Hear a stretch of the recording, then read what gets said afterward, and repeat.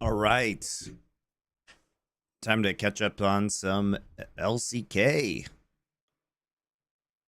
with T1 versus HLE and Genji versus D+. And Hanwha Life esports will do the same. It would be wild to see Hanwha Life upset T1, and after T1 take an international title, feeding LPL's finest, both of them on their road to... How are you guys doing today?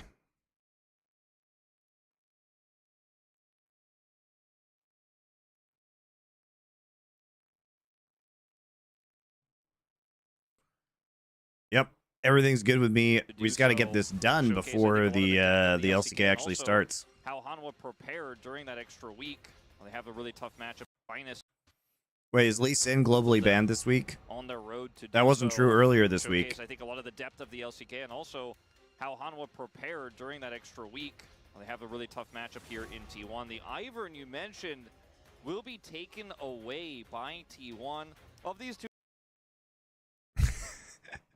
made some guarantee to get you laid beef and broccoli, and nothing had happened. Oh my god, I'm so sorry. Was it good at least?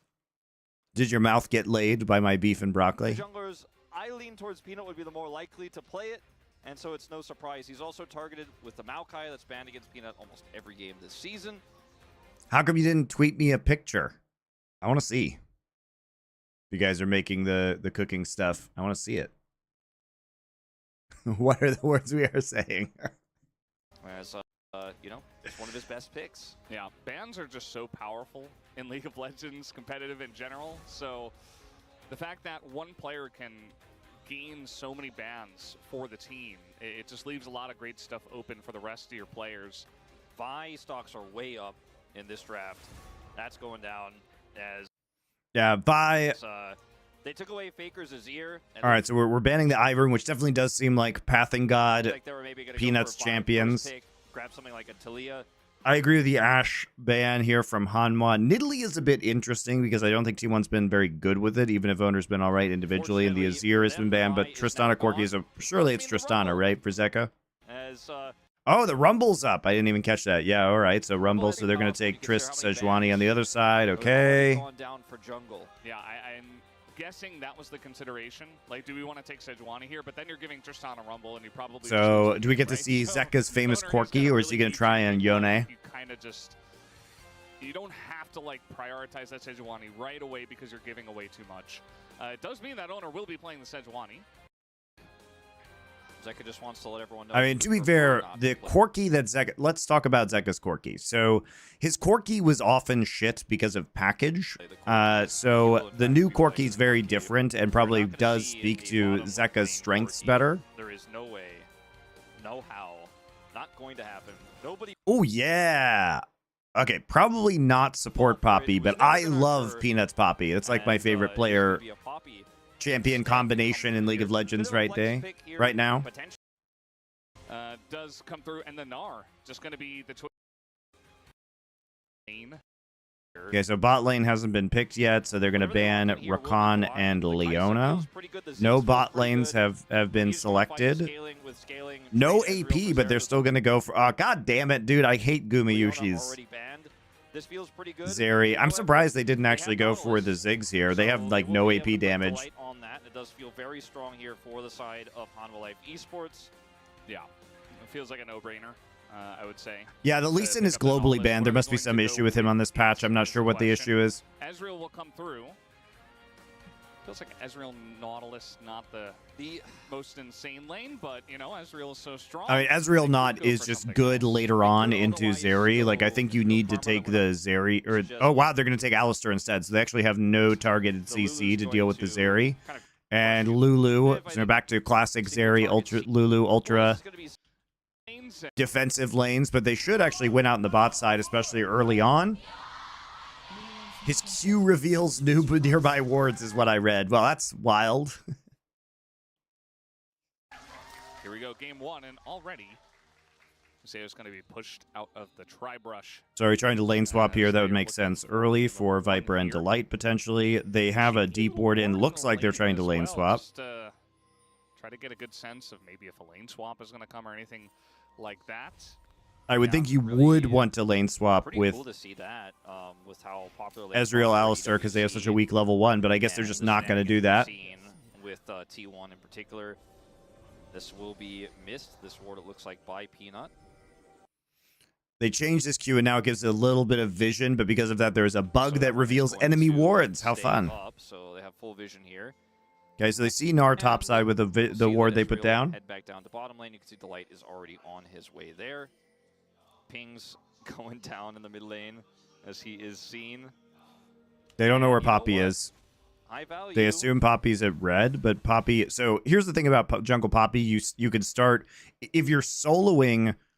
if you're not getting a leash, then it is oftentimes excellent to start Raptors because Poppy's Q is really good at taking Raptors. It's a pretty common ward location for the blue side to drop that one down, but not interesting. So they do actually see the Poppy's jungle start. We do end up in 2v2 lanes. Okay, so here's my theory, guys. Here's my theory.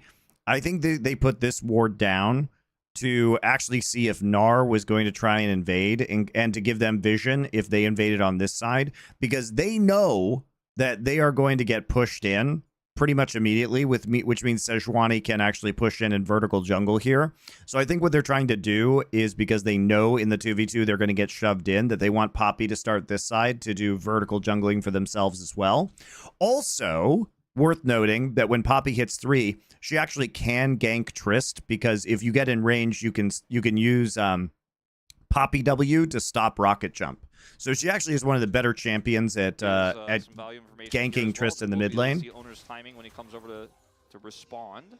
Thank you, Monty, for not reviewing LEC. Oh, that's going to happen probably tomorrow and Tuesday. I'm going to lose my mind, I'm sure. But I have to get through these LCK games today because I have to finish watching LCK by the time I do the Monty and Wolf show tomorrow. Peanut, very famous Poppy player. Loves his Poppy. There was an entire meta where he was like, no, Poppy's great, and he just dove bot over and over and over, and the team just didn't lose very often. So the Poppy is also good into ganking Gnar because it stops his hop. Wow, Faker again just really struggling in these Trist and Corki 1v1s. That's trade. Yeah, surprised Zeka didn't go for the flash himself, but just wanted to guarantee that he gets the advantage. Peanut doesn't actually have W yet. He's got Q and E. Be on the losing edge of both sides of this matchup, fortunately for him now, and he does get 3 off the camp, though, so you have to be careful. Peanut was in the vicinity and trying to now break this setup here by Zeka in the mid lane. And Peanut is not here. Just going to be a push away. Yeah. Owner, they knew that the Poppy was on the top side of the map, so unless Peanut immediately backed... They were worried about a dive there. I'm curious how... I actually don't know if that dive was like a real threat or not. Like, I don't know if Zeus actually dies to a Poppy dive, but they did get some harassment down. They did cover a little bit, so... Or the red buff warded on blue side as well, so full information to T1. Lots of value out of the wards, and see Peanut coming over here. Uh-oh.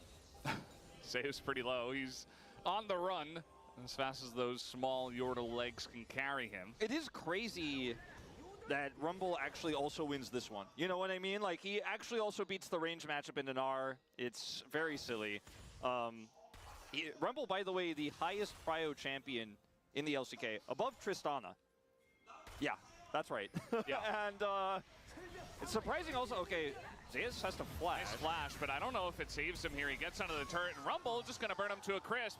Not the first time we've seen that. Well, there we go. I guess you do. I guess you do win these because we see Zeus go back and he actually buys some MR. In the LCK, above Tristana. So I guess the threat really was real. So maybe this was just a planned dive and the cover top was actually a good idea. Zeus has to flash, but I don't know if it saves him here. He gets under the turret, and Rumble just... He plays that pretty well, too, because he waits for the W to go down before using hop, but the tanking from Peanut is too much there.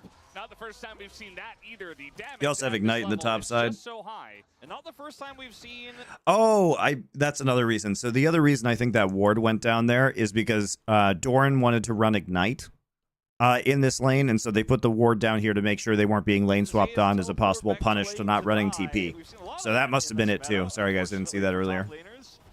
Not just Zeus, been having his own disaster there as well, but now you're down TP against the Rumble, who did go Ignite, of course, but it is very frustrating, the situation here for Zeus, who will lose a significant amount of farm. He's already down 15 CS, Zeka, awkward spot. He has to go aggressive here on a Faker who should be backing away. He jumps away at the exact right moment, and Zeka will be punished by Owner, who does take him down, and at least is able to trade a kill back for T1. Yeah, nothing personal, kid. I mean, he's got TP, he's fine.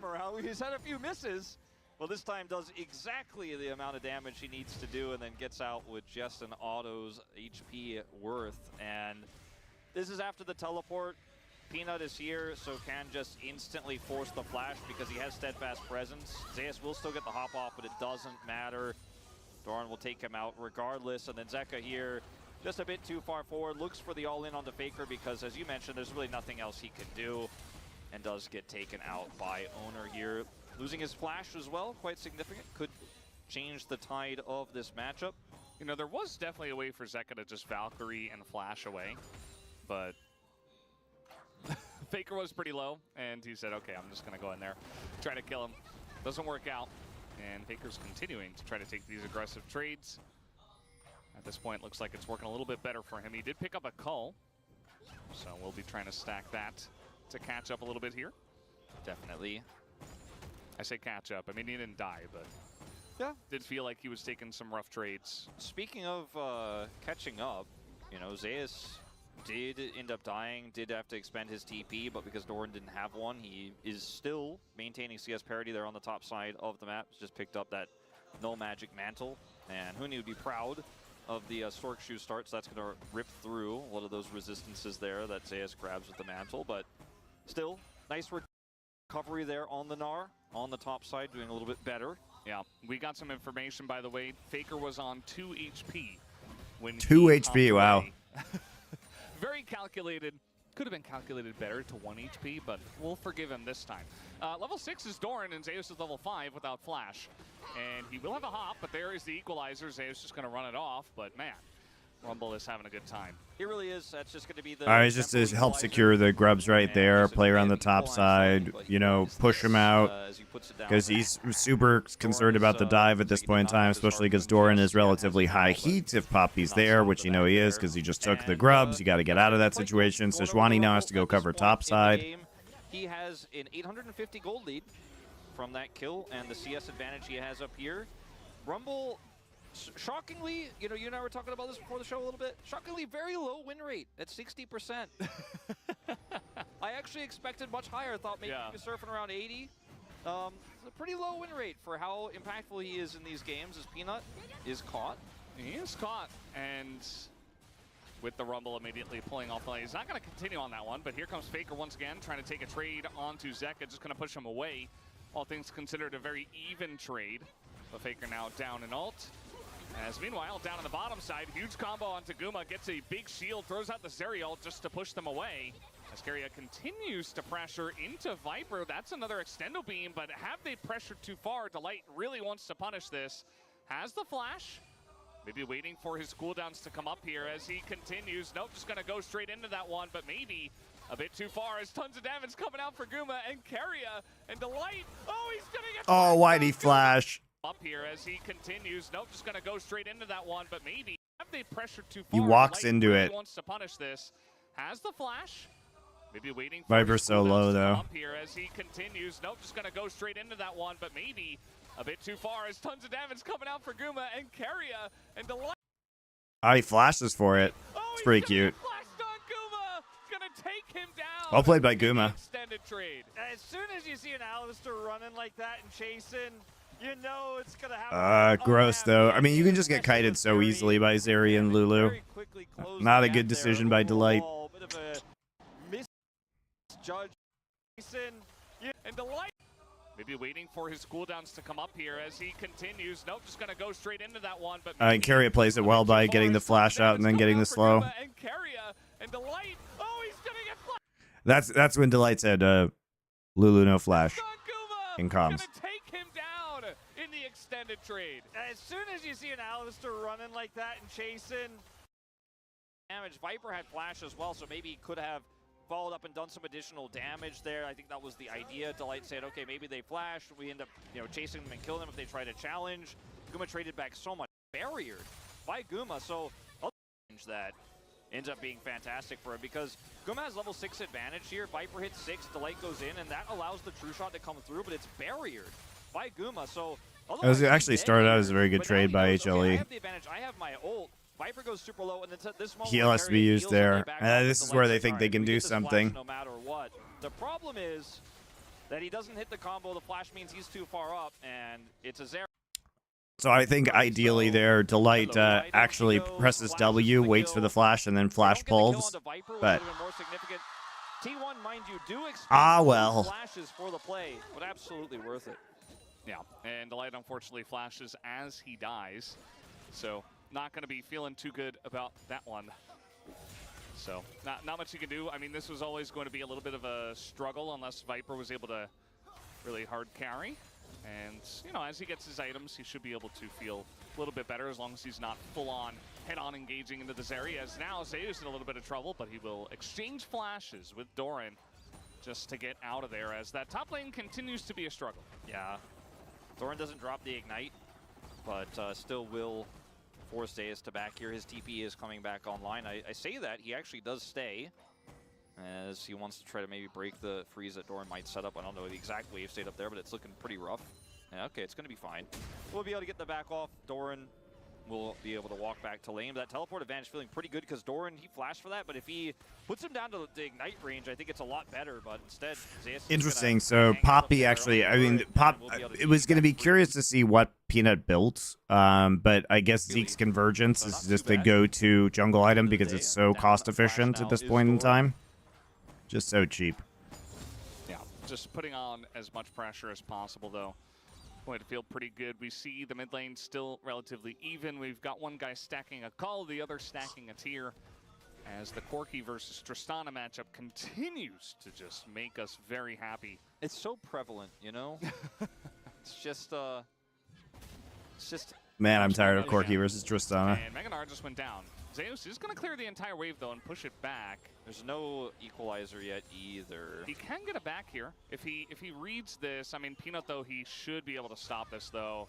As now he's going to get in there, and they're just going to dive without a wave. They don't need a wave. Super clean by Peanut, damn. Back here. If he reads this, I mean, Peanut, though, he should be able to stop this, though.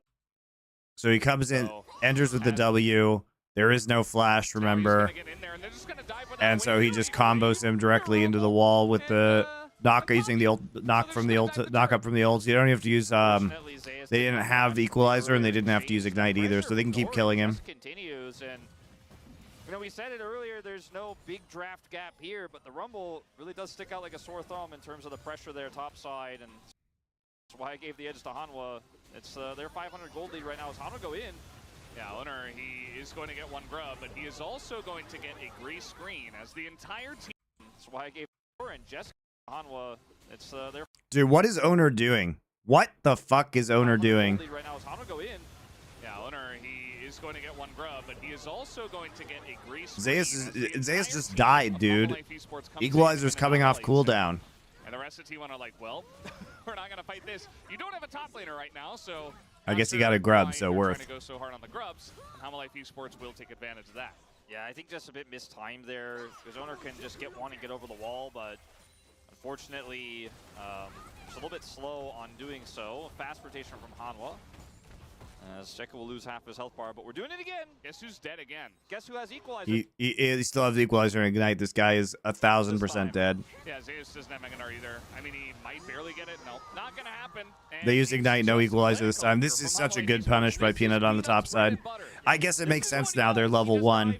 Because I didn't realize it was so easy to kill this Gnar with Poppy Rumble, but I guess it's just free. What was the old Hanwha tagline? Super dive? Yeah. He's living up to that. Made by Peanut. Yeah, well, I mean... Please watch the Epic BDS series. I will watch the Epic BDS series tomorrow, probably, guys. I think so. I think I just killed the turret and used the equalizer for the next dive. Yeah. And all plates in the top side, too. He's got a 3,000 gold lead, my God. Fine. He's going to get the... Nope. I'm sorry about Especially not with Peanut just absolutely setting up a tent in the top lane. Like, you just don't get to play the game. That doesn't exist. There's no permafrost synergy in this draft here for the side of T1 as well, so feels kind of bad as the TP's coming in. Yeah, they're going to get the flash for Faker's TP. He was probably going to TP in there anyway. But still, little bonus. But now the TP comes in, and guess who? It is going to be Zeka looking to fight this one. But now Peanut goes too deep. They go in. All right, we're inting now. In there anyway. But I mean, remember who doesn't have TP. It's this guy. Remember, he's 3K gold ahead. That is literally your entire lead. Other lanes are behind. Viper is not strong right now. This guy has a tier. You know what I mean? Like, you cannot fight this without the Rumble being there. You actually are just fighting this at a disadvantage for no reason. This is a hilarious throw. As a kill already going to go over to the Zeri. Guma looking for more, but now the Hex Gate's coming in, and Zeka doing a bit of damage. Also, the Ezreal and its chase potential, they will respect it, and they will back away with the Infernal and a kill. Yeah, he might need to check the game version. There's no package for this TP play, unfortunately. It will be able to push T1 away, but they lose the Dragon. He loses his TP for the aggressive play that ends up not paying What a off. weird, terrible play from Hanwha. They're just not even playing around their strengths. They literally just threw that for no reason. Utilize the fact that Doran doesn't have TP, is not going to. Very excited for your review of these two series. Freeze pipe type of question for you. What's your favorite type of candy? Trolly sour bright crawlers, obviously. I actually do really like them. I don't really have much of a sweet tooth, but I would say some of my favorite candies are Snickers bars, the sour gummy worms, Sour Patch Kids.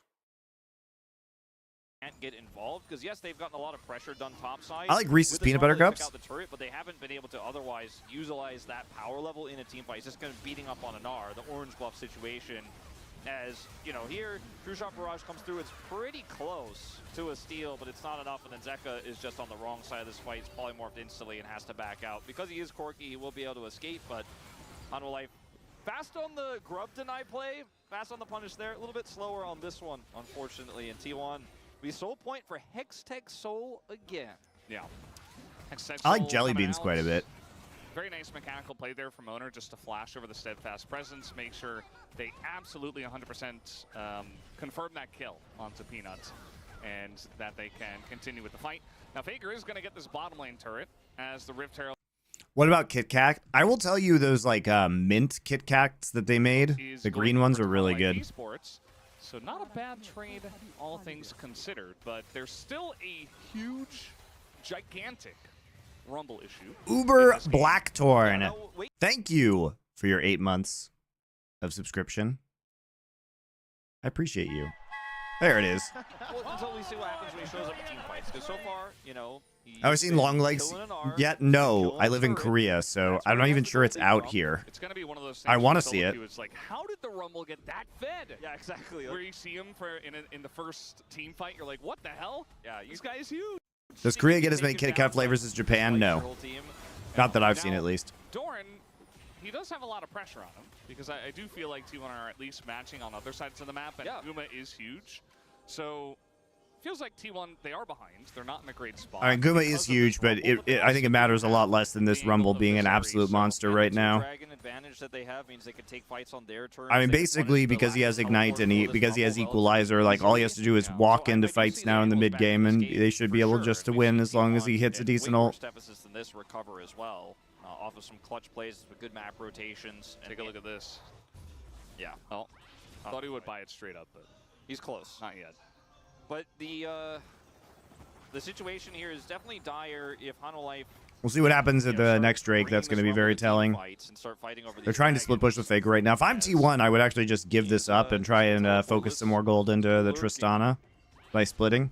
Because they can never, I mean, they can never really answer your split without the TP on Rumble, and you're already 2 Drakes ahead, so you might as well just sack Drake and then play for TP, you know, play your TP advantage in the split with Trist. That's what I think. That the Zeri has allows her to compete with the Ezreal push pretty easily. And it's going to be, you know, significant advantage still in terms of farm here for Guma, but can also allow them to contest Prio pretty easily. And I think one of the big issues for the composition here of Hanwha is they don't have a way to force T1 off of an objective if they have Prio. Ascaria might be in a bit of trouble. Maybe not. Just a phosphorus bomb worth of trouble. As the push is coming in here, Owner with a nice ult that is going to hit the Alistar, though. Can the light get away? The answer is yes. Going to trade some ults. The redemption is finished here for Keria, and will heal them back to full. There's not a big objective to fight over here, but they did want to stop the push from Hanwha Life esports. I mean, the turret in itself in this game state is kind of an objective. Why are we not seeing assassins in the mid lane? Well, assassins are just kind of shit right now. And yes, they don't have wave clear. So the assassins are just kind of useless because you can basically just out pressure them elsewhere on the map. A lot of prio right now. Oh boy. Now, he doesn't know what's on the other side, so Peanut's not going to overcommit. But Zeus, he knows that he is always in danger of being... Also, pro teams can really easily chain CC most assassin champions. Like, they're very good at just CCing them and bursting them. More control of the map, more pressure on the spot turret. Yeah. Now, T1 still 20 seconds before this break spawns. So we'll see if they can clear up this mid wave. Just a Q here from Viper will connect with the red buff. Poor Zeus. As Faker does have TP, and this is where T1 can kind of start pulling Hanwha around. Zeus gets out of here with the Mega. Yes, he uses his ult just to get Peanut out, but they're going to trade turrets for it. For this dragon, it's not going to be stuck in TP purgatory, crushing. All right, here we go. X-Tech is live. I do think this is smart from T1 just to play the map. Peanut's just blocking any sort of defense here of the turret. This is just Peanut. Dude, Peanut is fucking going crazy this game. Look at this zoning from him. Found an angle, but it's just short-lived, honestly. And now Peanut. Look at this zoning from him in the enemy jungle. Just Peanut. He just rules the rift right now, and Guma's dead. Fucking, he's so good. I love watching this guy play Poppy. Not sure why Guma's coming back and then going through, like, why is he going through the Hextech portal? There's no vision here. And you know that Peanut was just bot side because Zeus had to blow his ult, right? Gets out of here with the Mega. Like, he just blew his ult right there. There's the ult going down. Like, you know Poppy's there. Just short-lived, honestly, and now Peanut's just... And you know Rumble's there. And you know Rumble has ult. He just rules the rift right now, and Guma's dead. So the battle of the carry is going to go easily over to Doran. Once again, alley-ooped by Peanut, just on a different part of the map. Not sure what Guma was thinking. That was terrible. Yes, Faker is going to get this top turret. 100 bits. Monty, completely agree with your House of the Dragon take on LFN. Who am I rooting for? I don't really care. I just like the show. Exactly. Faker will get that turret, but they got the mid turret. That said, I think Rhaenyra would be a better ruler because Aegon's a dumbass. But maybe Amon can get on the throne. He seems all right. Now they can just put Rumble back in the top lane. And, you know, at this point, Doran's not going to feel too bad about his lack of TP because he's just going to be sitting alone in the side when there's no objective on the bottom side. Now it's the Baron that's spawning in 1 minute. He'll be on the right side for that. I don't think we're going to be seeing a very fast Baron take in this game. But Otto is like Tywin, though. No, he's not. Otto is dumb. Dude, Tywin is smart. He was actually playing the political game properly. Otto is fucking dumb. Otto got so cocky. He thought that, like, first off, you know, he could have just, I'm just going to put this out there. If Otto had been smart, he didn't have to take sides, by the way. He got so power hungry. He could have, I don't know, just been a great hand to Viserys, approved of the fact that, you know, Rhaenyra was the heir and then been Rhaenyra's hand and his family still would have been in power. But no, he had to marry his 14-year-old daughter to Viserys. And then he created a succession crisis from them having kids. And then he put his dumbass grandson on the throne. And then he realized, oh shit, I can't control my dumbass grandson. So no, Otto is not like Tywin. Doran has picked up, you know, maybe he's almost got a Void Staff. Like, if he builds Void Staff, by the way, this is a 5-star from Huni. Yeah. Huni is in here, but, like, just look at the build, the Ignite. Otto is like dumb Tywin. He comes out of the Hex Gate. Peanut sees him on the fringe of vision. Then Doran says, you can't run this way. And just commits the ultimate here. Guma flashes, but still finds his demise. Yeah. One of the few times the Hextech Gate works against you, as now Faker, look at the damage, but we do have owner flashes. He comes out of the Hex Gate. Peanut sees what was that? This equalizer? I mean, this equalizer is designed so if he goes over the wall that he gets hit by it because they know that he actually, they can kill him. But still finds his Guma shouldn't have flashed there. Yeah. one of the few times the Hextech Gate works. I think House of the Dragons is balls in comparison to Game of Thrones. You would be wrong. It's better than Game of Thrones. Damage, but we do have Owner here looking to try to punish as they might just leave Delight. The collapse from T1 is pretty huge. Delight is going to flash over the wall just to be matched by a hop from Faker, so that doesn't really work out for him. As now Doran, he's still up here. This is a massive shutdown if they do get it, and take a look at this. He's just going to be handed over to Faker eventually. This is, by the way, a T1 Baron call. Still up here. This is a collapse from T1. One of the few times the Hextech Gate. All right, let's look at the throw here. So we're trying to get onto Faker, but he's playing Tristana, and we're disrespecting a TP from Zayas. Like, Hanwha can't play like this. They've made a lot of mistakes about not having TP this game, which I think is problematic. Like, they have actively been ignoring the fact that they're at a TP at disadvantage.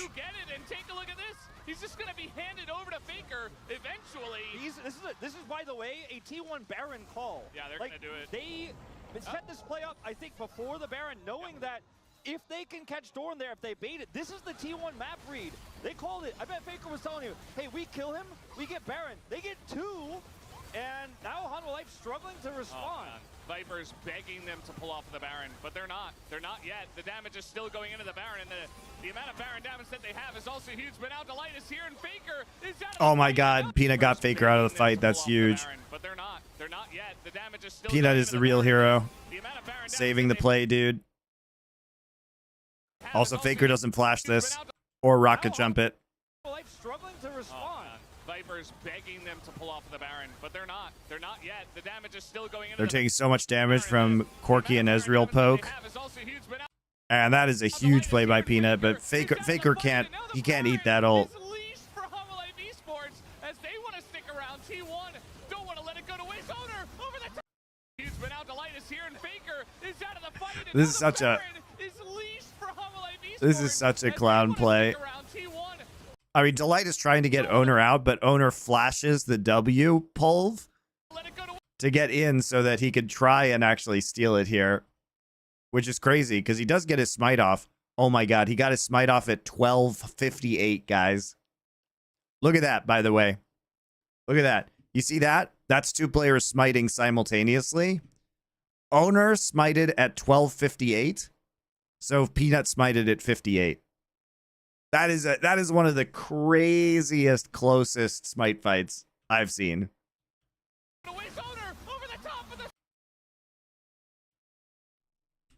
You guys know what I mean? Right there. They double smited at 12:58.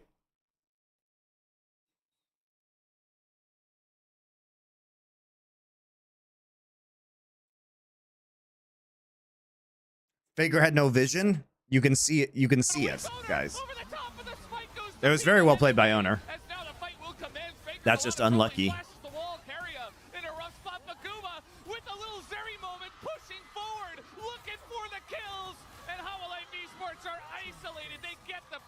Smite is 1250. No, Smite is 1200. When you finish your item. Absolutely worth for T1. And that call to go topside there and to set up, that's the kind of angle I was talking about earlier. I said T1, they find these macro plays, these reads where they out-rotate, they come over there, they set a trap, they get those 2 kills, they start the Baron, and yes, the Baron is taken by Hanwha. Here we go. Oh, yep, there it is, right over the wall. Owner sets it up again. And Nice cleanup by T1, though. Super nice cleanup by T1. They actually, Hanwha escapes with just having 1 Baron onto Delight, which is far from ideal. It all starts with this. As Faker comes over here, team's already rotating up. Look at where Carrier is. They know they have. This is such a silly play, by the way. It's so disrespectful. They have no pressure on bot lane, so they just give a free TP up. Hanwha honestly played pretty badly around that Drake too, where they didn't have TP and the Rumble wasn't there. Harassing here, trying to break through the front line, and then as the smite fight commences, it's very close, by the way. It's not Owner who secures this, as you see the rotation over. He has to come over the wall here. I want to see how low it gets. Literally is bonkers, though. They literally just double smite it at 1258.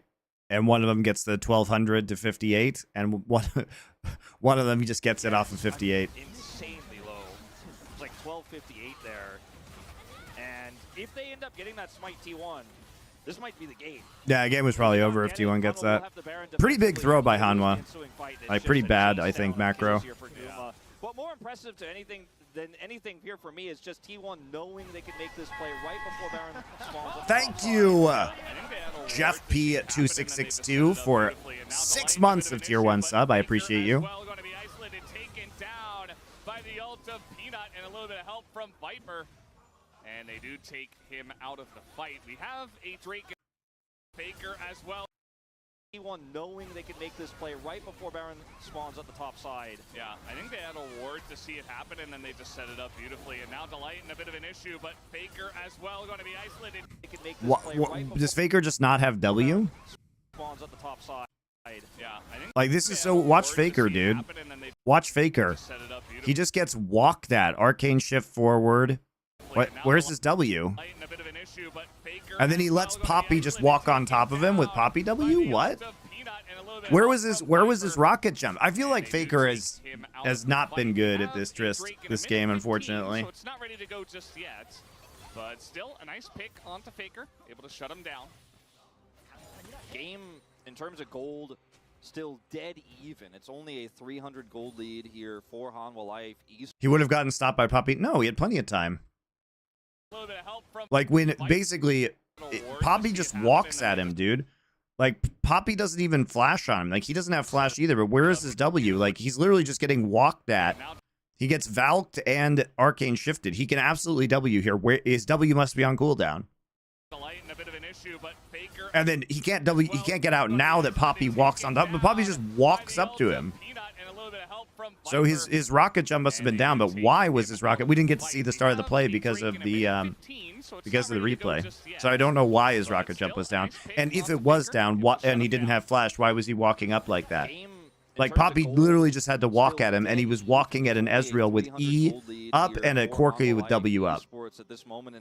Like, if you have no flash and no Triss W, why are you walking at Ez and Corki with Valken and Arcane Shift up? Why are you doing that? Setting up for their second Hextech Dragon of the game. See how this does transpire here. As Peanut is polyed. Keria takes a ton of damage. Where's his W? Like just in a, attempted turn here from T1 with the Zeri damage. Also, why would you R the Ezreal out instead of the Poppy? Or the Corki, rather. I would get rid of the Poppy who's setting up to wallbang me. Hanwha Life just kind of stay strong and push the Tristana instead. Doran's on the bottom part of this fight. There's no way Guma, even with those low health. I don't know, man. That looked really janky to me. Something weird happened there. Maybe it was a bad call. Eyes bigger than the stomach. A little bit on that fight, but it was very close. Hanwha's team fighting this game has been fantastic. Yeah, Peanut's just having a banger of a game. I mean, Did I see the Trump shooting? Yes. The super fed Rumble, he would be my POG vote if Hanwha Life esports end up winning this game. Absolutely. I mean, we'll have to see how the rest of the game does develop, but man, he's had a really strong game. I mean, his ult as well on the Baron almost turned that around to where, Hanwha Life ended up winning the fight. Yeah. It's just the Peanut effect in domestic leagues, especially against T1. He just really wants to win this game all the time. And that is going to be the second Hextech Drake. They're going to have to trade their top inner here as T1 do group for that. It's only one grub on this Tristana, but it is going to still be enough to take down this turret. So T1 get the money, Hanwha get the objective. It's a 2 dragon apiece situation here. It's not like this was sole point for Hanwha or anything like that. I think this is the right call for T1 considering the lack of map control they had around the dragon. They still get a decisive cross map here.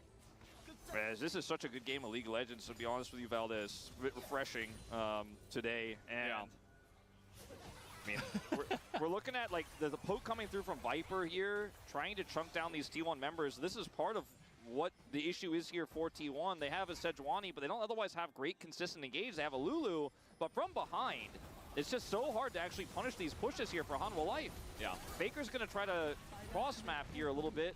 We'll grab the blue buff and it's why we see stuff like barrel picking Rel into Poppy Alistair. Exactly. It's because teams are like, no, we just need a support that can engage. I don't care what this situation is, what the lane looks like, who I'm playing against, who I am. No, I'm playing Rel. And it makes sense sometimes. And like you point out, I think that T1 could use some extra engage. Certainly the side of Hanwha Life Esports has it in spades with the Alistair and the Poppy. And even the Rumble just to throw down an equalizer and just slow everybody down and get them, kind of force them, corral them into a fight. Yeah. It's Crypt Bloom Rumble, so, you know, 4.5. Yeah, maybe even a 4. Huni really hates Crypt Bloom. He wants damage only. That's the only thing that matters. I think, you know, given the double 80 carry meta, though, the heal does feel very nice if you are able to proc that in the team fight. Not going to have the same raw stats as a Void Staff in terms of killing the bad guys, but Delight will spot out Owner, trade a ward here. Baron up in 30 seconds. This time, Hanwha Life hoping to take it completely on their terms. They're putting their teleport, having Soul Laner, the Corki, on the bottom lane. Zeka's going to catch this wave here and can return to the Baron. The Rumble on the top side, playing around this lack of teleport really well. And T1 trying to break into this without engage is very challenging, as we've discussed. And the fact that they have So I need a 4-second TP now. T1. I think it's going to have to be a perfect Narbar from Zeus or Owner catching somebody off guard. Hanwha Life getting kind of front to back here, but Delight has his ultimate as well. This is kind of Hanwha Life saying the ball's in my court. You know, I actually get to control how this goes. And it's still 2 minutes away from that next dragon. So T1 trying to group bottom side here. Hanwha Life could just kind of follow the rotation. Yeah. And the game, very even in terms of gold, exactly even basically, as now Delight is trying to put his face into it and secure a red buff for the team. They will get it, but a little cost of his health bar. But yeah, pretty much exactly even gold, even dragons, but the ones that Hanwha Life Esports arguably. All right, let's go. Let's do something here. And stuff like that. So really anybody's game. It's really just going to come down to how these next fights do play out. Yeah. And as T1 here, you have to somehow set a trap, I think, for Hanwha. And maybe that's just 4-1ing and trying to set up for big push in the inner, in the mid lane or in the bottom lane. But the problem is if you trade Baron for that, it's not going to be equivalent when Hanwha just group and then you can't engage on them, right? So it's a really tricky problem that T1 have to solve now. And with this set of wave clear here, I mean, they could just try to start this one up. The turn is decent, but they don't have the Gnar here. Zeus' Gnar bar not set, and I think Hanwha Life are like, absolutely not. They have this Scuttle here as well, so they just call T1 on the bluff pretty instantly. Yeah. And I love pushing out bot lane, both teams repeatedly into trying to force a TP. All right, surely we play around this soul point for both teams, though, on Hextech Drake. As this game slows down, it looks like no Baron will be taken. And Prio goes to Hanwha for this next drag, and that'll be Soul Point and 3 stacked Hextech Dragons worth of attack speed. This Rumble is huge, though. For this Ezreal. They really checked all the boxes in terms of controlling the vision around here. They've pushed out mid and bot as well. They've really just given over the top lane. They say, okay, whatever. We don't care about that. We just want to focus on this dragon. As I say that, though, they were angling up towards the Baron, and Zeus is still pushing the top lane. But yeah, I think you really got to set your eyes on getting as many Hextech Drakes as possible for Hanwha Life Esports. If we have an Ezreal with 4 Hextech Drake, Hextech Soul, the game might just end, and you've got... Yeah, it does sound horrible to deal with. I agree with Valdez. Having 4 Hextech Drakes plus Soul onto Ezreal sounds absolutely miserable. I think, okay, they're gonna actually chase T1 on this. I mean, they have full control. And without an R bar, Yeah, this is really well done by Hanwha. They're actually pushing out, stopping the push into bot side. They can just solo the Drake with Rumble, so they don't have to really worry about it. So even though this leashes slightly here, he's just maintaining that pressure. He doesn't have TP. They actually used Blue Trinket to see it, but he's pulled it around the wall. T1 eventually they get it, but T1 are going to hard call now. There's the TP coming through from the Corki. Yeah, and you know, Rumble did take some damage though from the dragon. And T1 are grouped up as a 4-man unit at this point in time. But Hanwha Life Esports still in control. They have the mid lane push. They have the bot lane Narbar's in a good out, spot. and they have control of the map at this point in time. So they're just going to go into the mid lane and maybe look to take out this inner here, although the mid lane wave does get... So, I mean, that was the only TP from Hanwha, though, and now T1 has 2 TPs, so they can actually just play side lanes, which is what they should do. So what we're going to see is Faker push out top, and we're going to see if they can actually play the side lanes with their 2 TPs, because I think this is a good iterative play by T1. Just see if you can actually get control of your lanes again and pressure, and then force Baron. They have the vision here with the Corki has no TP now. They can do this, I think. Over here, try to deny Peanut and Delight are here. T1, nice try, but it's checkmate. Zayas has no Narbar though. Yeah. The timing's just slightly off for T1. If the dragon is being started or not, so they can't just wildly start the Baron, right? Because if they're all there, you probably just die because the game is too even, and Hanwha Life esports are ahead, especially with 3 Hextech Drakes now. It's pretty clear that they are in control of this game and of the entire map. I mean, Gupton, he's pressed Q towards enemies a lot, he's poked them a lot, he's contested neutrals. Yeah. And so the value of the Ezreal in this game state is much higher when you're just kind of bouncing between waves and objectives. Thank you, Gino, for another Twitch Prime subscription. Appreciate that. It's not his fault. It's just the lack of engage, and it's the map control. Do you think the Warmog's threshold nerf from 1.3 to 1.5k will be enough to deter rushing it as a support? Yes. He's level 18, by the way. Because you have to have more items to proc it, and the value of Warmogs right now is not just... there's several values to Warmogs. So part of it is that flat HP is just better than it used to be because of nerfs to max HP items and cut down the rune. So it just became better. But also part of it is that, I mean, I think the bigger part is the professional scene is that you can just face check bushes with engage supports and then just walk away and regen all of your health. So I think it's just, there's 2 reasons why Warmogs was good, and I do think that it will affect supports, because like I think even more so for supports, it's really just the regen and the ability to take poke damage to clear vision or to acquire vision, and then to just walk away and regen your entire HP bar in the next 10 seconds. And now Viper just going to E forward, doesn't care about... Yes, you can get the HP threshold from the support item and Warmogs only, precisely. And they're changing that. So you will have to build another item. He's so strong, he's got the light right next to him. If any engage was going to happen, kind of reminds me... But Warmogs has primarily been dumb at the professional level because junglers and supports just use it to get vision. And so there is a huge, huge, huge advantage that professional teams get from being able to have like the timing on Warmogs around objectives. Like if one team has a Warmogs or 2 and the other one doesn't, the amount of vision control you get is huge. If one team has Warmogs and the other one's sitting on components, so for example, Peanut here. Yeah, and now Faker doesn't really have a health bar, and Viper again. Now Peanut chose to build Randuins, but this is just an example, right? He could have Warmogs right now if he had wanted to. They're gonna find Doran. I mean, there's a lot of damage, and Odor gives him the thumbs up, says thank you very much. Yeah, and now this is the call for Hanwha Life to control this choke. Faker's half health, great true shot there. How do they see Doran? Have a health bar, and Viper again is just seeing forward. Because Doran's walking in here. Yeah, and now this is the call for Hanwha Life. Oh, I think they see him at a ward in the river. Faker doesn't really have a health bar. So they see Doran on this ward right here. And Viper again, So they intuit where he's going because they watch him walk into the jungle. So even though he's pink warded and he's trying to get the flank here, this is actually a very good read by T1. It is a blind read, though. Like, they suspect that he's there because they saw him walking through the choke. And so they're able to just kind of eliminate him. That's a very good call by T1. You're giving us a chance to come back in this game. Yeah, that's a huge catch onto the rumble. T1 up a man. Doran thought he was safe, but he was not because he was seen going into the jungle, and they figured he was flanking. It's a very nice play by T1. So they're going to get control over the Baron area.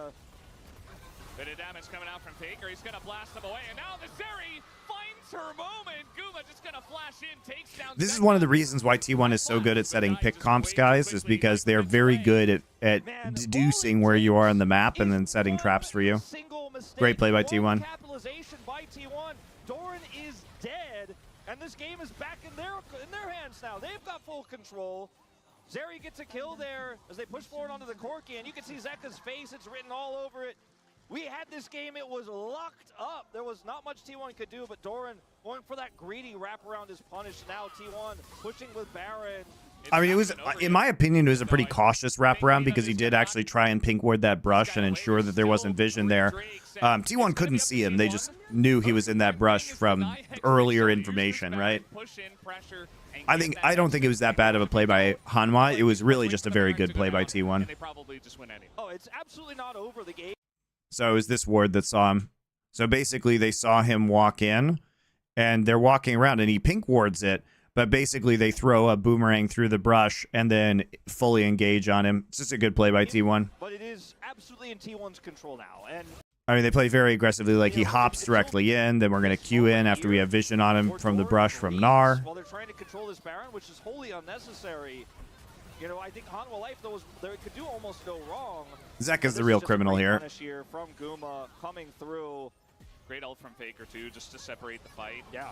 As now Delight going to be forced to ult himself, but he might still die. Yeah, he realizes it has to flash away as well. Just trying to get some vision in their own jungle, but they can't even do that.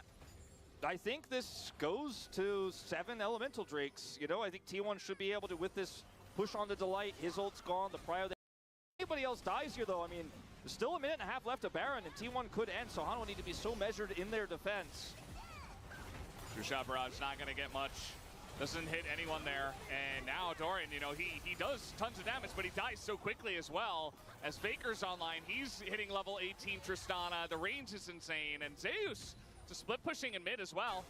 Gonna get some damage to that inhibitor turret. I think we have to have a small conversation about this Morel Nomicon and Doran's inventory as well. It could be Azonius instead. I think would have offered him a lot of safety in this game, especially into double AD carry. The healing of the Zeri and how strong she is in a team fight in a pop-off moment definitely is very annoying, and I think the Morel Nomicon high value there, but otherwise just constantly putting yourself at risk to do that damage. Otherwise you're just an ult bot in this game with all that damage, and once you use that, you can't do much else if you're not safe to move forward. Yeah, and eventually, you know, you're gonna have Lulu shielding everybody. You've got Bloodthirsters on at least the Zeri. You've got a lot of tanky stats, and it's absolutely true. So T1, they do their job, like I was saying before, right? You take control with the Baron buff, you take the Drake away, and like you said, we're probably going to 7. This has been an excellent back and forth game of chess so far. Zeka, Yeah, this has been a really fun game to watch, I think. Yeah, Zeka, level 18, we mentioned it earlier, he's super strong right now. We'll just take this turret off the map. Well played. Quick reaction there. They've always had Zeka pressuring the sides. Usually he's been in the opposite of the objective lane with the TP, but we're probably not safe to move forward. Yeah. What's interesting here is that they actually utilized their 1 TP in this game to go topside to take tier 2. So if you watch this right here, they basically make they opt into taking TP, but now they don't have TP anymore. Yeah, Zeka level 8 been in the opposite division, contesting mid prio. So they're not going to have TP for the next Baron fight. Like, they have 0 TPs because they wanted to concentrate some more gold. They got 700 gold onto Zeka. You've always got to keep the up from Zeka with that kill of the turret topside. And, I mean, here we go. This Baron might be the deciding factor in this game. It is going to spawn faster than the Hextech Soul. And T1 do have a lot of control over this now. Continue to put that pressure on from the residual Baron. Yeah. Generally, you can use that Baron and get the Hextech Soul, as you mentioned. We'll see if that does come to pass. If Hanwha Life Esports do a good enough job of trying to wrest back control of the map, and maybe they delay enough for both of the objectives to be up, then it gets really interesting, because both of these teams want to get Hextech Soul, you would imagine, as, uh-oh, Viper. No, he's going to be totally fine, actually, doing a lot of damage in a owner. He's going to Arcane Shift forward again. His judgment of when to go in is so good in this Viper moment. is so good at this Ezreal. His mechanics are crazy. As well. He goes over, he knows he's got just enough wiggle room there against the Sejuani, who still doesn't have flashback up. No way to confident with this Ezreal. They didn't get a huge win from this necessarily, but finally actually got control of their own part of the map. They still have a minute before that Baron spawns. Thoughts on Alfred Tennyson? I do like...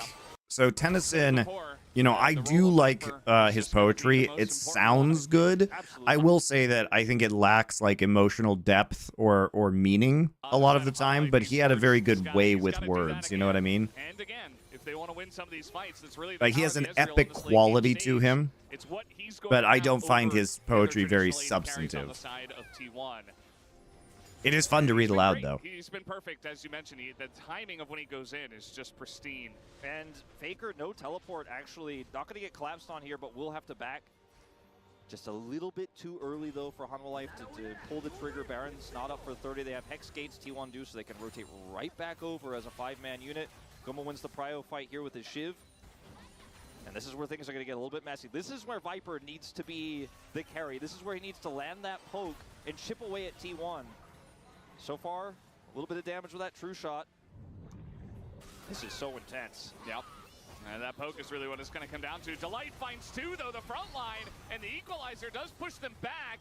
The thing is, they only got the damage, so they used Redemption, and they only got damage down onto Sedge, who has the Warmogs. And this is where the Warmogs, like, being OP comes in, because they just dumped a ton for that. What's Zeus doing? Damn, that was dumb. Super greedy to try to... They could have just actually just, because Sedge is full HP again, they could have just waited that out. They just wasted TP probably. Like Zeus probably gonna have to TP off of this. A little bit more mega, depending on where he TPs to, but it's gonna be hard for him to capitalize. Well, it's right in the mid lane. TP comes in, they're gonna try to focus down Peanut here, but he also has his own Warmogs. All the tanks have Warmogs, so unless they're actually killing someone in these This fights, is hilarious. it's not gonna matter all too much. Yeah, just getting small tempo Warmogs Wars. all they can really get with this poke. The War of the Mogs. Look, I've got Keeper's Verdict. I'm gonna come in here and start this Baron up. Maybe the Poppy is gonna be the deciding factor here. All right, can Poppy hit the Mega ult? Oh my god, he's gonna hit it, isn't he? Oh, he hits it onto Sejuani. Owner's a bum. He is gone. Owner is not in the fight, and Hanwha Life esports get the Baron. Owner confirmed a bum. Damn, if I can land that poke and push you away for just enough time, I can get on that Baron and send Now you you can away just with the hex gate. ultimate. Peanut plays it well. Owner ultless, trying to check. Oh, see, they don't, unlike Gumayushi, when they don't have vision in that side of the jungle, they don't hex gate blindly into it. Dragon spawns, Hanwha Life rushing as fast as they can. Straight to the dragon, but Very T1 smart by do not Hanwha. fire. Maybe they've Mega finally Dart gotten a brain. already activated here for Zeus.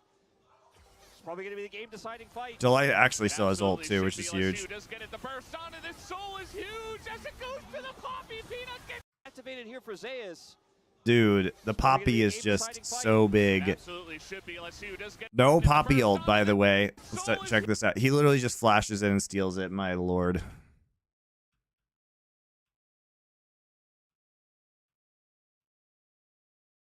So it's at 1980, I think. And he does get Glacial Prisoned. He's actually been hit by Sedge ult, but he's still in smite range. And then it goes to 1052 because of Faker.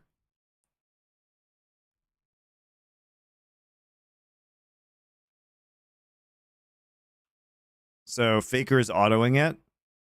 And even though Owner hits him with Glacial Prison, it gets to 1052.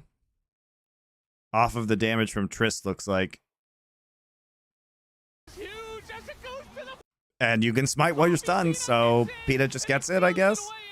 And now they all die, surely, right? Who was owning the game now has Hextech Soul. Or they in just this walk up one. mid. And T1 kind of head in hands after Oh. this one. They have lost every objective. That's actually so unlucky. Everything. That's Peanut so playing unlucky. the game of his life. He gets the Baron. Peanut is Keeper's popping off, though. He got Verdict two walks over 50-50s, and and he managed to hit Sedge on the second Baron. Who do you vote for POG? I mean, it's gotta be Peanut or Viper? It's gotta be Peanut, though. I don't know. It's a tough one, man. Like Viper easily could get it too. No, I mean, Doran was leading, I think, in the early parts with Peanut, but I don't think he's in the conversation anymore. Not anymore. And I don't know. I'm gonna have to go Peanut probably, but the game's not over. But Yeah. it certainly feels like it is with Hextech Soul on this level 18 full build Ezreal. It is just so hard to play this one out as T1 with no engage. For Hextech Soul Ezreal, yeah. I've actually never seen this before, I don't think. Coming in once again, and Viper can do whatever he wants. So gross, And they're though. just looking for it then. Oh my god, There it Peanut's is. still here again. All right, he got his E interrupted but by Wild Growth, but it doesn't matter. Coming in once again, and Viper. Dude, these do whatever Poppy he heroics wants. And they're just are looking making for me it, erect. Oh, there it is. Peanut finds the flank as well as Carrier is going to be assassinated from miles away. And now Jesus. he will break down the front door of T1. Hanwha Life esports, they take everything on the map, and they will in fact take this game number one. Unless Guma going 1v5. He's got a BT, but oh, it's not enough. Nice try, but Hanwha Life esports will in fact win game one. There's your morale and avocado value. Nah, this is a fun game to watch, guys, but it was crazy that it came down to those two 50-50s. Very fun game, though. The tenacity of T1 without any control. They're punished. As they first pick the Sejuani. Some silly mistakes, I think, by both sides, but especially by Hanwha. It should not have been that close. They should have been able to snowball it earlier. They're actually lucky to have won, I think. So they pick the Sejuani. All right, so we're still banning Vi and Ivern. This time we're banning the Rumble over. We swapped sides, so they're banning the Gnar as well, which I find to be interesting. Those two picks. And they're going to take away the Azir that they banned in the first game for Zeka. And so they're just happy with him playing Tristana. Azir, I think, more than the Tristana, even though you could. So he's going over to Corki this time. It's like, no more Tristana for me. Faker was not good at Tristana in that game. They're going to get the Ezreal again for Viper. That's so powerful with the Ezreal. Down it I think it's smart to take the Ziggs out here. Just lock the pick here for Doran. He's afraid Carrier is going to get. So, I guess. Doran is doing the Keen. He's pulling out Quinn into Renekton. This is what happened a lot on KT last year. Nowadays is 2. So you only had 1. You got to get the second one. And jokes aside, I mean, it's a great lane. It is really good into Renekton. And now Delight gets his choice after seeing the bot lane of T1. So we saw the Caitlyn Braum over at Esports World Cup. Caitlyn, obviously one of Guma's all-time best champions. Rakan was the other pick I was talking about. They could have tried to lock in if they wanted to guarantee that. Lot of poke here, though. A lot of skirmishing potential. Poppy again for Peanut. This draft that they yeah, Keen is really the only player I trust to play the Quinn, though, because Quinn is very hard to teamfight with. And Keen is the only guy who, like, figured out how to do that. Everyone else, I think, was pretty lackluster on this champion. So I really only trust Keen to play this matchup out. Because, like, the lane matchup is easy. It's how you actually press your advantage later that becomes very difficult. Game 1, but just because Peanut was so impactful, did feel like a little bit of a jungle gap just because Peanut was playing so well. I mean, when you also consider Viper had cleanse and obviously has a lot of ability to escape and was putting massive poke on, it felt like Owner just couldn't do anything in the late game. His agency was very low comparatively. In this game, a nice follow-up here set up for Hanwha Life as they're trying to get something T1 out of this Braum level 1, but Hanwha's 5-point start, Delight's going top just to suss everything out, dropping a ward there. They are really leaving nothing to chance, but this does mean with Peanut once again over here on Raptors that will be potentially just that blue buff taken away. Not much Hanwha Life can do about this one. Yeah, just the power of the Braum, as you mentioned. And Carrier threatening to go in there from behind, but it's not going to happen. Still just going to run straight at them. Gets that Q onto Viper. And we'll see how much engaging our engaged Braum, that is Carrier, will do in this game. Very good ward there from Sejuani onto the Poppy off of the invade. I do agree with you, and there is going to be Caitlyn's power drop we'll have to talk about later on too, where Ezreal hits 2 items. Caitlyn's going to be kind of hanging around, won't be able to necessarily team fight well, especially if the Renekton is behind. And this is what I'm really glad we're showing this, because the way Quinn is talked about in this matchup, it makes it seem like it would be a extremely lopsided matchup for the Quinn. Well, it is a very lopsided matchup for the Quinn in terms of win rates, because people play it fucking badly. A strong counter. He's 4-0 all time, Doran. He's not as good as Keen, though, just from the eye test, guys. The Renekton has won almost half the time. You know, it's fairly contentious, this matchup, because we have seen a lot of Quins fall off despite winning lane. So, yeah, or it's, you know, well, we might have to talk about. Does BDS versus Mad Lions qualify for the Bangers Only stream? Yes, we'll do Raccoon Feeding tomorrow. I have to get through these LCK games today, guys. Seem to want to use it. It's a bit of damage to him. Doesn't want to go splat on the block there from Peanut. Just hate going splat on the block. Yeah, the steadfast presence is the word I was searching for.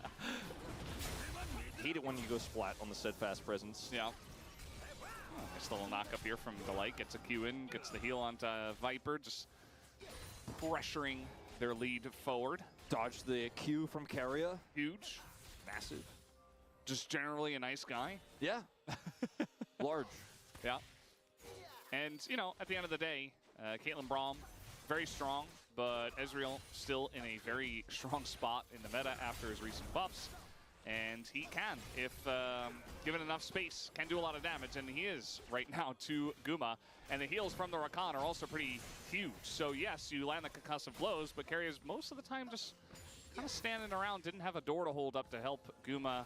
Well, he did, but then it went down, and then eventually Guma gets very low. Yeah, the sustain problem here compounded with the buffs to Ezreal and his Q damage. Oh.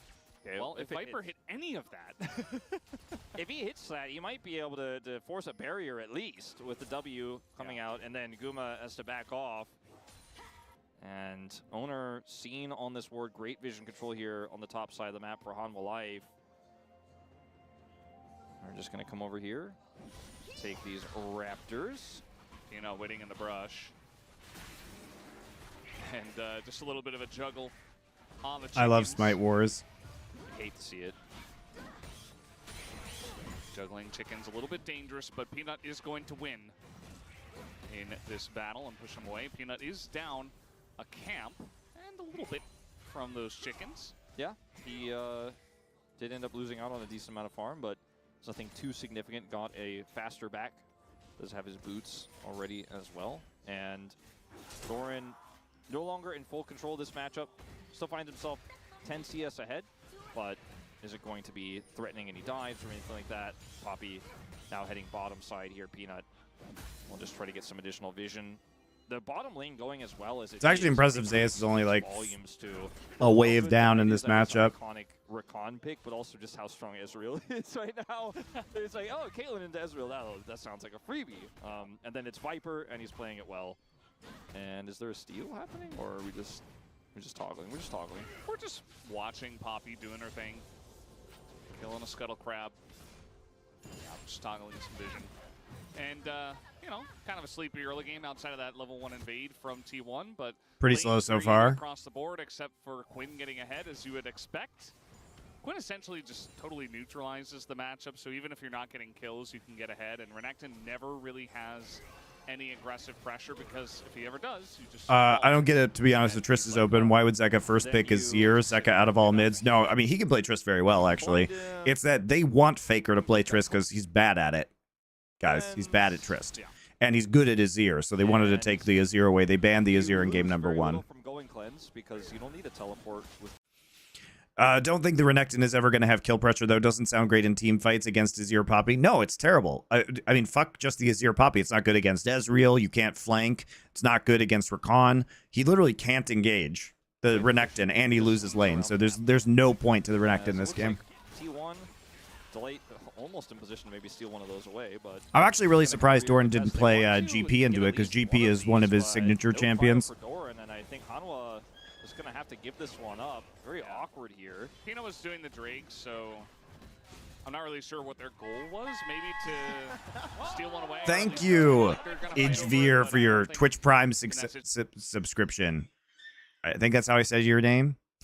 Situation they were actually intending on committing to a fight, and Doran just stayed top the entire time. So Mountain Drake goes over to Hanwha Life Esports. Gonna feel nice for the Poppy, I guess. We'll see what soul we end up with here. Mountain into Cloud so far. And, it's not a Tristana game. It is a Caitlyn game, which sometimes that grub pickup can feel really nice when you end up stacking those, because she ends up taking turrets very quickly if she has control of the lane. But she's going to be lane swapping top, while Viper is getting the plates meanwhile on the bottom side. And there is, so far, no answer. Zayas does not have teleport to come down here. It's interesting that Viper and Delight are doing so well in this lane. I would not have expected that. Oh, boy. Member for 3 months. Thank you. Your name is in Chinese, so I can't pronounce it. But I appreciate you. I actually don't. I literally can't read your name. I'm so sorry. Your YouTube channel is Hong Chang 0623. So thank you very much. Get done with those 3 grubs. Owner is also here. Doran only has 1 cleanse. Owner does not have 6. Exactly. I nailed it. Idgevere. I nailed it. Thank you very much for your Prime sub as well. That is still very dangerous, and there's the cleanse flash as another stun comes in, but didn't necessarily have to use that. So interesting here, they rotate the Caitlyn Braum up to the top side so that they start zoning out the Quinn to mitigate the damage in this matchup. Remember that the debuffs on turret damage are gone now, so you actually can safely do this and trade plate for plates. So plates in the bot side for plates on the top side. I mean, he's just going to run into the 2 of them. That is still very dangerous, and there's the cleanse flash as another stun comes in, but didn't necessarily have to use that. did Doran. It should have been pretty obvious that this was what was happening, but he thought maybe he could stave the pressure off, and will be relatively unsuccessful in doing so. We'll lose those summoners. Can take the CS here, but Viper is swapping now back to the top side. So a really nice little tempo edge that T1 are trying to grab here. 2 plates go down bottom, 2 plates go down top. They're also catching the wave in the bot side, so you know they basically were able to get the wave directly into the turret. So now Renekton has an opportunity to push forward on the map, get some more CS and levels. He's only 5 CS behind. It's going pretty well for Renekton. I still know what he's going to be able to do later in the game. Get his back stopped kind of awkwardly. They're not going to get any kills or anything like that, but still feels nice to delay Carrier going back to the bottom lane, which is what T1 are going for here. They want to match the Quinn with their Caitlyn and Braum if possible. And, you know, like you said, you can sometimes win lane with Quinn, and you can feel really great, and you can have a lot of side lane pressure, but sometimes you also don't have much of an effect on the game. It's nice. Valkyrie there from Faker gets out alive. Great reaction time. And Zeka just has to walk away sheepishly. Yeah. You go for those, you hit it, you get a lot of value. If Faker just Valkyries it perfectly there, then you end up looking silly. And that is what we're going to have, the ladder in this case, as Doran's now rushing back to top lane. He is very speedy on this Quinn to get back to lane. Looks like he's going to maybe miss 1 minion there. And on the bottom side, you see Viper clashing once again with the Braum, Caitlyn. Faker, after that ult going down, has a little bit of extra pressure in this lane. But with Nelly Zayas has TP, that's true. I mean, Quinn has TP all the time is the joke, right? She could roam so quickly. I mean, you're not going to play TP on that champ. See if that changes right here. Don't think so. Yeah. You know, the more and more I watch this, the more I feel like it can be risky to play Quinn in a lane swap meta, because Renekton's ahead on farm. Yeah. And yes, there is a wave going in, so Doran's going to catch up. Yeah, but Renekton can't do shit in the late game unless Hanwha really screw up.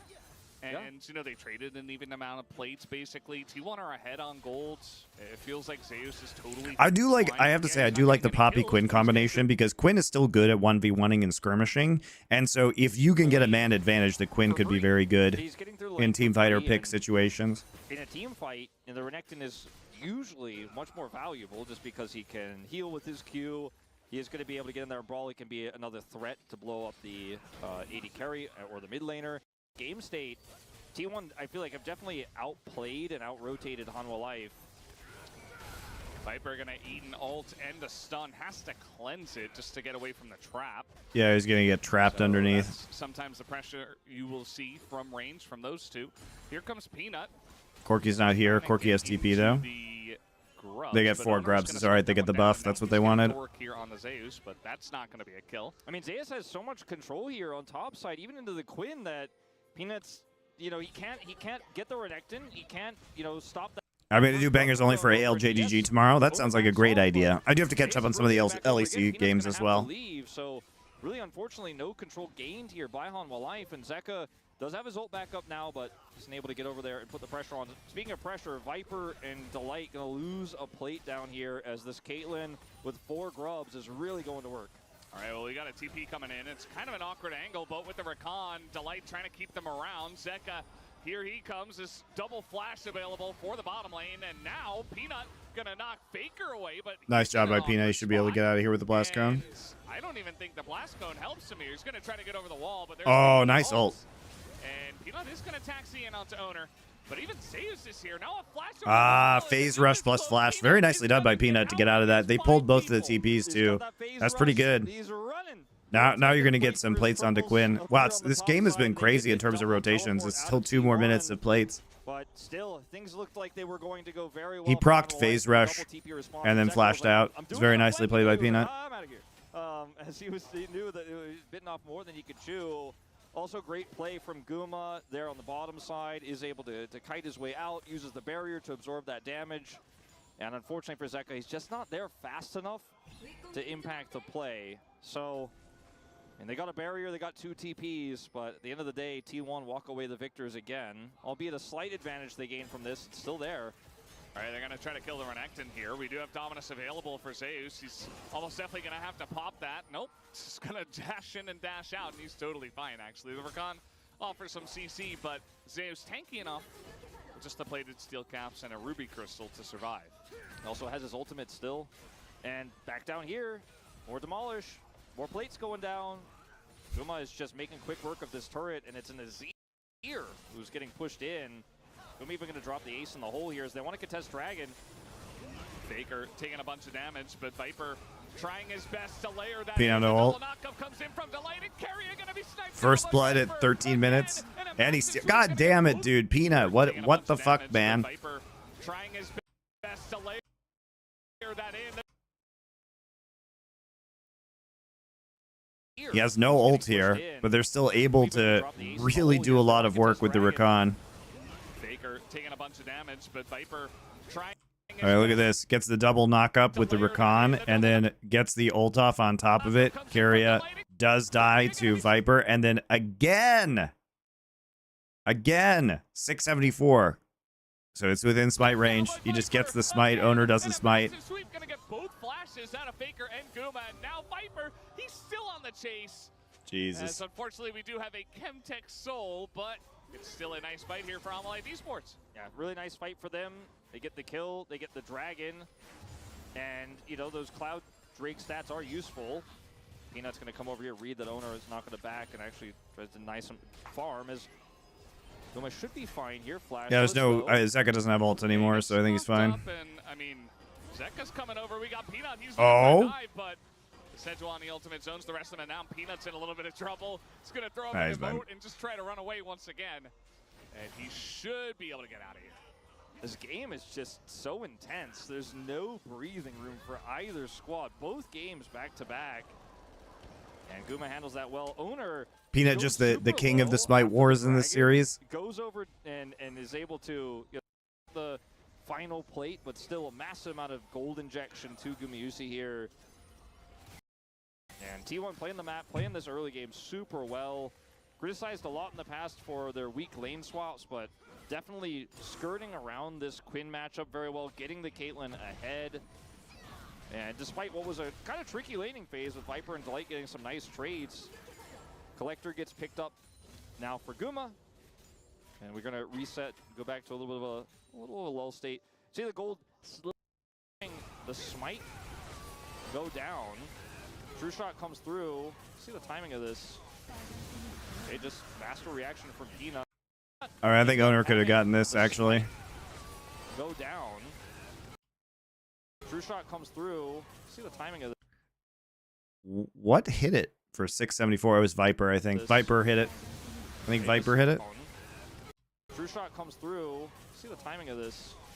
What was that damage? Go down. True shot comes through. See the timing of this. Because it was before the Caitlyn Q. Don Jake rated the viewer count of 26. Thank you. Cake? No, it wasn't Cake Q. It wasn't Cake Q. It was before Cake Q. Oh, maybe it's the front of the.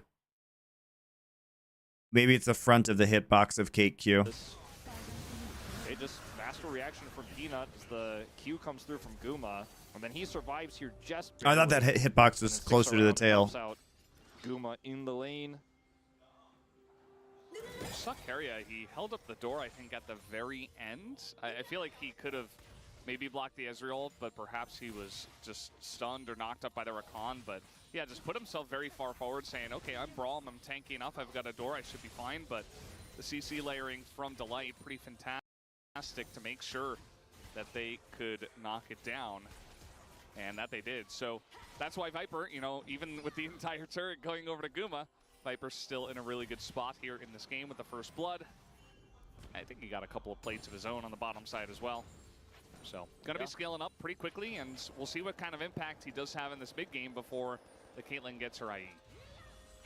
Dangerous game to play here. Owner coming up to this Emperor's Divide, holding Zeka, and Peanut is nearby. Keria also here.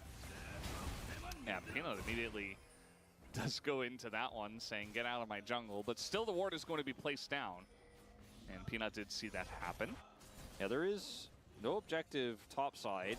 So a lot of battling around this top turret, but not going to amount to anything here as Doran still ends up in this lane With I do Zeus appreciate here, that Zeus Stridebreaker built for the Stridebreaker this matchup. game, so he could If you actually do be get a fucking chance to get on useful. top of that, Quinn, it's a little bit easier Because to like lock her down. I don't know how else Quinn he going does for the anything, so Stridebreaker is a good Slayer, some choice. additional damage. Gonna be that You think second Riot will range let the parry Falcons you were buy the alluding slot, to. LEC slot this time? I mean, I don't know, Not probably. hidden, Why wouldn't they? hide on bush. I'm surprised they stopped them from doing it in the first place. Well, Maybe Riot can answer the question about who the fuck owns Falcons. Because gonna be, Falcons won't taking say the whether they little have bit of investment trouble from the here. Saudi government. Spoiler, they do. As he is CC'd basically for 8,000 years. Well, it's going to be taken, but Peanut in a little bit of trouble here. As he is CC'd basically for 8,000 years, and eventually he will... And Would it really be a game of League of Legends if Peanut didn't die stupidly on an invade by himself when his team can't help him? Do you guys like this? Do you guys like this? I wonder if there's anybody around who can help Peanut. Well, we see Doran, and he doesn't have TP, and he's also engaged, so he can't really fly over there. And, you know, already the Braum is north of the objective, so he's going to be zoning out, and then it's just free kill. Meanwhile, Peanut's bot lane is literally inside his base, so he literally just died for no reason. I mean, it doesn't matter because there's no objective, but it is really a dumb thing to do. Yeah, but plus 100 gold He literally, dollars but this is just Peanut, right? Just walk into the enemy jungle and die sometimes for no reason. certainly was not where Hanwha Life esports Monty, did I had see the their Trump rally pressure shooting? Yes, I on did, the map, obviously. and he does kind of I think, you know, work there and grab the red ball I'd have to be and living thought he under was a rock tanky to enough not know about that, to guys. knock And it out.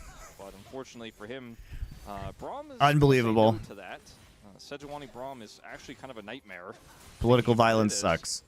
You can see here, look at the minimap and where the rest of his Oh my god. team is. Look at this. He, what is he doing? He doesn't know where the enemy team is outside of Renekton and Sejuani. I'm gonna steal He it. knows where his team is. He's like, oh, I'm going to steal it, guys. Oh, wait. They have Braum Sejuani, so I just get CC'd. And he's like, oh, let me get to the buckler. You can see him just furiously clicking on the buckler. Watch.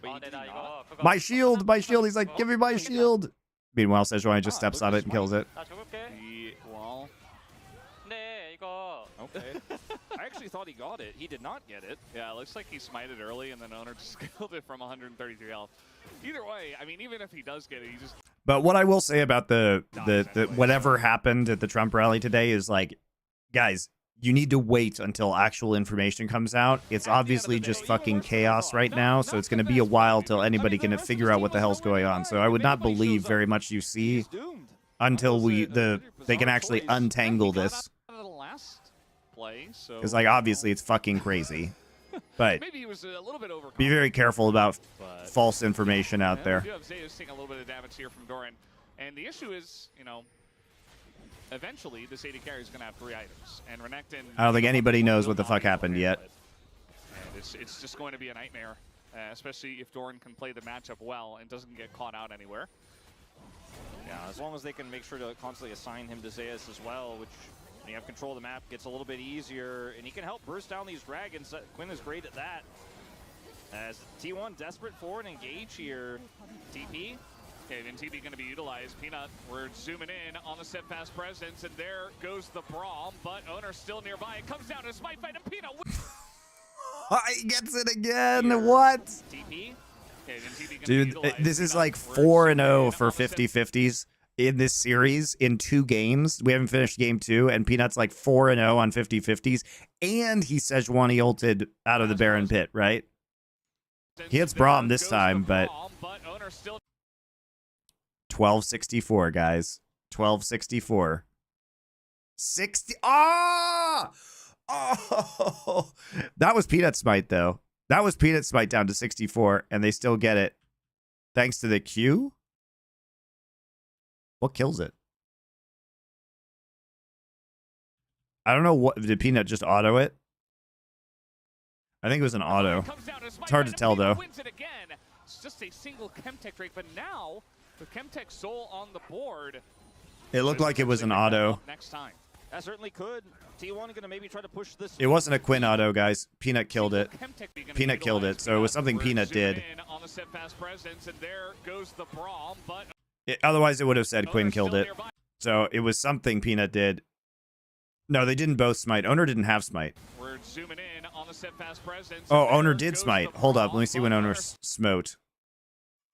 No way. No way did they both smite again at 1264 and Peanut gets it. No way did that happen. Oh my god, they did. They both smited again. I thought Owner smite was on cooldown. That's Owner's smite. Oh my god. And it's the second smite. You can see the second smite, guys. It's the second smite. Oh, Peanut did it twice. He did it twice. It was at 12. Baron was at 1258. Smite from Owner. Then the 58 was cleared by Peanut. This time it's at 1264. And you can see it go to 64. And then the second smite comes in. Oh my god. I can't believe it happened twice. It's just a single Chemtech rate, but now Dude, T1 Chemtech never still lucky. on the Holy shit. board. Could potentially pick that That's up so next stupid time. that happened Certainly twice. could. T1 going to maybe try to push this meager wave in to grab the mid turret, but not going to happen. No Herald or anything like that, and they end up with nothing, unfortunately. They just didn't really heavily commit because they don't have, again, Peanut great, just better that day. solid Peanut just engage, lucky, and they're man. Fighting into a concave of Hanwha Life esports, and unfortunately, the Quinn is just rushing this dragon down so fast that they're like, all right, we just flip it 50-50. Hopefully we can get that. But they don't commit the Dominus, they don't commit the Sejuani ult, they don't commit the Braum ult, and just kind of hope for success. Peanut denies them again, and now it's Soul Point. Ooh, Doran just went out of Valor here. He's going to be in some trouble. I thought he was just going to move up and get vision, but that is not the case. Now he is 1v2, and this Renekton, given enough time with the help of Sejuani, will absolutely deal with the Quinn. So Zay is going to pick up that kill and get even further ahead. Well, That was a bit of a... good thing this Quinn is very effective this game. Way to fall behind on gold while you draft Quinn into Renekton there. Hanwha Life, pretty terrible. Does go out of Valor and has flash and Credit to T1 though. Some of the later lane swaps and reassignments were very good. Oh, Guma. Oh, Guma. Viper is just taking names right now. Viper does look crazy on this Ezreal though. And now Holy moly, Viper so getting good. it 2 games in a row. T1 don't even give him the respect. They don't take it away. They don't ban it, nothing. And Viper's like, okay, you want me to play another game of Ezreal? We'll pick it here in the first rotation. I mean, he's going to play another game of Ezreal. He's trying to get his True Shot Barrage back as soon as possible. Guma already back up to full, though, so with Chemtech Soul, he just gets that Mega Honey Fruit, and he's going to be A-OK. Viper putting the pressure on, though, in a big way. Back-to-back games, and you know, it's moments like these where if you leave yourself vulnerable, if you leave yourself stationary, like using Ace in the hole, Viper means bottom turret goes down. Zeka picks that one up, getting closer to his Leandries. And even with Doran's bit of a whoopsie there, Hanwha Life still show that this draft has a pretty strong neutral game. This Ezreal, if you can land everything, just like Viper did to bring them back in last game, it's so oppressive. Yeah, he just essentially gets to control the mid lane in a huge way. And Doran still putting on the pressure in the side lane. Here he comes again. Gonna go on top of a trap, unfortunately, for Viper. Otherwise, might have seen even more damage go into Guma. His True Shot's almost back up. Can just toss it straight mid into this wave. Well, this time Carry is gonna stand right in front of Guma. He's gonna say, okay, I know I did my warding. Now I'm gonna just stand here and make sure that Guma can farm. Viper's out of mana as well. It's just gonna back off, go back and buy. And this game has been, just like the previous one, such a juggle of prio. Not a whole lot of big team fights just yet. We're gonna get to that later, potentially on a Baron or on this Chemtech Soul. If it does go over to Hanwha Life, we're gonna have a very early Elder in this game. Keeper's Verdict. Yeah, gonna ult away the Braum. That allows the 2-shot barrage to hit Guma, but the siege is still coming in. Yeah, I mean, did a little bit of damage, I guess. I mean, it saved the turret, so you know what? Yeah. Credit to Peanut. He says, look, there's only one way to keep this turret alive. Nothing else is happening. There's no Drake. They're not going for Baron, so I might as well. I think it was actually worth. Does Randuin's reduce Sundered Sky crit damage? I don't know, but I believe so. This is the kind of game we're watching. Very slow paced. It's kind of. I don't see why it wouldn't do that. Paced here, yeah. But at the end of the day, T1 grouped for a turret. They failed to get it, but were able to get the Renekton to push top side. Guma has a bounty. Yeah, he does. That's a bit strange. I don't know how that's physically possible, but it is because, I'll explain it, T1 is ahead on gold. The rest Actually, of- Guma did the was Senators have good very reason to be slightly mad ahead at on Caesar? gold onto I mean, Viper. he did invade Rome There with might an be some army. aspect of the So I would calculation say that goes with yes. the turret plates that he picked up earlier as well. Yeah. Kind of implying that he was He winning lane. did I know that the illegally team bring thinks his that does legion factor in inside as the well, city so Definitely. it's just and kinda funny try that and take against military 0-0 control. getting bullied So, by Viper yes. the whole game. Yes, he's the one with the bounty. It's just the way it works. He's dead even in CS as Yeah. well. He's So just slightly ahead on gold. And he did pick up his IE, so that's the more important part. Is Faker trying to punish Viper, and that he will. Some heals do come in from Delight, from his Quill, and from the Summoner spell, but now Viper going to be the one on the back foot. they really want this turret. They're not going to get it, but still chunking Viper down. He is very vulnerable here. He can get some of this Mega Honey Fruit at least and heal back up. But now T1 prio on this dragon. Yep, and that fruit is one of the ones I like. I love his salad. His salad was invented in Mexico. It's actually Caesar salad. To have a clean, even fight here. I'm being real. It was invented in Tijuana, Caesar salad. And let's see how it does go. Dorn on the flank. Yeah, Dorn is on the flank. Peanut, he's got his Keeper's Verdict, and there it is. Owner desperately trying to dodge it, but now you just don't have Smite, so it's easy. And now they get the engage on Aseus. As do they have the CC to lock him down, though? This Renekton kind of going crazy, but not for long. Desperately have a clean, Caesar salad is ass. It is not. Caesar salad is fucking delicious. even fight here. And let's see how it does I go. love this Renekton. Dude, the Renekton pick popping off. You know what I mean? He's got his Keeper's Verdict. My God, Pina is so good at hitting that. Owner tried to dodge that one, too. Desperately trying to dodge it, but now you just don't have the Smite, so it's easy. Good thing we got this very useful Renekton. As do they have the CC to lock him down, though? This Renekton kind of going crazy, but not for long.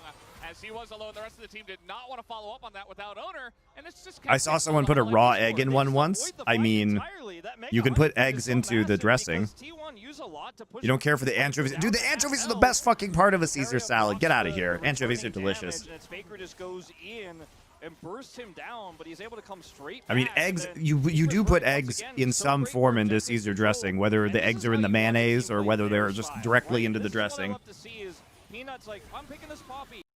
Also, anchovies are great on pizza. It's not as meta as a lot of the other jungle picks right now. You're going to ban everything against me? Well, guess what? I've got this too. And he's going to use his ult to secure. Anchovies and cheese are delicious together. You guys are just plebs. They just push on the Zeus. They know he's flanking there. They've got enough damage to take him out, and Guma just cannot follow. Perry just holds up the sad doors, and well, at least I'm not going to eat a true shot, but that's Chemtech's soul. Again, not. Yeah, all the plebs fighting about whether pineapples are good on pizza, they are. The real erudite take is anchovies on pizza are goated. The most valuable soul, and it's not the end of the world here for T1. They still have a gold lead, but it's a very fast Elder. And that means this game is going to get a little bit bizarre, potentially. Yeah, I do wonder about this Poppy, by the way, because think about Poppy passive. The fact that there's basically no AP on the side of T1 outside of Sejuani, yeah, and Braum, I guess. Haven't watched you in a long time, but great to see you still around the scene. Oh, thank you.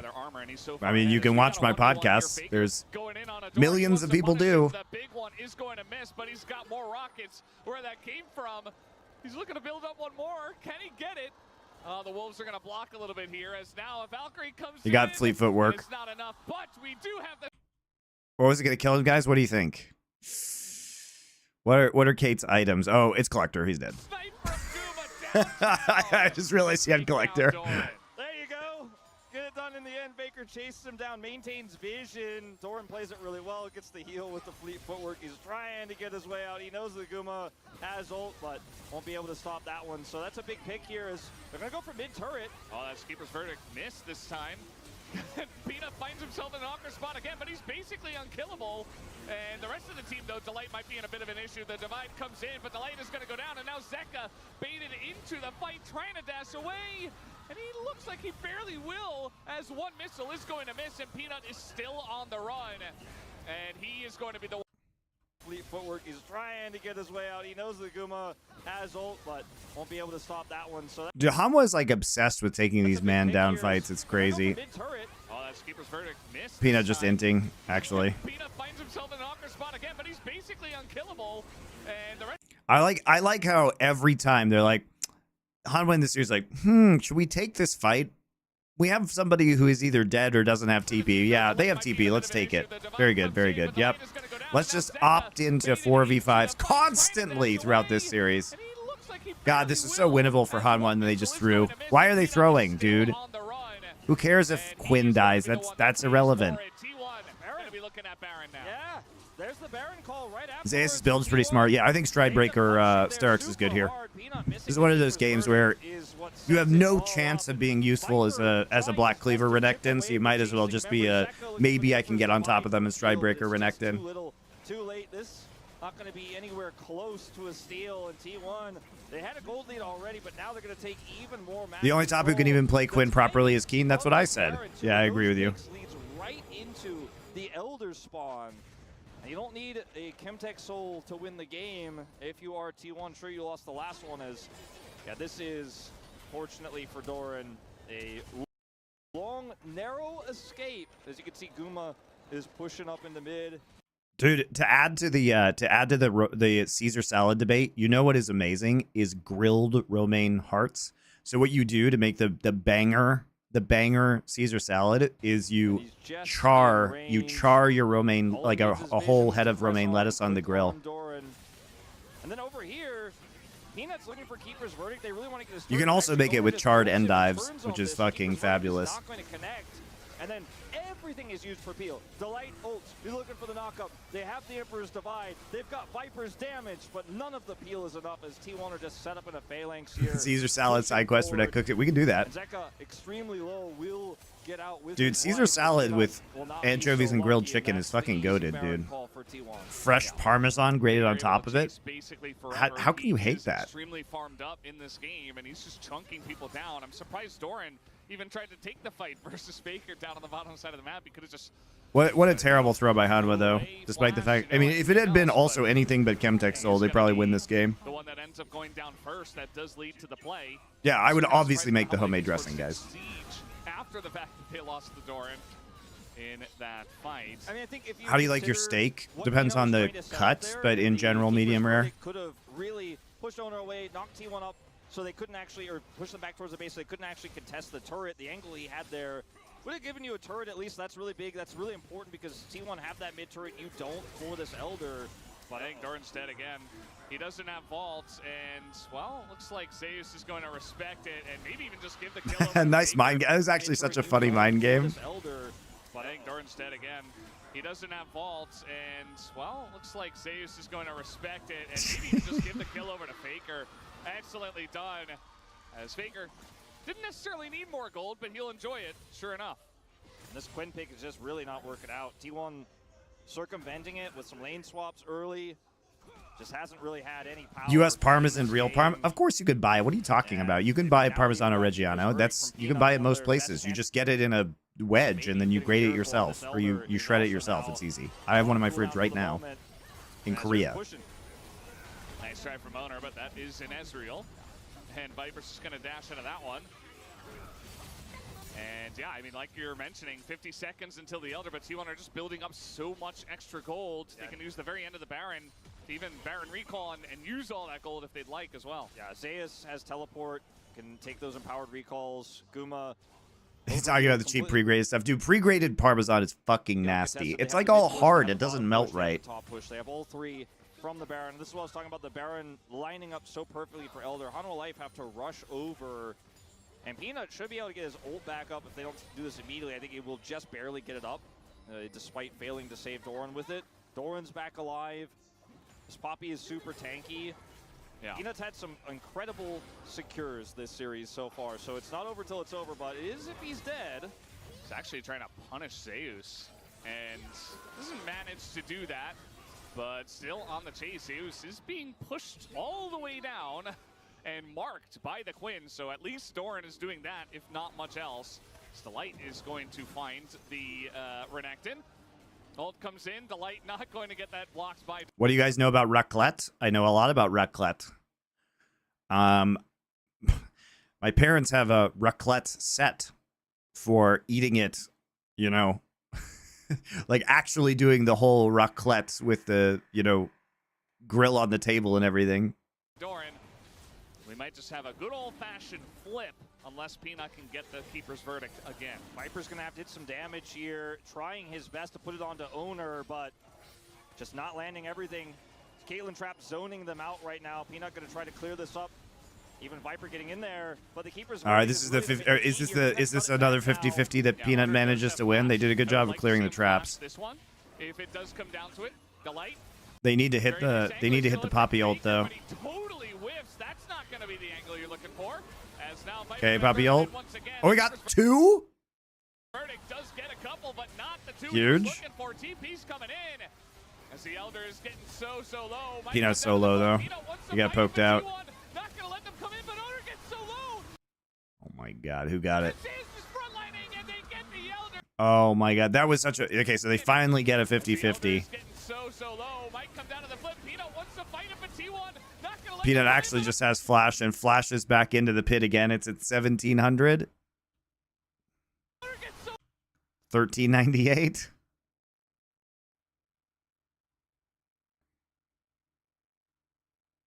Oh my God. Peanut was the first smiter this time. It goes down to 6. I can't believe this game, guys. I cannot believe this game. So something else hit it, which got it down to 1266. It's literally been like 58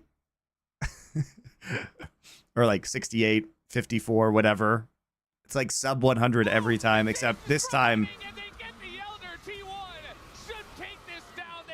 Jesus Christ. What a crazy game. Hanwha threw this, though. I don't know why they took that fight and gave up Baron. That was so silly. Teleport comes through instantly from... If that's going to be the case, but if you ban the Tristana, now... All right, guys, I'm going to go grab some food and take a bathroom break. I'll be back in a bit.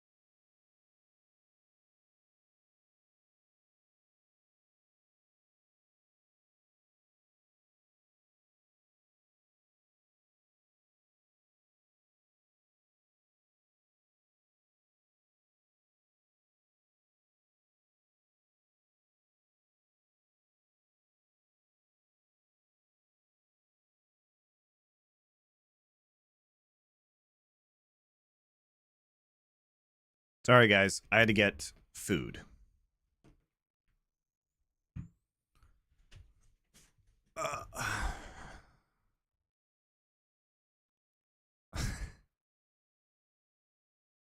Because I haven't eaten yet today because I woke up at 5:30 a.m. to do the Four Horsemen. And then I'm immediately doing this. So I literally made myself the fastest food I could, which is Korean ramen with some frozen mandu or dumplings in it. Prioritized here instead. And even with Ashban, So we're back. So Ashban, we've swapped sides again. So Hanwha's going to be on blue side. They have picked the blue side. They're taking the Sejuani first this time after the Rumble was banned. Ivern and Maokai still going to be banned. So the Poppy's up. That has been a big priority pick this series. Corky's banned. Are they going to take Trist here? They're going to, even though Faker's been bad on it. They're going to take away the Poppy. Owner is also a good Poppy player. And we're going to see the opposite side. And I think this makes sense. Faker was really struggling against the Poppy in the last game he played. But now we're going to see the Yone, of course. Zeka's legendary Yone. They're going to give the Ezreal over for the third time in a row to Viper. Very difficult to pilot. Now, Zeka is one of the best Yones in our league, if not the What best. kind? And, What kind of what? I mean, next to Chovy, What kind of course. ramyun? He doesn't even get to be in the Oh, conversation. ramyun. He's not, because Not Chovy tier, but S+. In this case, but today. You're playing Yone into Poppy, so that's another. Give me that issue Nongshim that, sponsorship, they're gonna man. Have to contend with as this time they're gonna push the Kai'Sa priority up and just duel. Nongshim, I will sell more ramen, Shin Ramyun, than your garbage team. Great matchup for the Kai'Sa, especially in isolation. What do you think about fearless drafts? Good in certain circumstances, but I think most of the time for high-level competition, there's no need to have fearless drafts. Eventually build some AP items and provide that to the team. Leona banned Like for the by first Hanwha phase of Life LPL, esports, it's fine. I'm trying to wonder what that pick is going to be for Delight in the bottom lane. And Perhaps an Alistair. could just be. The Renekton is taken away here. So even though GP cropped up yesterday, we're just not going to get to see that matchup again, it doesn't look like. The next ban here is a little bit trickier for the side of Hanwha Life. They could just ban the Gnar or the Cassante here. Yeah, I wouldn't mind Zeus just R4ing Cassandra. They could also either, ban the although could wait and Ziggs. see Oh, what I Orm guess wants to play and then never mind, counter I'm for dumb. that, but- I'm not using my eyes. The They already Alistair's took going the to be banned Kai'Sa, here which is away from interesting. Keria. Interesting. Never been a big As it looks like Gumayushi they're gonna champion. save They're that trying to pick take for Zay's away here. this from Delight. It feels like they're doing a lot of takeaway picks rather than things that T1 is actually good at. Keria did have a very good game. He did have a very impressive performance on Rakan, though, during the EWC finals. Yone is going top. As they want more engaged, the Nautilus great for locking down the Tristana, fairly mobile, and potentially locking down the Kite. Jax is a Doran very classic, divey front line, and then you've got but the thing about Jax is GP is stronger now, and GP is available here. I guess they're thinking they are not going to pick We'll see GP, if but they GP follow seems that like up a with very Morale. strong pick They've for already T1. banned Alistair, but no, it's Bard. Okay. The Bard is weird here, I think. Bard is usually played into lower mobility carries. We'll see what they So you can go get with value out of here the ult and they in can't dodge it, response, but Trist and Kai'Sa are damage much harder to profile lock as well down for with Bard Hanwha ult. Life is very AD focused. Ezreal has some mixed profile, obviously, but for the most part, this Maybe the Bard is being used because of Poppy, so if Poppy hits ult, Bard just counter ults, and then you kind of like freeze until that person can get is back going to be from the anything Poppy ult. that Maybe Zeus that's the has that logic. is extremely Not tanky, sure. Like Cassante, for example, is going to be very difficult to deal with. Kennen also good They into, so also Kennen want or magic GP good damage, so into taking the Kennen into the Jax into here, Jax. Like interestingly blinding Jax enough, does have a lot of as risks when you leave the the draft Kennen or you leave a the little bit GP weird here up. at the end, but It now always seems to as the games come along. you have so many ways to control team fights as T1. You have Slicing Maelstrom, you have the Keeper's Verdict, you have even Buster Shot is another example of things you could do to control that zone, but more so it's the Kai'Sa poke and the Rakan flanks that you have to deal with here as Hanwha Life now.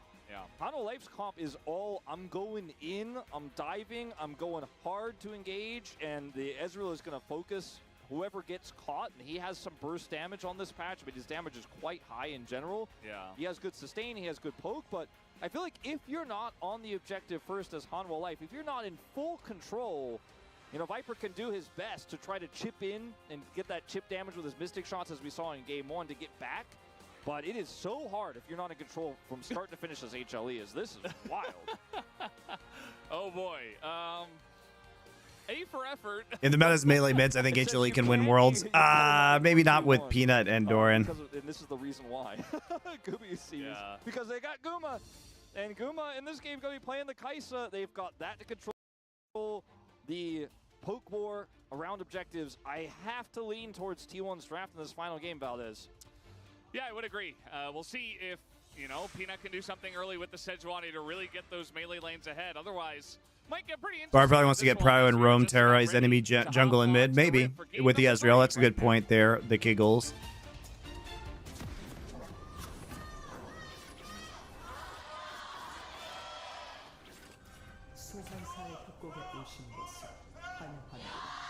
With an Ez solo farming under tower, you can unlock the support to go roam. Game number 3, the decider between T1 and Hanwha Life esports.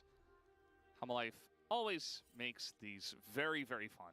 So shout out to them, because not a lot of teams can challenge T1 outside of Bro and Hanwha Life esports. No, but jokes aside. And I mean, BLG and Team Liquid. Yeah, this is always a banger somehow. Always. Bro and Hanwha Team Life Liquid. esports. Really the teams Yeah, that no, I challenge mean, T1. It has been Show over the last Ramen. 2 years. Very, very exciting to watch these two collide.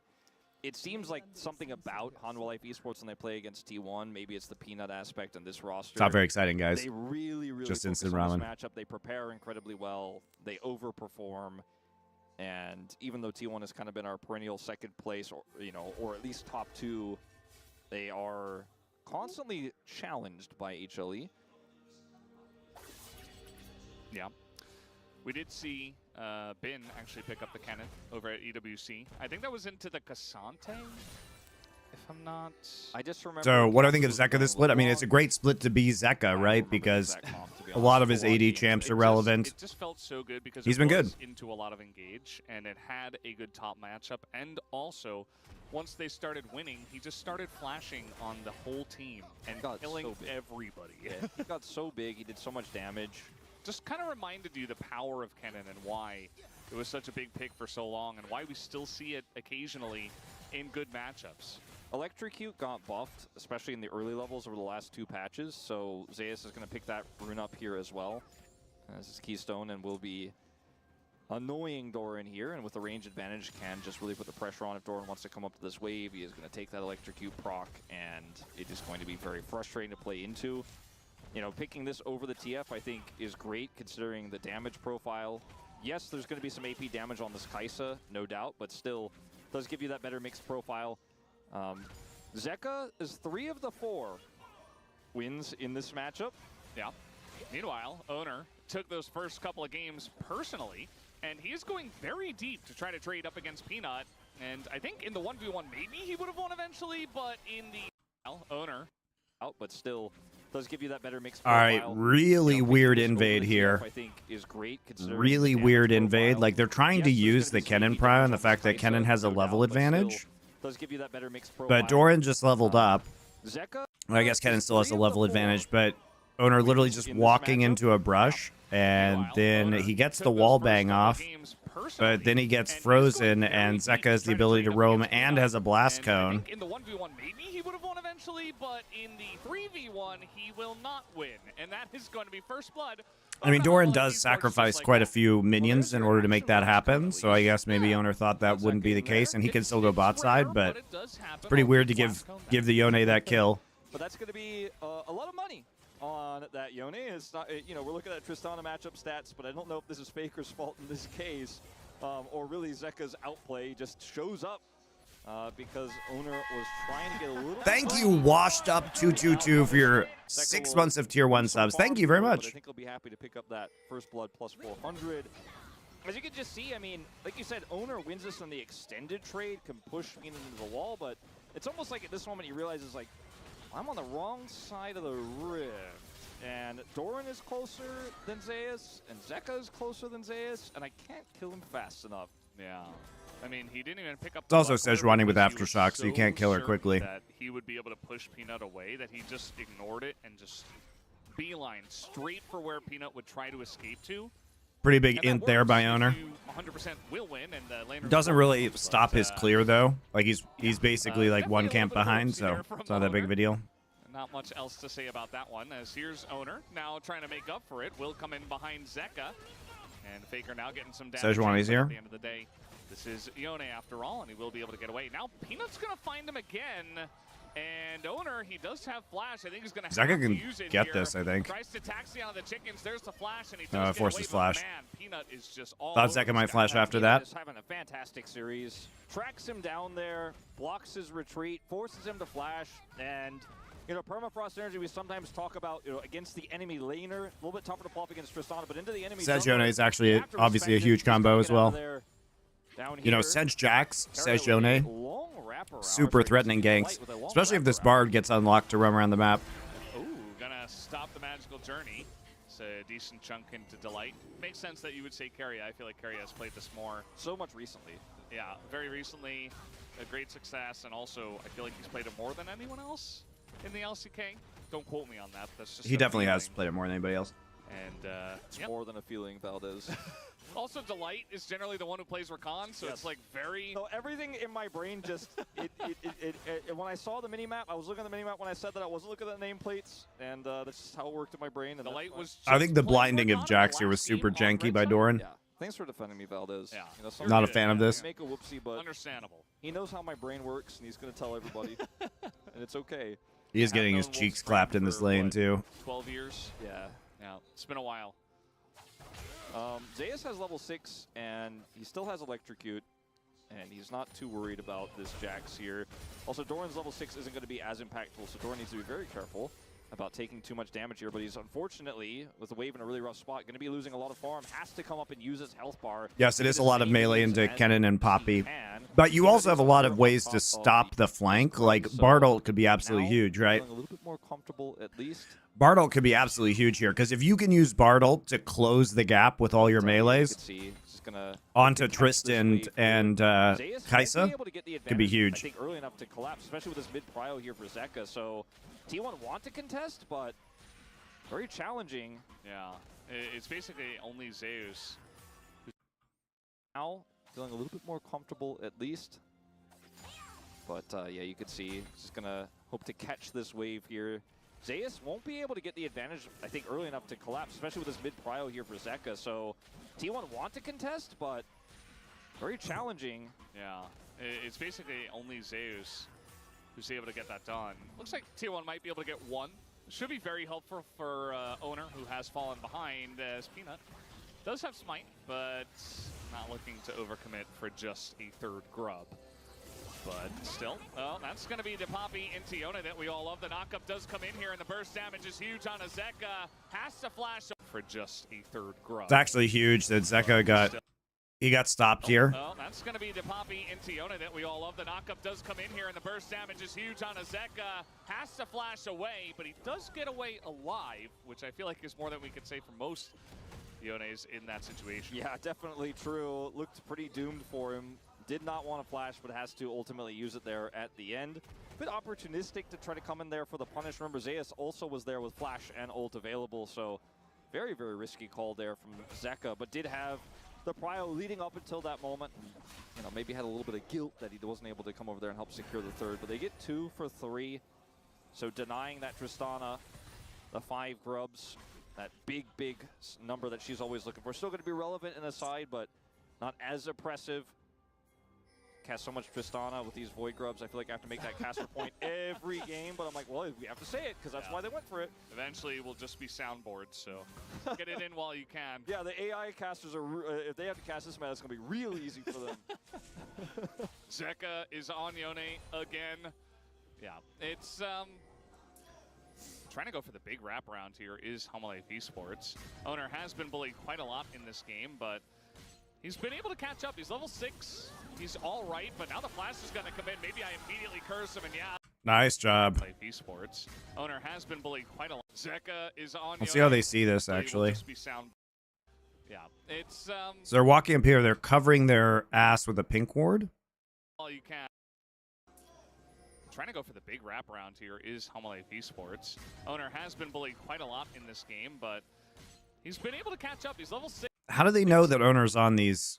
How do they know that Poppy's so much here? Tristana with these Void Grubs, the 5 grubs leading up until I guess they just intuit it based off of jungle respawn timers. I guess they just intuit it based off of the fact that the red was coming up and the Krugs were coming up. I'm gonna go back, guys. Actually, sorry, hold up. I'm wondering if they had the timer from the previous Krug. Recently. Yeah, very recently. Down there. And Faker now getting... Peanut actually just knows from the Krug from the initial pathing. I think Peanut just knows when Krugs are coming up because of the pathing from the beginning of the game. Because this is the third Krug spawn. So he knows that he could be there, especially since his second red spawn. And I guess probably, I think you're right, probably Lonely Cat. The sweeper may have seen the sweeper probably saw that the golems were the Krugs that moved.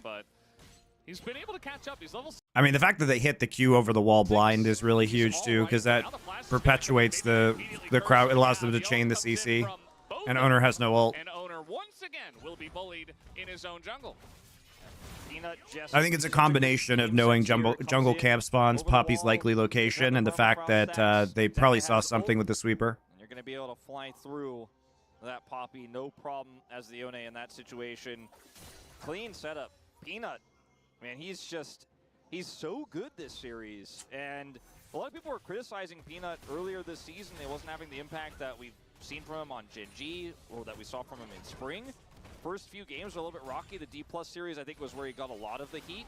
And now looking at D+'s standings, you could see that actually D+ was, we saw, man, the reason why I think that this was done based off of the knowledge of the third Krug spawn is because if you guys look right here, when they go off of the invade, so first off, there are several factors. You have this pushing in, so it makes sense that Poppy would be covering, right? You know that red just spawned, and they also put this ward in, this pink ward right in to cover their rear and make sure that they're not seen on the entry. So I think they have a pretty good idea that Poppy's going to be there. And then they should have known that this was third spawn for Krugs. And maybe I think maybe they saw right here. They would have seen that there are no Krugs over the wall with the sweeper right here. Esports. So then they're just like, oh, we actually have a 3 versus 2 advantage. We see Trist in the mid lane. It's also that they see Trist in the mid.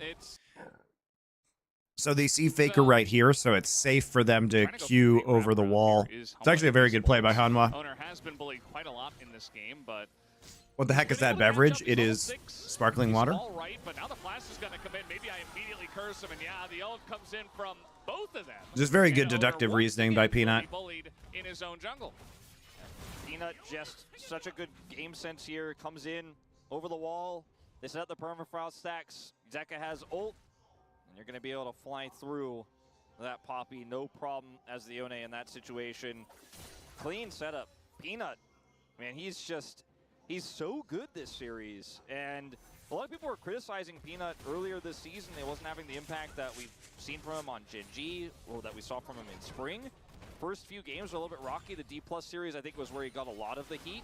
And now looking at D+... Newish viewer from StarCraft, did you have any crossover with OSL when I was at OGN? I cast the last OSL final that Maru won in StarCraft 2. But he is bouncing back in a huge way. How's that for you? I cast the last OSL with Doa. Whenever he faces off against T1, he just cranks it up to another level. We've all said it. Even Atlas said it on the space. Hooney's alluded to it, you know, has spent some time on was T1. there. He was probably thinking it. Yeah. I don't think he said it, but it's fine. It's weird G-Sun didn't mention it, but, you know. Yeah, what's up with that? No, it just makes sense. I mean, this guy is just fantastic when it comes to this specific situation. We know he's capable, and he has capable of doing it here again. No vision, but knows that Owner is here. Just goes over the wall. Sets up the ult for Zeka. So you're saying you're old and washed. So, exactly. Now, the Dragon did go over the T1 bottom side, so it was not all for naught. That top side aggression does mean that there's an equal and opposite take there for T1 cross map. Zeka thought he was trying to stop Faker's back. I guess he didn't know where Faker was backing necessarily, but won't end up getting anything there. It's Chemtech second, so Ox's shirt and, you know, the pants Egon over there. Would you cast StarCraft at EWC if you were paid I enough? think Sure. Elsa's shirt can bring I'd be us very to bad because I solo. haven't cast StarCraft in like 10 So, years, but uncharted territory. Well, if this series is, you know, if the way it's going, it might be Hex Tech again. We will see. It would be incredibly powerful for both these compositions with the Kaisa and the Ezreal here, and how So, sticky they are. I think it's Yundo is saying that my jacket is blue, so it should be Hextech. Yeah, your jacket's blue also. Yeah, that's what he said. Oh, I thought you were saying Yundo was saying his jacket was. No. My jacket is blue, Ah, okay. and according to you, also my jacket is blue. Yeah. So My yeah, jacket is gray double- / white. Yeah, double Hextech. We have had a lot of Hextech souls today. I think 2, which is a lot. And T1 now they want to make a play here for the Grubs. We'll see if they can Yeah. get all 3. That would be very nice. Zeus, you know, is relatively close by. It's really hard to push it. is the Riot ban powerful enough for them to block you from other esports at EWC or not? Here, No. they can. My public statements about Saudi Arabia are enough to block me from everything. They're never going to invite me, As guys. HLE. And I would turn it down. So. And I think they're just going to simply give this up. The Ezreal attempt is nice, does a lot of damage, but they can't get in there. Zeka already resigned to pushing that wave into mid, and that is going to be the take there. His owner scared, flashes away. The Bard ultimate does come down, so wants to make sure he doesn't followed up on, even though Zeka was pretty far away. Yeah. And at the end of the day, I mean, T1, they get all the Grubs. They are still behind on gold. Just trying to see like where they are getting that lead. It's probably just the 2 kills going over to Zeka. Zeka's kills. Where they do have the majority of that lead, but you know, no turrets taken or anything like that. Farm is pretty much equal across the board. I mean, to be fair, T1 probably should have won game 1 of this series, but Yeah, some plates Peanut taken just hit on the god both bottom 50-50s on the on the smites. bottom side, down to 3 apiece. And 1 extra plate went over to Zeka, I believe, in the mid lane as well. But it's not a huge lead. It's just 1,000 gold here. So, trying to collapse on Azeus here, but he is Kennen, and he's going to throw that up, and Doran already a ton of damage done to him as everybody's in here, but now the follow-up comes in from T1. Excellent ult from Zeka, just to try to disengage, and nobody dies. And Carria's ult fantastic there as well to make sure there's nothing that can come of this for HLE, and almost is able to trade, or not trade, but take a kill back there for T1 on the collapse. As it looked like, you know, it was a bait for Doran, but it was really a bigger and larger bait by T1 to try to set that one up. Fortunately for both sides, no one's going to end up getting a kill, but Zeus now down his flash on the side of Hanwha Life, and only Peanut down his. Dude, I watched Shanji build this Leandri's first fucking Cannon. Rocket Cannon is a little bit less in NIP's match versus AL the other day. I am not sold on this, by the way, guys. And I think this Leandri's first cannon build is shit. Shana should enjoy playing into the Yone, but Zeka pretty fed, and eventually... The Riot head of esports guy says Riot isn't. So first off, he's not the head of esports. Second off, said Riot isn't doing any tournaments in the Middle East. He said they weren't doing MSI in the Middle East. You'll notice there were some very weird specifics to his statements. He didn't say LEC finals isn't going to be in the Middle East, which, you know. He also didn't say that esports, that MSI would exist next year. He might absolutely be right. MSI just may stop existing and it just gets replaced in the same format by Esports World Cup. It's very weird what he said. That Yone generally builds. Can just close the gap very strongly without Tristana able to do much, and can even threaten the kill. So yeah, see if Yone Zeka can do that in the future. That's definitely where the real permafrost synergy has been this game. Fortunately, Doran playing into this cannon with Electrocute is really down on farm. He's down 27 CS at the moment, and he also laning into the Tristana isn't going to have a good time.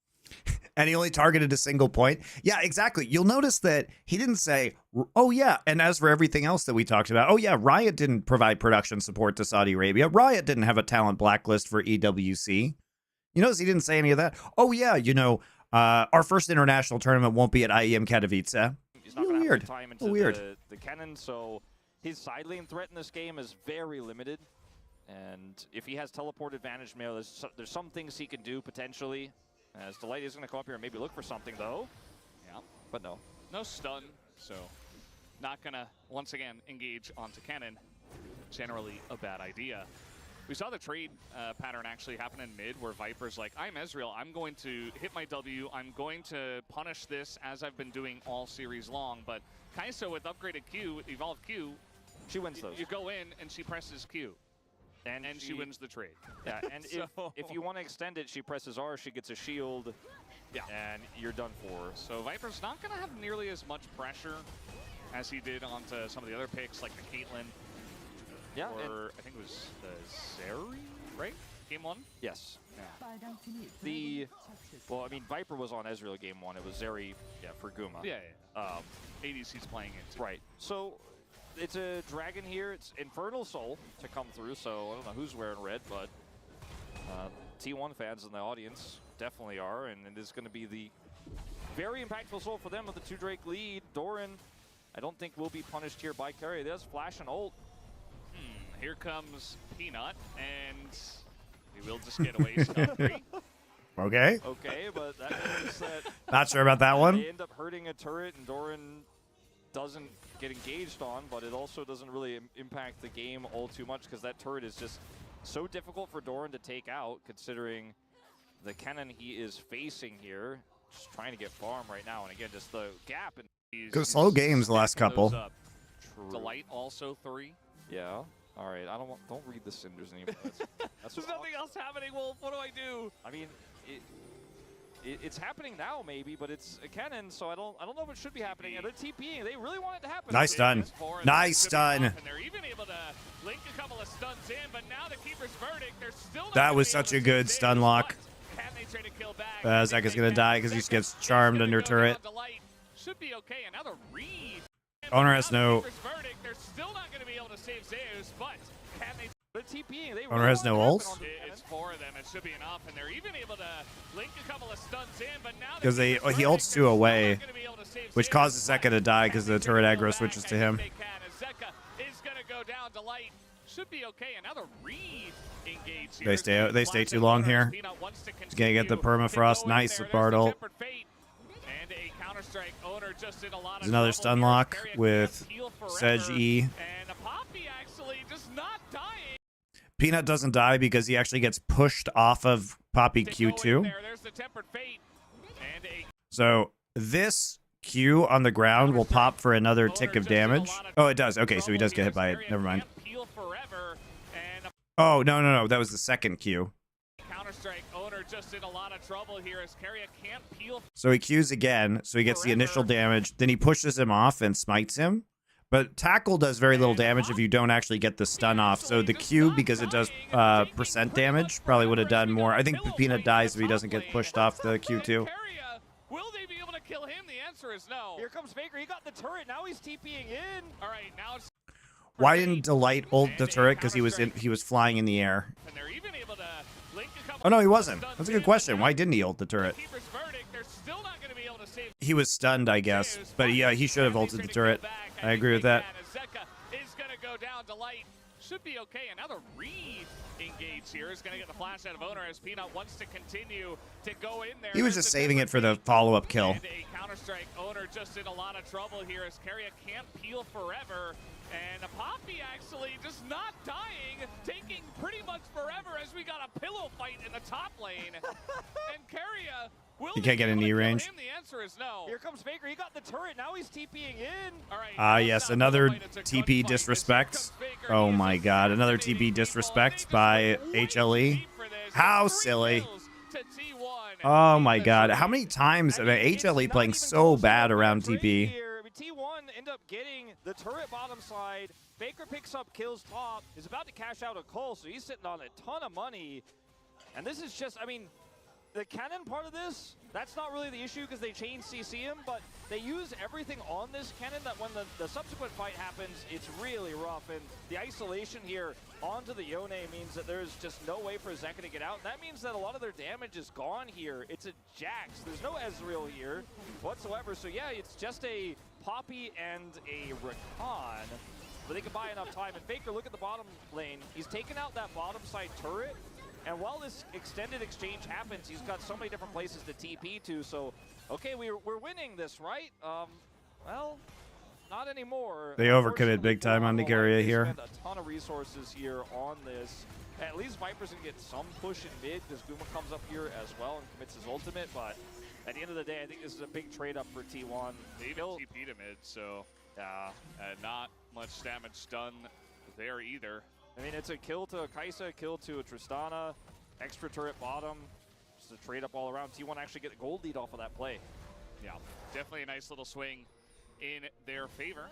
And they also got those first couple of Drakes, so we'll see if they can look for this Infernal Soul. We got it in about a minute and a half. But, yeah, I feel like, you know, Doran, he got the one kill in the sequence, but it's going to take a long time until we see him doing much outside of just being a Counter-Strike bot. I think he's just going to be a Counter-Strike bot, actually. Oh. I don't know if he's ever going to do... I don't know if he's ever really going to get to side lane this game, unless somehow, you know, Faker dies or there's a big teleport accident, right? I mean, right now he has TP advantage over both side laners. So, on this game, especially against... Could he just outlast the AP damage of the cannon? Because, like, on hit, you know, or AD cannon could potentially always win the trades as the game comes along. But I do wonder, like, 4 items in. I think the problem is the stun. Unless you have help, right? If you know, Peanut comes up there. But that's kind of the big gaping hole in Hanwha's plan this game, is this Jax that wasn't played towards that much until that topside play, which ended up backfiring. It's been Zeka who was played towards by Peanut instead. They got an advantage for this Yone, but the Jax just really hasn't been able to push sides. Trying to push out bot side before really they actually go for the Drake. Here, as you don't want to push into this choke against this cannon who has flash and ult. Yeah, it doesn't look like Hanwha Life esports want to do that, but T1 are going to take over control. Oh my god, the skull was stolen. Choke against this cannon who has flash and ult. Yeah, it doesn't look like... How did that happen? Who stole it? Oh my god, Guma stole it. Want to push into this choke against it didn't even look like his Yeah, it didn't even look like he hit it. What the fuck? How did that hit? Hitbox, please. Look at that.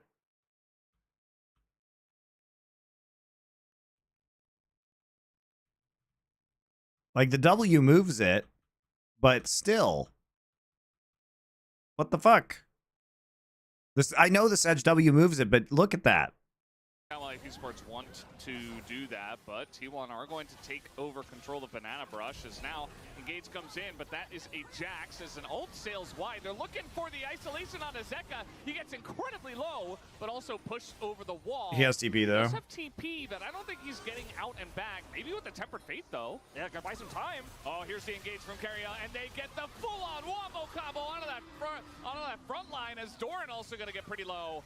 Here comes the TP from Zeka. They're still trying to fight this as Hanwha Life esports, but I don't know. Peanut trying to get close to this one, and the smite is not going to work, and he's going to go down. T1. Now they've got a Kaisa on top of Zeka. Down he will go. That's a double kill for Guma, and they fighting while Yone is recalling. Well, to be fair, they were just trying to zone. Oh my god, they just give up a Baron too. God, this is so bad from Hanwha. Man, they've been fighting the stupidest fights this whole series. I can't even believe this is this close. What was the sideline value in this game? About 2 autos. And then, you know, the exhaust for Delight isn't up. It's just coming up. He uses the Tempered Fate to actually buy time. So Zeka gets pushed out. Buster Shot, unfortunately for T1, actually helps him escape. But then it's going to take him a really long time to come back. So you see the Tempered Fate come out. But now they've got nothing. Carrier's like, I love it. Just walking up to a brush with, when you have no banana control, up to a brush with Rakan in it. Jax is shit. Isn't up. And even if it were T1, I mean, poised to take this third game, they have so much control. Engage here on Aguma. He's able to cleanse out of that one, but T1, we're pushed up pretty far here with the Baron buff, as now Peanut in a little bit of trouble as the Tempered Fate. We'll see if it works out. Zeka just going to be flashed away from as Carrier gets in for the man, Zeka doesn't have ult up here. If Zeka has ult here, holy smokes, he could have hit a fat ult on the Faker and Owner. But he still has it down until right now. He has it now, though. Once again, but this time the exhaust comes in, and Peanut's still going to go down, traded for the cannon, as this is a wild fight. There's his ult. Zeka, he finds the angle, he takes down the Rakan, Faker to follow. They got baited so hard. And Peanut's still going to go down.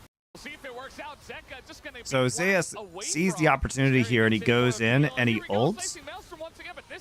But it's just onto Delight and Peanut, so it actually doesn't have a lot of value. And he gets exhausted and killed. It's actually a very bad Kennen ult. He sees two people in the choke and he thinks it's going to be good, but it doesn't actually hit anybody consequential.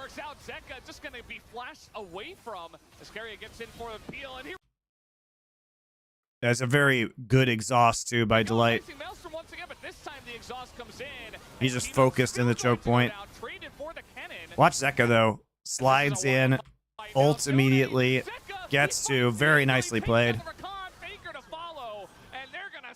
Push immediately. T1 not respecting the engage from Hanwha Life esports this time around. Yeah, and the Tempered Fate actually really messes up T1's plan, and then Carrier, I think, panicking, ults to try to defend during the interim, and then the ult comes through from Kennen, but the exhaust, as you mentioned, is there this time for Delight. He shuts down the Kennen, and then it's just kind of a front to back from there. Doran is always threatening on the flank there with Counter-Strike, and T1 can't push in further. And it's a really would it be crazy to say if you were to put TL into the LCK right now, they would be a middle of the pack team? No, I don't think that's crazy. I think they're better than, you know, the bottom 4 teams for sure. We'll watch this again. So Peanut's on the flank here, right? Delight's on the other side. Ult's on TL's very good. He's out of the fight straight up at the beginning of this. Then the Tempered Fate comes through, and then you see Carrier. He's like, well, I got to try to do something here. Otherwise, maybe they push on to Guma, but I don't know if that was the right. So he's out they force Faker's flash right here too. Then the Tempered Fate comes through. Zeka coming over the wall forces Faker's flash. I think he thought that Zeka had ult up, which is why that happens. But he actually didn't. It was very close. There's a couple seconds, so they would have had the timer on that. So reasonable to think that the Yone ult would have been up, but then he just hits him right there. It's beautiful. It had just come off cooldown. The Unbind is ripped out of the map, and now Hanwha Life end up really turning what was a disastrous situation for them into only 1,000 gold, 1,500 gold, or 1,500 gold. The lead for T1. 1,599 gold. No more Baron issue here. I mean, there's still a little bit of it left, but 15 seconds. This time, nice dodge from Zeus. Going to get out of dodge. And at least Zeus built Rocket Belt second, unlike Shanji. Red Bull Baron power play is negative 300 gold. So Hanwha Life esports still in the game. It might come down to this next dragon that is spawning in a minute and a half. Got to deny T1 from the Infernal Soul if you want to have a chance here as Hanwha Life esports. Definitely a really big win they're going to need to take. You know, they had that last fight with a really nice collapse. Peanut, he's in the zone. Another action blast cone? Maybe. Infernal Soul gift? Nope. They could have, though. They could have. But the unbound. No, he's unstoppable on the snapback, so you can't actually CC him. I would have wasted Zeus' ult if you wanted to commit that there. Man, Zeka actually had the right idea there by using Soul Unbound just to clear the wave. He was smart about the darkness in the jungle being scary. Insurmountable leads by any means, but when you add them all up, you consider all the different ways they can zone Hanwha Life out of this dragon. Still a really good game state for them, even though Hanwha were able to stem the bleeding with that great play to punish the inner attempt. So let's see how this fight's going to break out. Doran has TP, but is kind of cut off. Might actually have to look for a flank to get into this pit. Peanut is he's been slowed quite a lot. Not taking too much damage. Oh, they find Zeus on the flank here as he throws out the Maelstrom, but he's in a lot of trouble. Has to flash the wall, and now the combo. Nice kill. Slowed quite a lot. Not taking too much damage. Oh, they catch Zeus out, dude, and they stun lock him. As he throws out the Maelstrom, but he's in a lot of trouble. Has to flash the wall, and now the combo over the top. Hanwha Life esports. They turn on the Peanut though. He's getting pretty low. Has to flash away. In goes Doran looking for something more. Guma also has to flash the Tempered Fate. And Doran is not going to overcommit to this one. Sedge still here. Sedge healing in the brush with Warmogs. Safety as Kennen, you think you can pull that off, but Hanwha Life just call the bluff and push on him super fast there. Not much counterplay. And this is looking great for HLE. Yeah, we have a TP coming in here, but that Drake is gone. And so the TP is gone. Let's go back and look at the setup to this, because it's Zeus dying early that makes the big difference. But is kind of cut off. Might actually have to. I mean, they know where Zeus is. They see him leave the wave. Peanut he's been slowed quite a lot. So they obviously know he's coming from that angle on the flank, so it's pretty easy to catch him out. He throws out the Maelstrom, but he's in a lot of trouble, has to flash the wall. And now the combo over the top, Hanwha Life esports. They turn on the Peanut, though he's getting pretty low, has to flash away. In goes Doran, looking for something more. Guma also has to flash the Tempered Fate. And Doran is not going to overcommit to this one. And you have so much safety as Kennen. You think you can pull that off, but Hanwha Life just call the bluff and push on him super fast there. Not much counterplay. And this is looking great for HLE. Yeah, we have a TP coming in here, but that Drake is gone. And so the TP is gone as well. Not able to fight over that one, and Hanwha Life esports are clawing their way back into this game. And I like that you say clawing, because this is just one step of many. It's the second in a row, the second big win here. As you can see, as the neutral fight is being contested, Doran knows that Kennen is flanking, calls this one out, and Delight and Zeka are ready to catch him. And yes, he has his ult for a little bit of self-heal here, but the rest of T1 aren't able to capitalize or punish. Look at this true shot from Viper. Not only takes out the Kennen, but puts Faker so low that he can't actually follow up and try to collapse onto Peanut. If he doesn't get hit by that, maybe he goes in, he gets a reset, then his fight is playable. They get the flashes with the Tempered Fate as well as the Dragon. And Faker's TP, the cherry on top for Hanwha Life, that being expended for no gain. Delight about to pace check a little bit here. Flash on in as even the support item not going to help him out there at all. We do have Baron in 13 seconds as well, so a chance now for T1 to wrestle back control of this game. And surely they will look to pressure this objective. Zeus also has teleport and ult, and you know, this is where it gets really messy. He's going to TP to the top part of the river. Faker's also on the cherry on top for Hanwha Life, that being expended for no Delight gain. being alone, trying to get vision here is hilarious. About to pace check a little bit here. Flash on in as even the support Can't be item there not alone gonna as help him out Bard. there at all. We do have Baron in 13 seconds as well, so a chance now for T1 to wrestle back control of this game. And surely they will look to pressure this objective. Zeus also has teleport and ult, and you know, this is where it gets really messy. He's going to TP to the top part of the river. Faker's also on this angle. Hanwha Life, this is so difficult to fight out. They're going to have to use Viper's poke. They may just go straight into this. Might don't just recommend. be a straight up flip, as well as the ult is going to be sent in. Carrier trying to peel, but that's not really going to work. They got rid of Sejuani. Zeka gets Just in finish the again, Baron, gets please, the blow, T1. but Very they good. will not Now the get out. Baron. As the verdict gets used on a Peanut, he's pushed away, and T1 I want to say the cooking stream was dope the other day. Glad they're back. I know, we'll be doing more of them. Putting this W on the Baron, but My T1 second get out kid will be in very daycare cleanly. soon, so it'll be easier for me and Zeus doesn't even Susie have to to do ult that there. during the day. And it looked like maybe T1 wanted the turn, but they realized with the Keeper's Verdict, if the Keeper's Verdict doesn't hit Peanut, you know, they probably do have to force the fight, but it does connect, and that's just the secure to come through.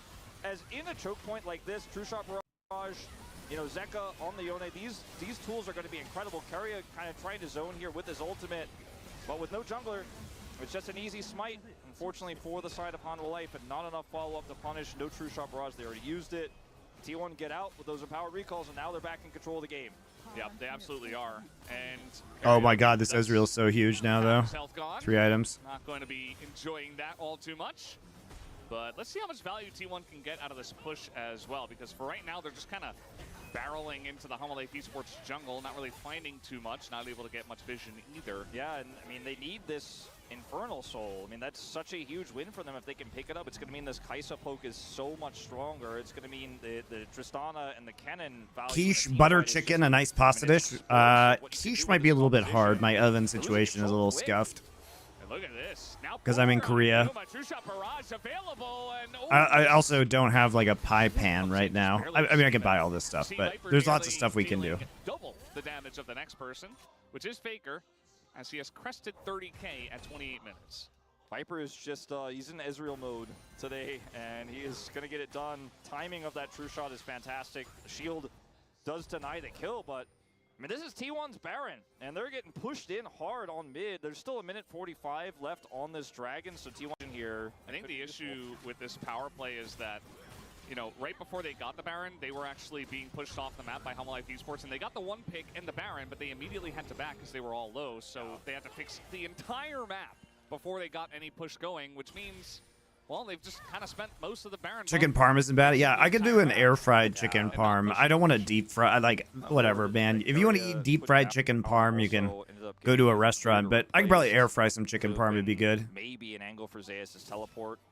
And once that one is back up, cannon teleport flanks, always something you have to consider. Does have the rocket belt, can close that gap very quickly, and then boom, you win a team fight instantly off of the flank, especially if Hanwha Life esports are kind of tunneling. Chicken parm should be pan-fried. I think you don't know how most restaurants make it. Trying to punish. You have a deep fryer, it's just easier and faster to deep fry it. Here of the choke point, Hanwha Life. But you can air fry it too, for sure. On the edge here, not actually able to come through. Use no oil. This pit. Zeus without teleport means he cannot utilize any flank wards. He doesn't even have any. I do love chicken parm though. If he did have the TP, and Hanwha Life just sitting patiently here, waiting to punish a mistake from T1. Level 16 for Zeus. This is a very, very knife's edge fight we're setting up here in neutral. Let's see, I mean, Peanut a little bit caught up, and now it's actually Zeka on the left. Also, Peanut getting pretty low. Doran waving around his stick, but it's not. Yeah, the same company is Factor with the ingredients as HelloFresh. Edge fight we're setting up here in neutral. Let's see, I mean, Peanut a little bit caught up, and now it's actually Zeka on the left. Also, Peanut getting pretty low. Doran waving around his stick, but it's not going to be able to do enough. The counter-strike doesn't even go off, and the Temper Fate not going to help him either. Carrier with the knock-up here. Excellent timing. That's going to be the end of 3 members of Hanwha Life esports, you would imagine, but Doran will flash, but it does mean that T1 get Infernal Soul. Free Infernal Soul, that's huge. T1. Lot of fight over Prio there, but it's engaged from Carrier. The setup. Have any of you guys tried Factor? I have, yeah. It's good. Way too far forward there, is chunked down, and Viper's not it is really good, guys. I ate a bunch of it when I was back in the States for MSI in May. Not long for this world. TP coming through. Oh man, they're still trying to make something happen here. Viper and Zeka, they're just on something today. You expect it out of Zeka on the Yone, but as you mentioned, Viper's just in Ezreal mode. Well, unfortunately, they get nothing. Does HelloFresh deliver in Korea? No, unfortunately. Side. No flash for Doran, and he couldn't flash for the counter-strike, so they just back up mid, push down bottom, they grab that turret, and T1 in full. There you go, Sack. There's a McDonald's. What's my go-to? I mean, when I eat at McDonald's, I like the double quarter pounder with cheese. So good at maybe, you know, I wouldn't say Nuggets with sweet and sour sauce. The fries are banging at McDonald's too. Their formation, it's been really impactful. Delight has had a fantastic Bard game. When you add Are you going back to Denver permanently? Yes, but probably not for another year or so. It's pretty rough as Zeka is the one who's caught here, stunned by Zeus, just a normal cannon stun here, and then Peanut way out in no. I mean, very good pick here from T1. Not even like a normal flank on a cannon. He just walked down mid. He's got the angle there. He punishes the rebind of the soul, and the Tempered Fate works against Doran. Unfortunately, nothing he can do there. Now there's that Tempered Fate. Yeah, speaking of which, but that is a Poppy, as now Faker gonna hop in. He's gonna flash Missed the Glacial Prison. As he will not do that. Dude, Faker's Tristana is just not it. Oh my god, he gets caught! Oh, he gets the double W slow with Sejuani. Oh my god, I can't believe it. I cannot believe this. We come out of the replay. What happened? Down mid, he's got the angle there. He punishes the rebind of the soul, and the Tempered Fate works against Doran, unfortunately. Carry is behind. They're trying to set up a big play here. But the Tempered Fate catches owner. And then he snaps back. Carrier goes in, gets poked out. Faker rocket jumps in and then has to flash out. Ah! Faker through, dude. Faker through. Look at that. Delight with the flash Q stun into Zeka. Oh my god. Zeka flashes for this guy. This is so well done. Delight. Thank you, Susie, for your 100 bits. Now there's that Temper Fate. Yeah, speaking of which, but that is a Is that my allowance for the week, Susie? Poppy, as now Faker gonna hop in. He's gonna flash this time. As he will not. Look at that flash though from Delight, because he knows that Faker has W and flash down. And then Viper immediately ease forward. Zeka soul unbound flash ult. That's really well done. Follow-up from Doran. It is huge here for the side of Hanwha Life esports. T1 in a lot of trouble. The flashes come in. Zeus will go down. And Hanwha Life esports pick off 3, and they're looking for more. The magical journey on in. They get Carrier and Guma as well being chased down here. Man, T1 got so greedy. Unfortunately, nothing he could do there. Now there's that Temper Fate. Yeah, speaking of which, but that is a Poppy, as now Faker gonna hop in. He's gonna flash of the soul, and the Tempered Fate works against Doran. Unfortunately, nothing he could do there. Now there's that Temper Fate. Yeah, speaking of which, but that is a Poppy, as Keria also has to just go in and go out super fast. Faker just standing there, though, on this ward. Dude, why does he walk back up? Why does he walk back up? Look at this. W over the wall. They're all 5 there. He's like, oh, shit. And he sees the Counter-Strike finishing, so he doesn't want to get stunned. So now he's over the wall. He could leave, but he's like, no. I'm going to hang out here and get chain CC'd. But, I mean, credit to... Look how fast Hanwha reacts. Because they see him. Delight's like, I can flash on him. Viper immediately... He's already Eing in, right? And then flash chain CC. So nicely done.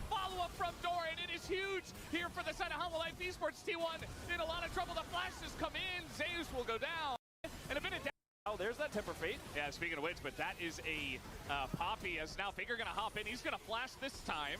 He also did get slowed. That's true. Yes, real solo. He did walk back into the edge of the Sedge ult from over the wall. So Sedge ult is here. So it's like right here is the edge of it. Right? He's gonna flash this. And he literally walks back in and gets slowed.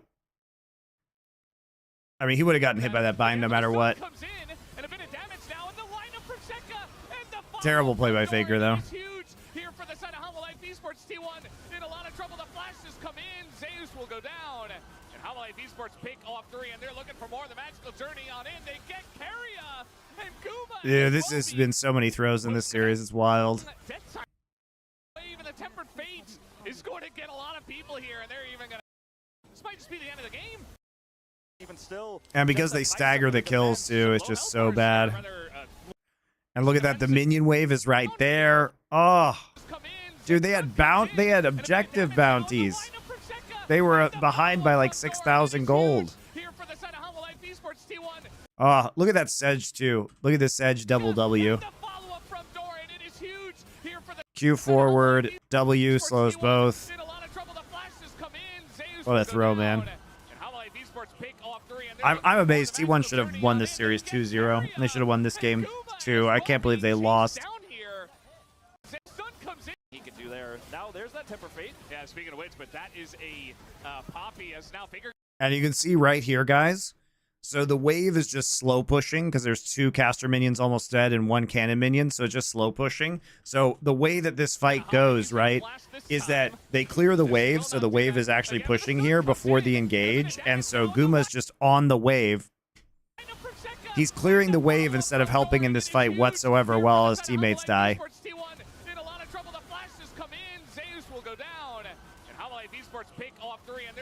Guma did fucking nothing. Look at Guma. Poppy as now Faker gonna hop in. He's gonna flash this time. As he will not do that again, but the stun comes in and a bit of damage now in the line of Prosecca and the follow-up from... It is Faker's fault for getting caught. Like, the call should have definitely been to disengage there and push out mid, but... Zeus will go down. And Hanwha Life esports pick off 3, and they're looking for more. The magical journey on in. They get Keria and Guma as well being chased down here. And they're looking at, okay, are they actually going to do this? Here comes Viper. Oh, man. Getting pretty frisky with it, but not going to commit. And now the push.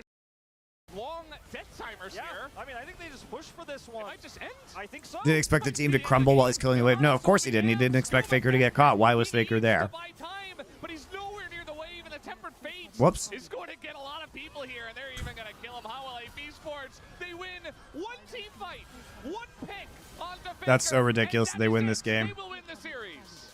Delight. He makes it happen. Great play, though.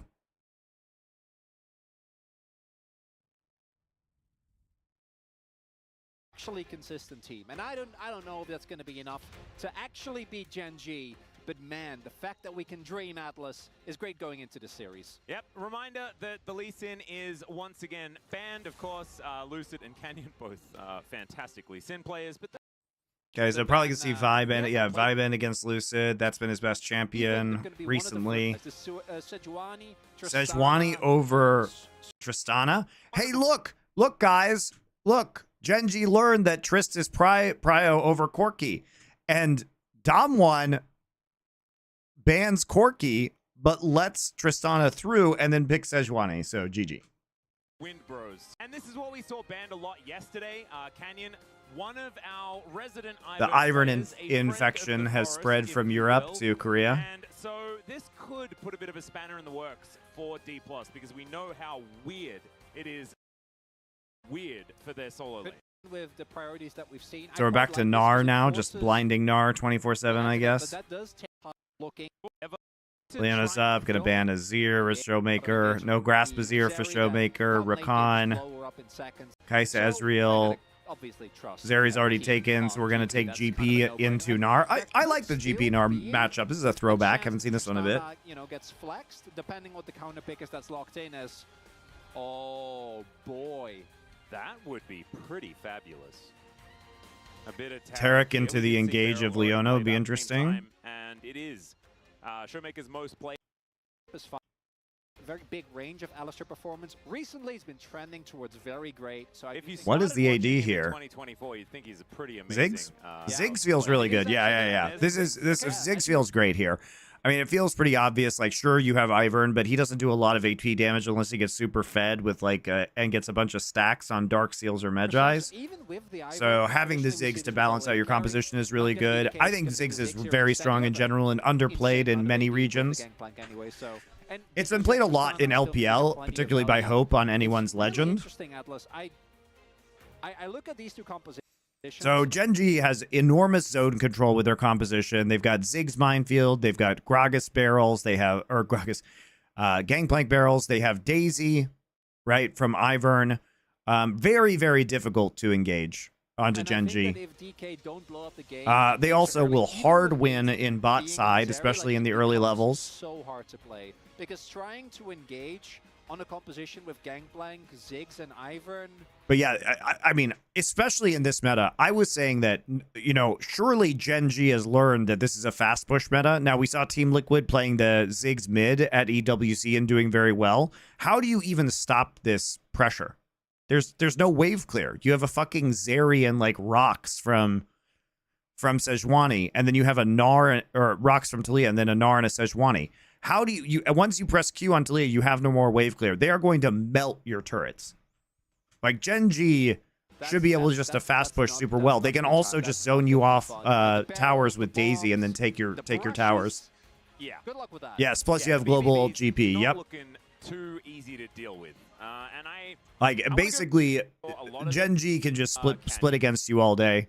Gen.G is a very I love to see this. This is how the meta is. I mean, both Ziggs and Tristana need some big nerfs. The map Kingen a little bit going rogue right now, but everyone is just seeing whether a cheeky first blood was on the menu. It turns out that because we've seen like yesterday the Gangplank pick. They have no wave clear, none, and they get pushed in like mid and bot. So like Tristan and Ziggs should just be free to own the map. And you have Ziggs ult, like if they try and collapse on you, you have Ziggs ult and GP ult to stop any kind of dives or side lane collapses. It's so gross. Because I just love that the Pirate is back, man. It's just so good to have a bit of added variety. You know, now we saw a lot. But after just Cassante Skarner every single game for like the first 4 weeks of the LCK, yeah, no, I'm so happy. We really have sacrificed mid lane matchups being fun for top lane matchups being fun. You know, Skarner had to go, and it's really opened things up. Looking at these drafts, I again want to reiterate, to me this stands or falls for DK, but whether they can find a lot of mid to early game advantages through Showmaker roaming specifically. If you go back to the games between these two teams, there's a very consistent pattern of Showmaking just dropping waves, naturally falling behind Chovy, but kind of making up for it by having a really big impact inside. And I think that's what we're going to be looking here towards as well.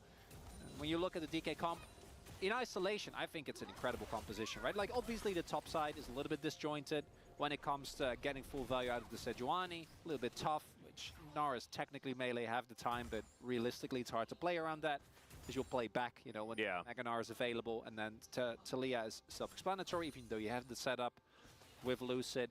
But specifically, how much can Showmaker get done? Can they find, you know, punishes on Pays and Lands? I think Pays and Lands have really stepped it up. Since him aside, but there was a time where they were one of the weak points. Ooh. Kellen. Yeah, in a bit of trouble here. The Ignite already down. Kellen's going to have to walk it off in his pajamas. Is Canyon making his way over? Let's see whether Showmaker is going to fall to his ex-teammate. There's the rocket jump to come in. Seismic Shove is gorgeous, though. after the rocks set that one up. And Chovy, yeah, he gets a little shield here from Canyon, but not even able to actually win out on the trade. And look at that, the cannon goes over to Showmaker. I think he's got his eye in today, Chronicler, and that is definitely good news if you guys wanted to bang a series. He has to be the best Showmaker he can be for DK to win here today. And that was very funny because it's always Showmaker aggroing on Canyon, and then Canyon actually goes for the gank on him. Yep. It doesn't end up working out, but Canyon is a bit of a, I'm going to let my in-game do the talking rather than doing any of the talking. What are they doing? This isn't talking. This is a whole lot of action. What are they doing? What are they doing? That was a gorgeous seismic shove, and the bounce. Why are we face checking this? funny because it's always Showmaker. All right, just kidding. I know why. They faked a recall. So they faked a recall here. Look at how well this is played, actually. Canyon is a bit of a, so they fake a recall, so they use this opportunity. And they use this opportunity to try and clear this brush out with the ward in it, but they don't see them because they back off. So when they actually finally see them on the Scryer's orb, the Leona's already engaging. This is really cute. It doesn't end up working out, but Canyon is a bit of a, I'm going to let my in-game. Like, look at this. He doesn't actually see them right now. They're just trying to clear the ward, and he takes one step forward, gets hit by Leona E. It's actually a very clever play by Genji. Because you can recall early as the Ziggs as well, because you have teleport. Kellen, good use of the walk strategy, and is able to get himself out of there. Still has to use the flash, and Pace is already really scary. Nicely done there by Pace. Gets the knockback there with the bomb, ensuring that Kellen almost goes down as Canyon says hello again. Yeah, another shove is going to come on through there, but Canyon going to be able to close that gap. No rocks on the ground. That's a big win. Showmaker just used his TP. Yeah, now that's a really good punish there from Chovy. And yeah, Showmaker will get a bit of a trade back. But so what happens is Showmaker uses cooldowns, and even though Canyon is a little bit early because Chovy's TPing in, he doesn't get the the auto while Canyon found his route. Immediately afterwards, Chovy jumps in. Showmaker steps up a little bit too far, and now is forced into another immediate back, and he can't even get the full health back because he needs to catch his wave. And Kellen introduced a little bit of volatility here. I do love that. That's what they need. Canyon's on his way, though. It was Satchel charged out of the pasture, and now he's looking for a pirate as the barrels come in. There's the headbutt back. Pulverize is good, and Keen, this is going to be a tough one. Not able to quite find it is Canyon there. There's the flash out. Oh, the brushes. For a pirate as the wave. And Kellen introduced a little bit of volatility here. I do love that. That's man, Keen is so good, though. Canyon's on his way, though. It was Satchel charged out of the pasture, and now he's looking. He fucked up his, he was trying to get the barrel chain to slow Alistair, but he put it too far away. However, he is still able to eat oranges.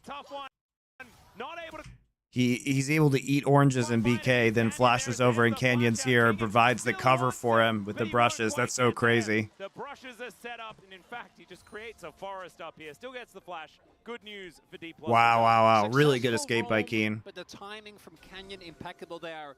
And yeah, I think Kingen was hesitating there for a moment. If he flashes for the final auto, I think the Hyperproc might have been enough.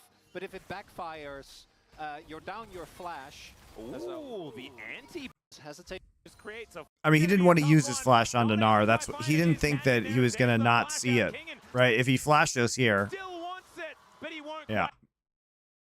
Get there. The brushes are set up, and in fact, he just creates a forest up here. Still gets the flash. Good news for D+ regardless. Successful roam, but the timing from Canyon impeccable there. And yeah, I think Kingen was hesitating there for a moment. If he flashes for the final auto, I think the Hyperproc might have been enough. But if it backfires, you're down your flash. Ooh, the anti-buffer. Really nicely done there by Showmaker. But yeah, if you flash and like Ivan has his shield available again, you are in deep troubles. Oh my god! Yeah, okay, so Showmaker's gonna flash the Flash Zenith Blade coming from Lehens. Really nicely done. And he is being tested over and over again. And he's still finding these shoves. There's a big old rock being thrown into Chovy in this lane.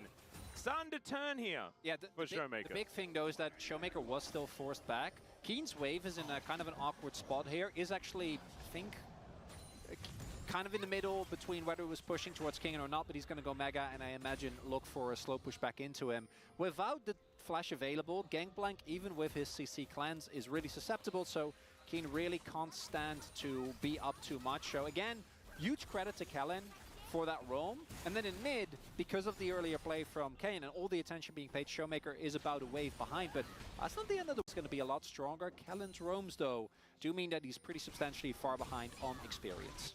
Yep, going to be the grubs taken here. Looks like Gen G will be happy to trade that one for this first dragon. Going to be an Infernal to come up first. Although Canyon is now just going to head down towards the bottom side, collect his level 6 so that Daisy can help him out. Thank you very much, Pays, for that one. And now Lucid looking for a dive. Cannon Barrage comes in from Keen. Just on the wave here for the moment. Lucid's going to have to flash, get himself out. Collect his level 6 so that Daisy can help him out. Thank you very much, Pays, for that one. And now Lucid looking for a dive. King is still on Mega. Man, they fucked up the timing. Kingen wasn't Mega. Q. Yeah, he's dead. Oh, the Ignite stole it. Kingen's just not Mega. Even though he has Flash, he's just not Mega. And now Lucid looking for a dive. Cannon Barrage comes in from Keen. And he just leaves. Orange is going to be eaten to get him out of prison. And now oh, what a fuck up. But it's not going to keep him alive. And first blood goes to Lahens. And in the meantime, Gen G are taking the dragon. Oh, Gen G are reading D+ like a book there. Again, the timing from these reinforcements towards Keen, the lone pirate, lonely no more, gets help in 2 crucial points. Kingen did actually just completely sell Lucid out. How easy it is to dive once you lose control, right? Either if you're too far up the lane, or even with your cleanse, if you don't have flash available. But 2 times in a row now, reinforcements arrive. First was Canyon, now it's Lahens. This time, the kill does go over to Lahens, which is unfortunate. Keen obviously would have really liked that because he does still pay with a good amount of his health bar, is still behind in CS. But as long as Gangplank gets the Sid, get XP, eventually... That's not Kingen's fault, I don't agree. Okay. I mean, it's a bad communication here. Yep. Being cleared relative... Like, they mistimed this dive. Eventually, he's going to get to the point where it's really hard to keep him down. Pretty epically, right? I mean, Kingen also gets... Oh, he doesn't get tower aggro, but... Gets the Sid, get XP. Eventually, he's going to get to the point where... I mean, Keen plays this well. Take another look. Yep. He gets the slow off on the barrel, too. Quickly, and then, yeah. I think they knew the moment that they weren't able to get on top of Keen fast enough. And the moment Lahens show up, you know it's done. And you also know that Keen isn't that happy that Lahens got the kill. Oh, yeah. Sometimes Ignites go down, though, and they are required to guarantee the kills. See whether Keen can get another one. So far, though, still just playing triage here. You can see Kingen, with the fact that he didn't actually have to go back or anything like that, and it was Lucid getting picked off, but Keen's health bar still suffered. You can see that the CS margin is only extended, and this aggression is still there, wanting to collect that first plate up here towards the top side. It's a shame he didn't get that kill, because he actually would have maybe caught up in terms of gold. At least. That's looking good. Dragon also, as mentioned, has gone over to Gen G. Ooh. Aiming doing his favorite thing. Farming alone in a side lane, trying to get all of that money so that he can have those items and carry in the late game. I mean, it's bread and butter on the bottom side of the map for D+. Oh, yeah. Just have to see whether Aiming's actually going to be able to have the same impact into a very difficult team composition to play into, right? Especially if you're a low-range AD carry. I do not envy Aiming's position, and in fact, Envy's playing in the next match, not this one. So nice. That would make some sense. Good segue there. Yeah, really, thank you have to build up the hype. I know, it's all about setting up for the Saturday showdown. This series is good, but you know, real LCK fans will stick around as Canyon finds a window here. Yep, Daisy making her way in. There's the hop. Actually just going to get set up here, and it looks like Kingen will be absolutely fine. Just wanders through the minion wave and not going to be able to get those basketballs in a row, or at least... I mean, it's so annoying. Ziggs also just unlocks the support on the map so much. Like, Lahens has just spent so much time in mid and top side because of fucking Ziggs, dude. What I think is so good about Ziggs and bot is you just have the opportunity either to wave clear under turret or to push super aggressively, right? Lahens is doing his I'm everywhere man thing again. I mean, this is something that he actually pioneered on Leona, I think it was last year, where he would just vacate the lane and say, Pays, just deal with it. This time, Pays has teleport, he zigs, very happy to be alone in a side lane. I think it's actually the perfect Well, sort of you know, moment for Lehens Lehens to really readopt wasn't this playing on playstyle. Gen.G with Pays Did last year, but popularize. He has been all I get over what the you place. mean. Now, He meant Keen's in a on lot of KT trouble, with but aiming, but that's fine. there's the cannon barrage. Yeah, Lehens just going to cancel the back, and the flash now has to be used from King, and teleport invested by Chovy as well, though. So flash for teleport, and now Showmaker with a lot of space in mid. Yeah, Kingen, I don't think flashes if the teleport doesn't get channeled because he was about to hit Mega, and Lehens being there alone is not enough. I think through Mega, you just knock him into the war, you'll be able to get out. But if you get CC'd while Chovy is there, then it'd be big. And it's actually nice here for DK, opportunity to get themselves a plate. Not much more than that, but it is still going to tilt the gold favor back in favor of them. Looking at the itemization as well, Lucid does not have his first item done. Obviously a very, very cheap one. Same here for Pays, who one of the big benefits of Ziggs is that, you know, even pre-first item you're feeling great, but now you can just basically sit here underneath this turret forever and be completely fine. But it does mean aiming finds a small gold lead off of the back of that plate, as Canyon is going to be taking this grub. It looks like we are... It's the last grub that's been left there for most of this game. This next race is huge here for DK. I really think that this is an objective that you need to get. There's no cannon barrage, at least for right now. I think it will be available around the time. We'll see if Showmaker is able to make his impact. No. Tested on Grubs in so late, and then the demolition. Oh, I'm tired, guys. I got up at 5:30 this morning to do 4 Horsemen, and then I started streaming right afterwards. Ugh. And I'm not used to this schedule. I'm not Damu. My entire sleep schedule has been set around this. So late, and then the demolition comp doesn't have access to it. Is Canyon gonna flash the wrong direction? From getting any at all, right? So it's only one grub sort of available because he got there so late, and then the demolition comp doesn't have access to it. Is Canyon? Whoops.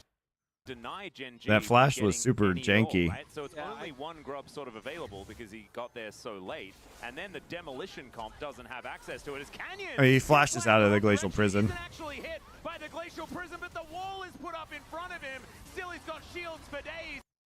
Then the demolition comp doesn't have access to it. Is Canyon gonna flash the wrong direction? Isn't it?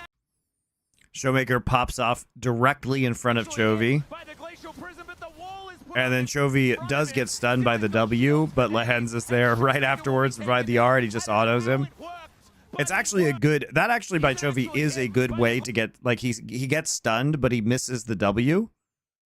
So he gets stunned by the Tristy, but he misses the W, and he also just preemptively repositions, so when he comes out of stun, he's going to be able to get the kill. That was a disastrous Talia ult, though. And this may not be all they're going to get as well. Pulverize comes in, Blastcone is taken, and the cow is left by the wayside. Pays is going to pick up that kill. And Pays didn't even have to ult there. Keen didn't even have ult. Oh, Canyon taking a page out of Kellen's book. Right. Flashing into the play. That was a really pivotal moment right there. If they get the kill on Canyon... Yeah, he flashed forward to avoid, and then the rest of his team rocked up. Chovy arrives. Showmaker ends up going down, and crucially, Kellen doesn't even get out. Him and Lucid on a bit of a mistimer there. Lucid taking a Blastcone just a second too early. And right now, Gen.G building further ahead. And I want to again reiterate, even going for Canyon here, it's a bit of a tough timing. But if you actually are able to kill him, it would be huge. The big thing is they have no W on Alistar now. They have no Q. And then Showmaker has a terrible ult. Chovy's literally on top of him. But if Chovy's there, I don't if think... aiming's there, right? If any damage is there, to try and kill the Ivan. But instead... that's right, Chovy... it might backfire relatively quickly. Chovy did pop the cone. He pushed the Sedge over the wall, but he prevented the Alistar from getting to the cone. The double global. Any skirmish that you take, like between the Zixel, which isn't really a global, but the range is still huge, and you have a lot of setup between the Leona as well as the Ivern. There are circles. There are circles There's a placed lot on the of ground. circles. So, Yep, and these dragons are starting to stack up as well. Oh, is it Earth, Wind, and Fire? That would be a beautiful way to start off our Saturday showdown, would it not? Let's see whether we can all celebrate with it. And it's not. It's Chemtech. And of course, it's Orcs' day off, so he's Earth, Wind, and Poison. Off doing things and not paying attention, and this is what happens. This is what happens. It's fine. He was also at work yesterday, and it still happened multiple times. It's just a lot of Chemtech these days. We've been very toxic here in the LCK. Yeah, and I it's think been very toxic. We need to talk about it, because I don't like toxicity, Atlas. I know. It's not a surprise. And we're doing what we can, you know. We try. Yeah, we at least censor by saying K word, you know, which I think is great. We did that today, but it's still, obviously, you can see in the Dragons, still too toxic. That's what Runeterra is telling us. We need to be even nicer to our team. We do. Maybe Showmaker is the problem, you know. He was bringing all that aggression. I know, with the punchy thing as well that he does. Summoner's Rift is saying, chill out, man. Uh-huh. Give it a rest. Oh, Showmaker going to come and catch this wave towards bottom side. Chovy just seeing what he can find. Yeah, this He's is going to find a cow. What we were talking about earlier, which just naturally happens in this matchup very often, and I mean, Chovy does that in general, is the slowly starting to pull further and further ahead when it comes to the CS. Going to be up about 3 waves once this one is taken, and that Tristana is going to become a really, or already is, a really big menace if you ever leave her alone inside. It's not going to be an issue that's easy for DK to fix, because again, I think that they want to look for a numbers advantage with the This game can basically just end instantly at any point in time because Tristan Ziggs are on the same team. Almost connecting there is now Chovy getting Oh, that's nice. They interrupted his jump. Able to buffer over that wall, and there goes, even through the redemption, the Tristana. Now Lucid wants even more. Daisy not able to find Bristle and Sejuani, and the seismic shove is Forces flash with Talia W. Nice. Canyon still keeps himself up, does have those shields, and D+ finally on the board. Big kill there for D+. That alone, not going to be enough.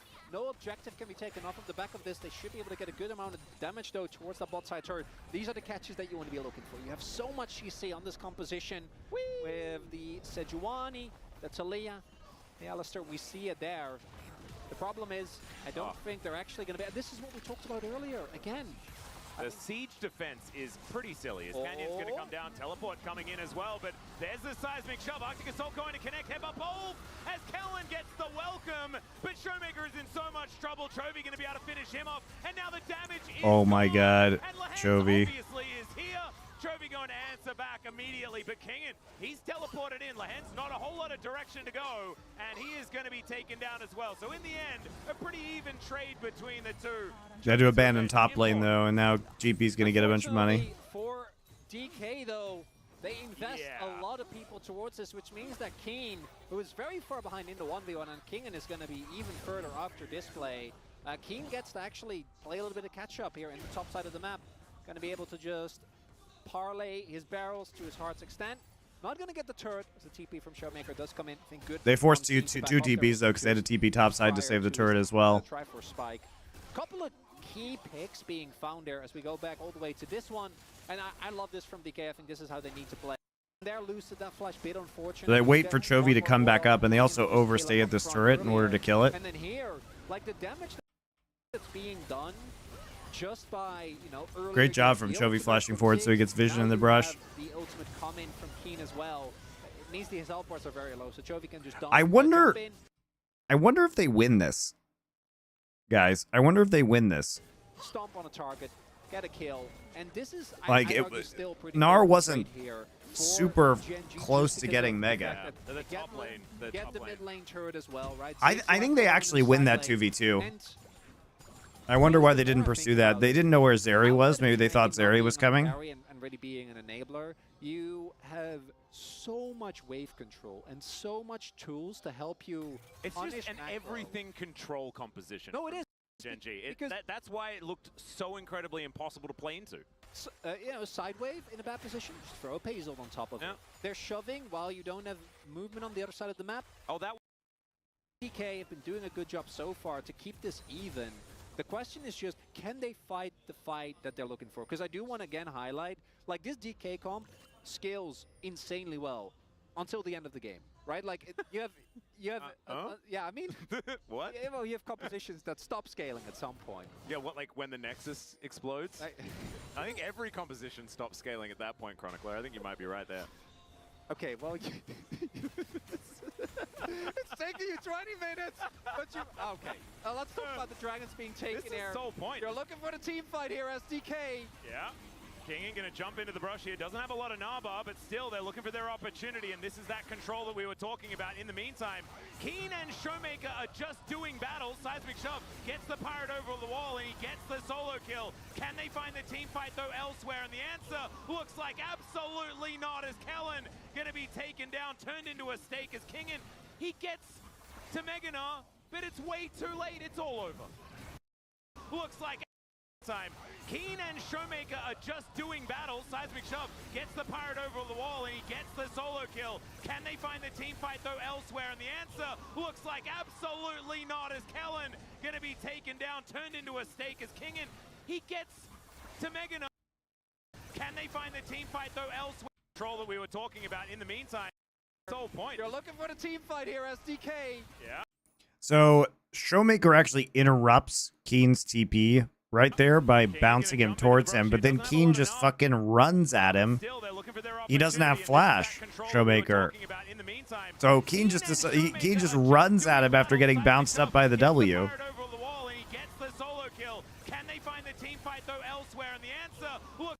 In the meantime, Keen and Showmaker are just doing battle. Seismic Shove. That's so funny. Over the wall, and he gets the solo kill. Can they find the team fight though elsewhere? The Meganar is just completely useless here. Keen and Showmaker are just doing battle. Seismic Shove gets the Pirate over the wall, and he gets the solo kill. Can they find the team fight though elsewhere? Where was Lucid's We were ult? talking about. In the meantime, Keen and Showmaker are just doing battle. Seismic It was Shove used onto somebody right there.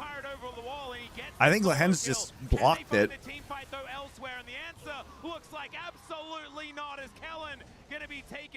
Just casually winning on both sides of the map at the same time. But it's way too late. It's all over. That's the problem with these Meganar compositions, and there I think you're seeing the problem for DK. If you don't find an early mid-game lead, you just don't have the damage. Yeah. Showmaker isn't there. He's one of your biggest damage sources. And then on the flip side, aiming isn't that strong yet. This is a 6-item Zeri, and all the Yeah, without Showmaker there, and Showmaker, yes, your point, Gerbils, he has no damage. He doesn't even have Leandries yet. I don't think you want to fight Keen. Mike comes in. Aiming is already skated towards this top side, and he's going to get through this wall as well. So getting the catch onto Keen, absolutely massive here. And T+. I mean, it takes 3 of you, though. Hands effect where the support steals the kill, because every kill goes to aiming if possible.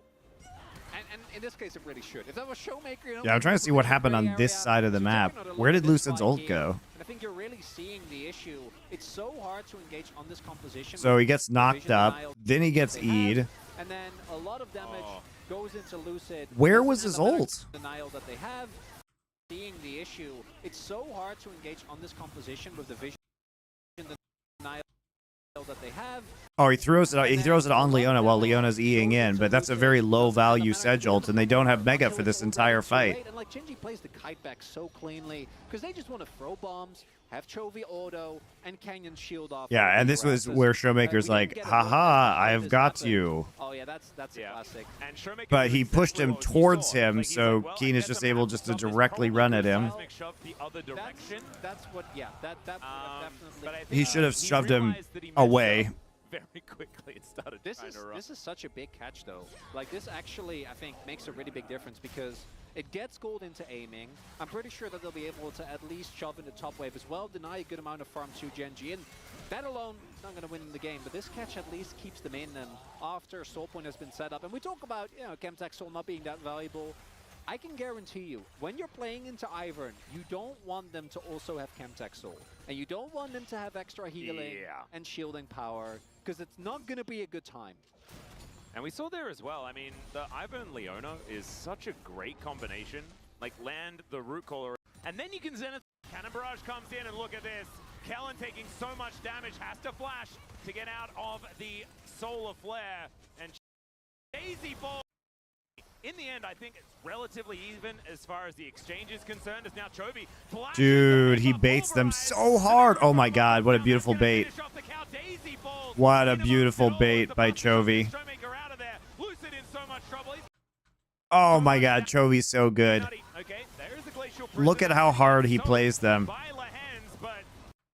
And they just get stunned. And then you can He knows there's no glacial prison. To get another one. So it's So again, Glacial Prison wasted on Leona. Leona eats all of their cooldowns, right? And is able to flash out. So Chovy just going to walk up, by the way. So I think this is just brilliant by Chovy because he knows there's no Glacial Prison. So he actually can just walk up. Watch. This is so much different than we saw Faker in the last series. Look at this. It's so safe. He can actually just use Blue Trinket, right? He uses his Blue Trinket, W's forward, knowing that the only crowd control that can instantly hit him is WQ from Alistar, and Showmaker has W, either way of which he can flash, right? So he gets the damage down, he gets the bomb down, then he just flashes the combo. Oh, and there's the follow-up bomb. It's so well done by Chovy. And it's only possible because that Glacial Prison is down, so he just can't be punished, really.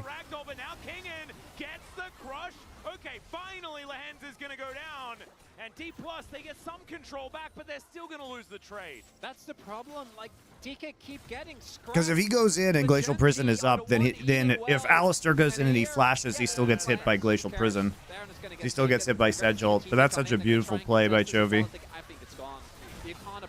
Yeah, unfortunately, there is just a direct comparison to Faker in the last series. Pretty good, even at taking down a Baron, is now Showmaker wanting to get some scraps. Traps them in the wall, actually, as Keen is going to get knocked over. But this is just Operation Escape from Gen G, and they might just take themselves a prehistoric. Kane just trolling. You can't walk into the Trist. She'll just destroy you. Pirate, and he's going to say "arg," and then this is Lahens, so not the ideal target. And you see, just don't have enough damage to kill him in what is all their CC cooldowns. It's a lot of choke. And they know that Kellen's ult is also down, so that's why Chovy goes for this. But look how gorgeous this is by Chovy. He literally provides vision on the jump through, and then flashes the W. Oof. Full psycho ends up, still being fine because again they have so much innate safety. You can play this aggressive pace. Actually playing the Ziggs really well. Like his repositions, I think, have been standout. And then Lahens ended up going down, but in the grand scheme of things, nobody really cares about that. The only good thing, again, for DK is that Aiming gets an exit kill. Really nice warrior by Showmaker, actually making big use of the teleport. But it's what we talked about. If Gen G get to a late game, like Showmaker's down 2 levels to Chovy, right? Like they're every single trade that is just a bit in favor of Gen G or a lot, right? It's D+ of a lifetime to win this one. Aiming has his IE done. That's a huge free item power spike, but the poke from Paze, the barrels that have to be avoided, DK are gonna have to find a monster fight, or they just let this go and flip it on Elder. Maybe that's the angle now. Maybe. I mean, Chemtech's all you already illustrated. I mean, as far as compositions that can use it, this is a pretty good one. Is now Keen going to find a barrel onto King, and thankfully that is not the rest of D+ as well. Yeah, he's not that still bad pretty large. Either Keen. Only sitting on 2.5. Hextech Minefield is actually going to go down. And Gen G just holding onto the dragon here, but look at this. The poke is so... Guys, the poke is so ridiculous with the Ivern brushes, with Tristana, GP barrels, Ziggs bombs. Like, it's so annoying to play into this Ivern. As Chovy gets over, he's put into prison immediately. Kingen wants to be able to find it, and there's the shove from over the wall. But this time the rocket jump gets... Showmaker's walls have not been good. Aiming also getting it jumped on and 2 tapped after that. That's it. Pretty sudden end to this game. It's a lose-lose situation. You can't get this trade. You can't. Civis, thank you. Welcome back. Tried making salsa myself after the cooking stream. 8 out of 10 would make again. Were you making the pico de gallo or the fire roasted salsa? I think they might have been able to kill him. I don't know if that would have been enough by itself, but if DK still number 2, we're going to scene coming through are a good naturally we're seeing right now. Even though there was some heroics, there were more. And now all the towers just die instantly. All right, Force Flash with Leona ult. The Fire Roasted Salsa, nice, nice. Yeah, it's pretty easy to make. That is going to be in a turret falling down. And the bad news for D+ does not stop there. As Gen if D+ catch Gen G, needing a bathroom break or something like that, they're not at their computers, then perhaps there's a way back in. Okay, I thought you were going to be genuine. No, I'm not. You made the Pico? Oh, I'm glad you guys actually made the stuff. Okay, they'll get I said it before. Nobody sends me But if pictures. Gen G make a Fuck mistake, you which they don't guys. often do, Tweet you pictures might at me. Get a situation where maybe you flip. Okay, hear me out. Yeah. So Give it to me. DK somehow make sure that Gen G don't get Nash. That's problem number one. Even though they're getting poked down, and Gen G definitely is going to try to do Nash. Don't give them Nash. Okay. Then you just I regretfully inform you I can't make green salsa while I'm in Korea because I don't know where to buy tomatillos. When Gen G's going to decide to play Elder, he flip for Elder, aiming at 4 items, he one-taps everyone. Okay, well, we've got supportal combat here, but Canyon is going to make that one an unfair Using fight. Twitter? Well, put it on Discord. All right, SES Roots. Where are you going to show me your pictures? It's already down to 50%, but the Nabar is in a decent position. This could be a fight that they're looking for, but Kellen... Costco doesn't have tomatillos. Not in Korea. I don't. Koreans. I don't know. I don't know what. I don't know what Koreans would use tomatillos for. Aiming at 4 items, he one-taps everyone. Okay, well, we've got supportal combat here, but Canyon is going to make that one an unfair fight. Kingion's already down to 50%, but the Nabar is in a decent position. This could be a fight that they're looking for, but Kellen taking so much damage, he's going to take... God, the combo of GP and Ziggs ults is so gross. And Leona ults is just circle hell. And the satchel charger, too good. Pays is gonna lock So many it down. circles. Chovy too good. Flashes out of the seismic shove, gets himself the trigger Chovy speed. too He's good. not dying. Canyon's gonna help out his mid laner. And D+. I made chili rellenos. Got close to being pseudo-okay, but It's actually so annoying. Why is it so annoying? I don't think they need this, Baron. They're just You gonna just win the carve game. out a pepper and make an egg batter and fry it. Illustrious Elder flip, just good old-fashioned team fighting. Gen G, see how far ahead they are. They realize the angles, and Gen G will still not drop a single game in the LCK Atlas. DK gonna have to go back to drawing board for game number 2. Yep, they'll have side selection once again, and we'll see whether they're going to be able to figure out a way around it. All right, guys. One final game. Ziggs Tristana already feels And then really tough real to play. LCK, live LCK will start.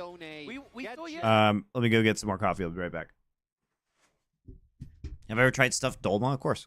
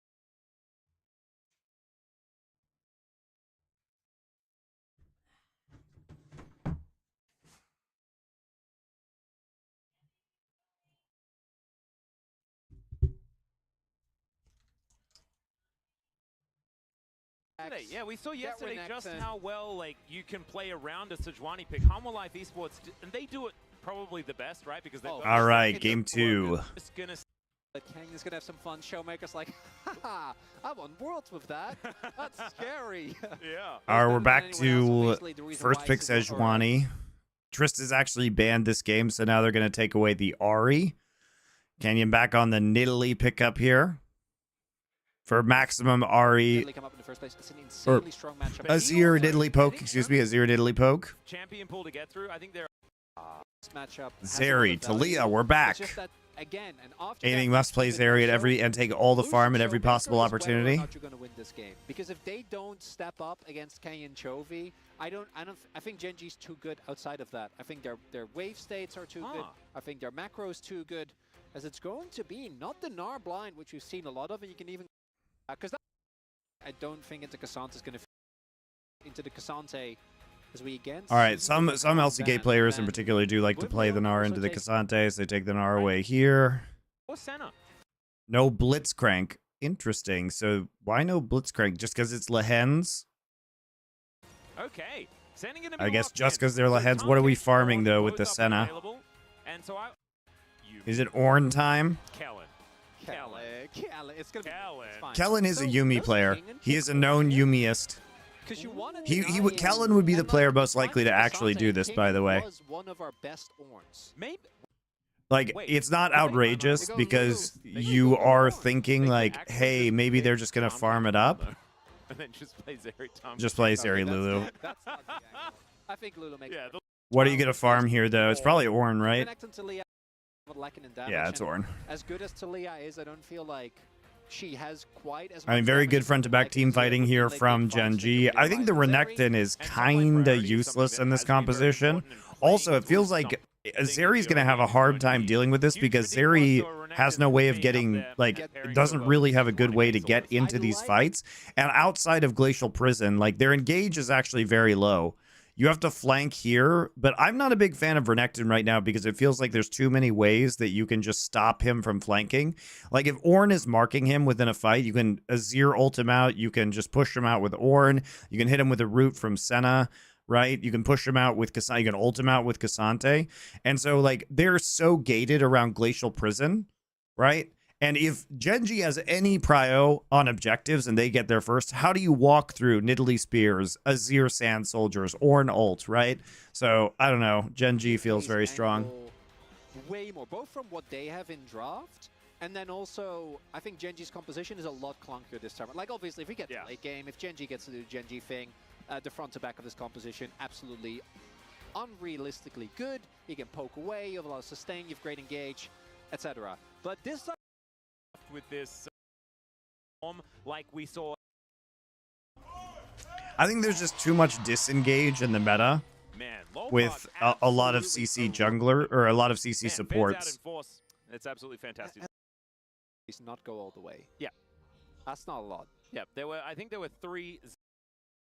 In you know, Yes. increasingly funny scenarios. Yeah, and increasingly declining hair amount. Yes, absolutely. And things like that. So, coming into this game, what I want to see differently, increasingly funny scenarios. Yeah, and increasingly. So we're just declining checking hair on amount. starting Yes, jungle things position like here. that. So Keen's going to So, see coming into this Sedge game, at what I blue. want to see differently for DK is the top side control that they're able to get, Lucid's impact specifically, because I think that that's been a consistent issue for him, as good as he's been on some of the more aggressive characters. I think his Sejuani impact really hasn't been where it needs to be, and Sejuani is a character that can actually have a lot of early impact on the lanes because of how strong her ganks are. Her clear is quite good as well. And then secondly, focus on DK, because Genji haven't dropped a So I'm going to see Canyon here on the Faker ward at Raptors. Get something going in these early skirmishes, and aiming gets fed the way he did in the last game by picking up these kills, and I think there is a... Yeah, 21 and they have.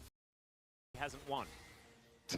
So, That's actually my just God. a fact. It's the dumbest fact, but it's a fact. You know, it's just a thing. Yeah, the Nepo baby discourse when it comes to Yeah. music. Oh, okay, Kingen? Kingen. Okay, Kingen. Just going to try and block Keen's approach here. As you can see, 5-1. The Shuriman battle feeling pretty croc-sided Saw a demonstration of that there. Hitting level 4 here is Kingen. So Keen catching a wave now and should be able to answer. Also, didn't the Kingen Renaissance begin with him playing a couple of really good games of Renekton? I think so. If I remember, like, you know, in spring this year, at the beginning, it was like, oh, Kingen. And then at some point, it was like, oh, Kingen? Yeah. I think, if I remember correctly, that there were at least a couple of big... He's had a few Renekton Rumble games that have been pretty impressive as well. Yeah, true. Well, I think the first one that was very impressive was then not able to be translated into a win, and that was a little bit sad. But it's been slow and steady on the rise here for the top laner of D+. And as you can see, you know, Canyon pays a bit of a visit up there, and Keen with control of the wave, and 17 to 27 is going to be the result as this wave finally moves towards King and the Black Cleaver into the amount of tankiness on the enemy team. Yeah, this is we've seen Renekton do this exact thing, you know, EN, press W. Oh no, miss cannon? Yeah, that's rough. Yeah. That's painful. One of the big things that we saw in last game that isn't going to be an issue now is got cannon is and nice trade from Keen. Enemy take turret shot. That's way better, isn't it? Than That's a really good trade really from Keen. Anyway, as I was saying, as Keen keeps distracted, this is actually a fun top lane matchup. You know, that's I kind of want to highlight that. I think we're just excited about it not being Skarner anymore. Yeah, this will probably get old. It still has Cassante in it, but there's interaction happening. Yeah, which is why they do fighting. By the end of it, though, Kingen, I think, missed a couple of creeps too many. Also had to back off for a little bit because Kang... Oh my god. Jovi gets baited, stuns himself. Nice counter gank.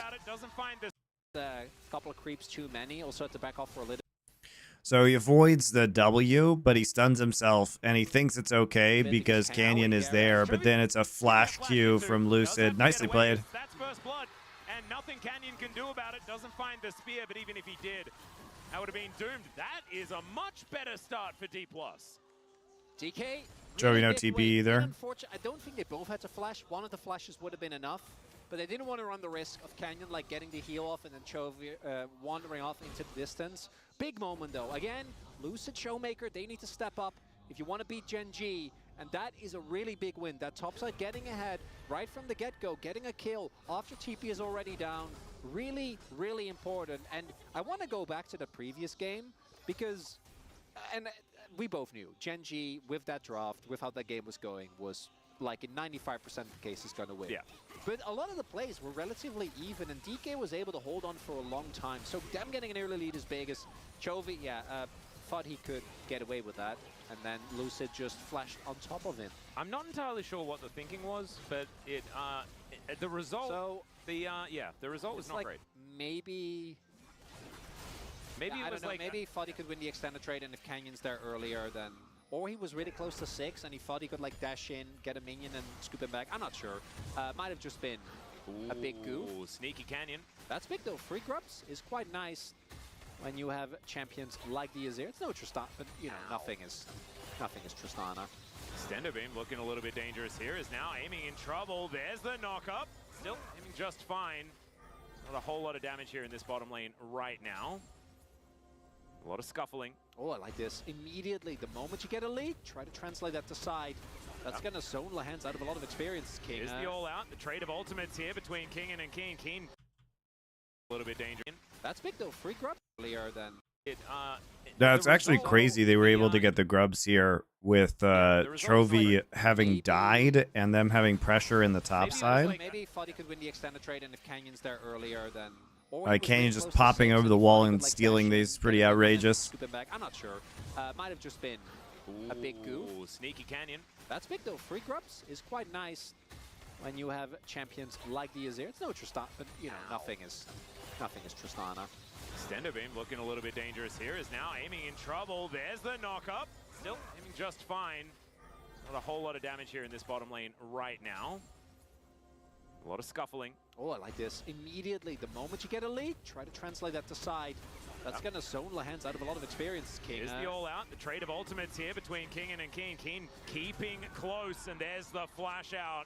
King having to play with a lot of respect. Seismic shove in this mid lane as well, as we have got out the trade now. A lot of scuffling. Oh, I like this. Immediately, the moment you get a lead, try to translate that to side. That's gonna zone It's actually nice. He buffers the W by using the Unstoppable in order to get the all-in trade here, Keen. Keen is so good at Cassante, it's ridiculous. Keen having to play with a lot of respect. Seismic shove in this mid lane as well, as we have got fighting in every lane.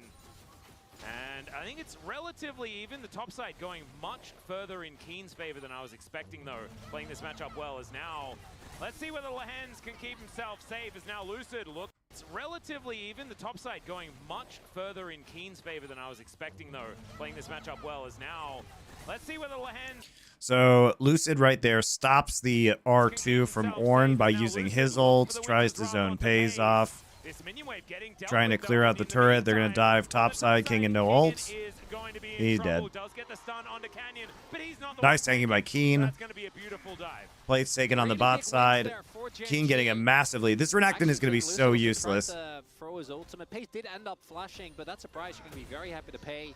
Nicely set up there towards the top side of the map. And that mid-jungle 2v2, you know, Azir Nearly, that's not the greatest. Cassante, though, has so much CC that the setup really isn't that tough. Should be able to at least get a dragon here, but DK, they had quite a big gold lead, and between Lehens absorbing that bot side play, Pays not dying, them investing a lot of resources while the bot lane dive worked out for GNG, all of a sudden, we're looking at a situation where the gold is even. And, hey, another chance for Earth, Wind, and Fire, so that's something at least. Hey, true. As we're going to check this one out one more time. Yeah. Doesn't have flash, so it's very straightforward here. I don't think there's ever a situation where King gets out, and the moment the spear hits, he's dead. But I think realistically, if he had flash and ult, that's a completely different situation. Not going to be the case though. And I really, obviously that gank was really big, but kind of wondering as well what happened for Kingen to be so far behind in the CS, because this already happened pre-gank, right? Just in the 1v1. Keen. Yeah, Keen has just been controlling the wave. The wave state has been very impressive. Yeah, I agree, Crims. There really hasn't been any kind of play. You know, if you're going to pick Sejuani Renekton, you need to actually play around that top side, right? And they haven't done that at all. And now Renekton is actually falling behind in CS. You gave up grubs. Like, it's bad. It is bad. I mean, Lucid did get the kill into mid lane, but the thing is this Azir is just going to continue to be useful. That's huge. And now Cassante is absolutely huge, and you don't even have to worry about taking more grubs, because they can never get 4 grubs now because you got them all. So Lucid kind of abandoning the top side of the map has been a big problem. Find a stray cat up there, then they kind of die. The amount of permafrost value that you do get, and the point-and-click stun from Renekton, it's going to be very, very dangerous. So it's not, you know, end of the world or anything like that, and there are opportunities for this Renekton to really start hitting his stride, but he's going to have to start relatively No, there soon aren't. if he wants to stay relevant. We've seen it happen recently, where Renektons do just kind of never find that window, and then continue to kind of do nothing. As Canyon, up here in the top lane, will be able to pounce on top of this Rift Scuttler, take that one down, look for a reset. Why Canyon is such an insane CS lead, and Lucid, I think, you know, some of the time has been spent very nicely, but there's also been a lot of this, just a lot of meandering. Yeah. Sitting around, not really getting a whole lot going. And the timing on this dive, if they do decide to go for it, it's going to be crisp. Yeah, there's the knock-up onto Kellen. He wasn't taking the Nice flash by Lehens. Another one. Lehens going to flash into it, though, and not going to be able to send the ram back. Now, Pays finds himself alone. The spear is just barely getting... He wasn't taking the Canyon's like doing Gromp. Sitting around, not really getting a whole lot going.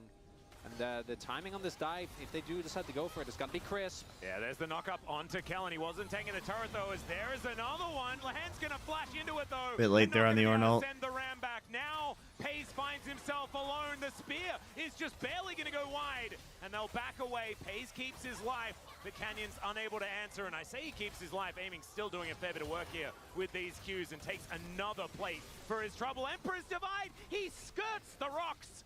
And Showmaker's going to be fine. It's just a little bit of an exchange. And just trying to make the mid lane matchup look as exciting as the rest of the map. Cool exchange nonetheless. We'll take it. Yeah. So mid lane, outside of that early kill, hasn't really had a whole lot going on. Lucid gets the window there. The hesitation from DK, I think, is understandable. Or diving Ornn in general is one of those things where, like, I'm sure we can do this, but if it backfires, we all die. Yeah. And they were able to pull it off. Nicely done there. The damage, I think, catching them a little bit off guard. This is looking like a 6 grub angle for Gen G, though, with the control Huge to get 6 grubs towards this top side.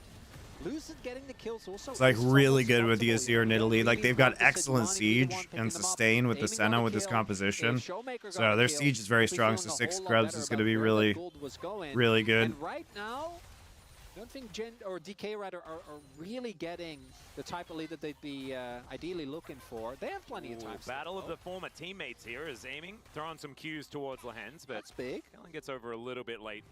Still, turret is going to be there.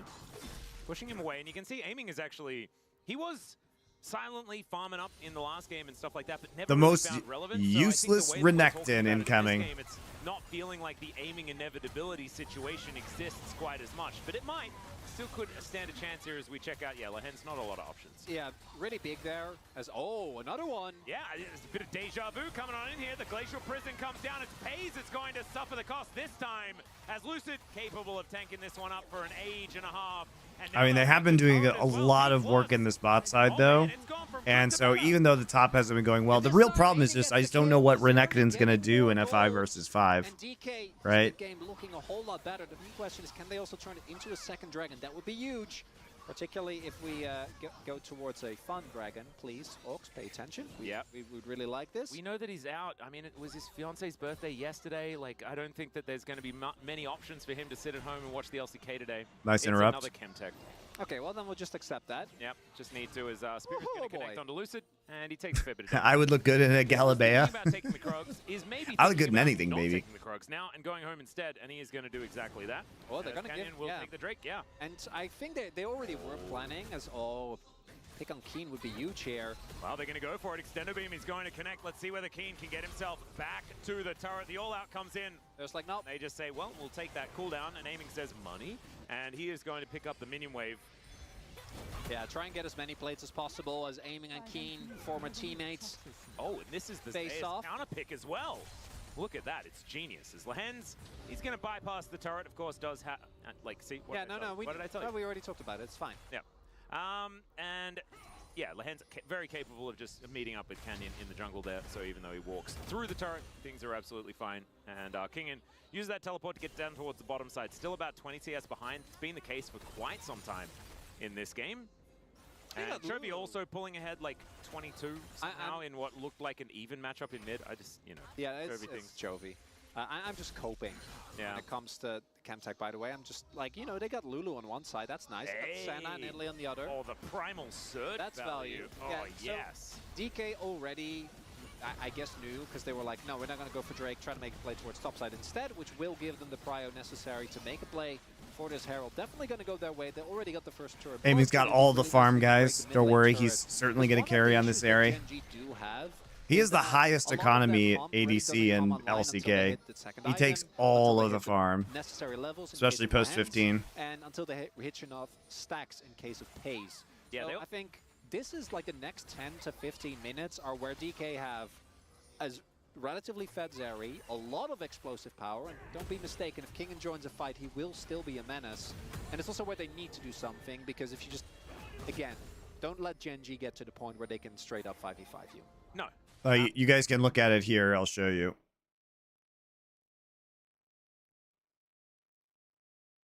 If you go to LCK players, when's this last updated?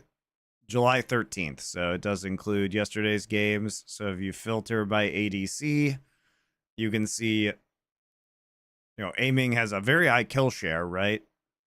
He has a very high kill share. He has a very high KDA, 8.4. It's very good.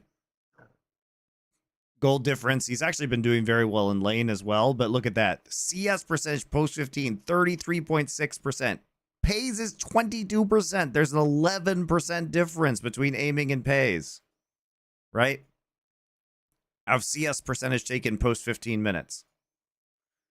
Right? And damage percentage, sure, Aiming does a huge amount of his team's damage, Pays, but Pays is a very low economy, right? But it does make sense that Aiming and Viper are the top two. But Viper does more, one would argue.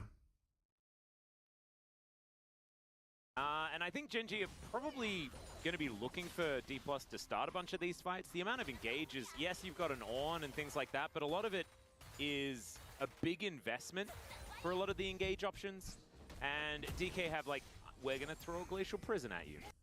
and we'll see whether that lands. And with the fact that Lucid picked up a couple of kills as well, he can sort of do it pretty relentlessly, as that Warmogs is going to be coming online a lot sooner than it otherwise would. Now a black and white screen as Kellen, as Pace, he's going to be doing the face checks. Oh dear, that is a very dead center. The surprise brush. Into the mist, but the mist is now a black and white screen. The thing is that now they know everybody's like on the fucking bot side of the map. Kellen is just looking for more. The Emperor's Divide comes down though. The Sun Disc came in and Lands is going to miss the ultimate. So, I mean, that's cool and all. You got a couple of kills, but are you actually succeeded in doing anything? That TP is terrible. He's now hiding in the brush.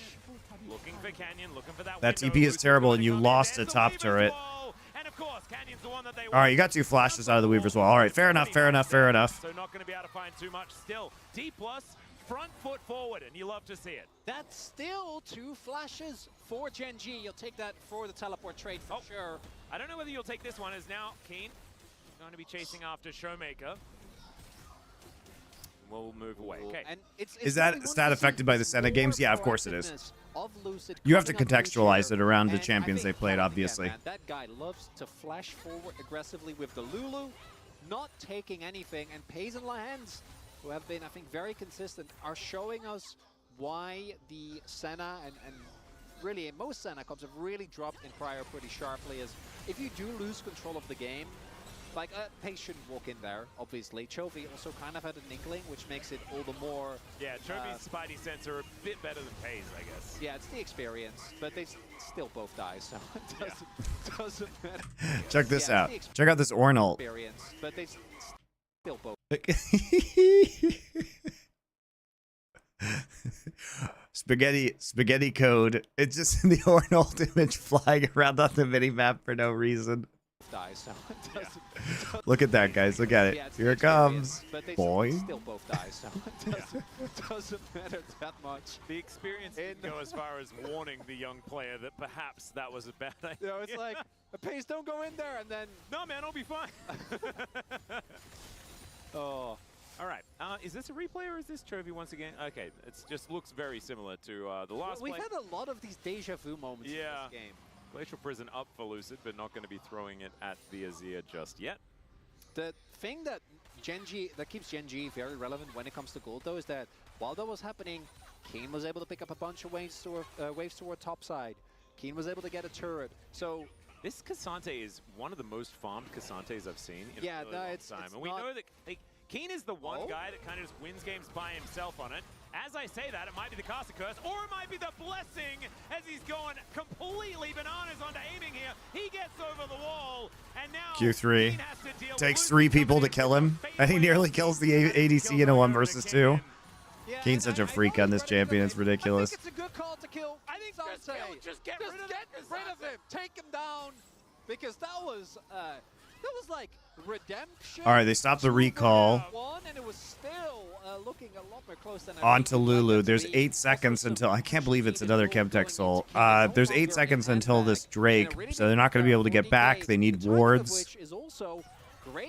So Kellen has to go back and get wards. Now play around the mid lane here.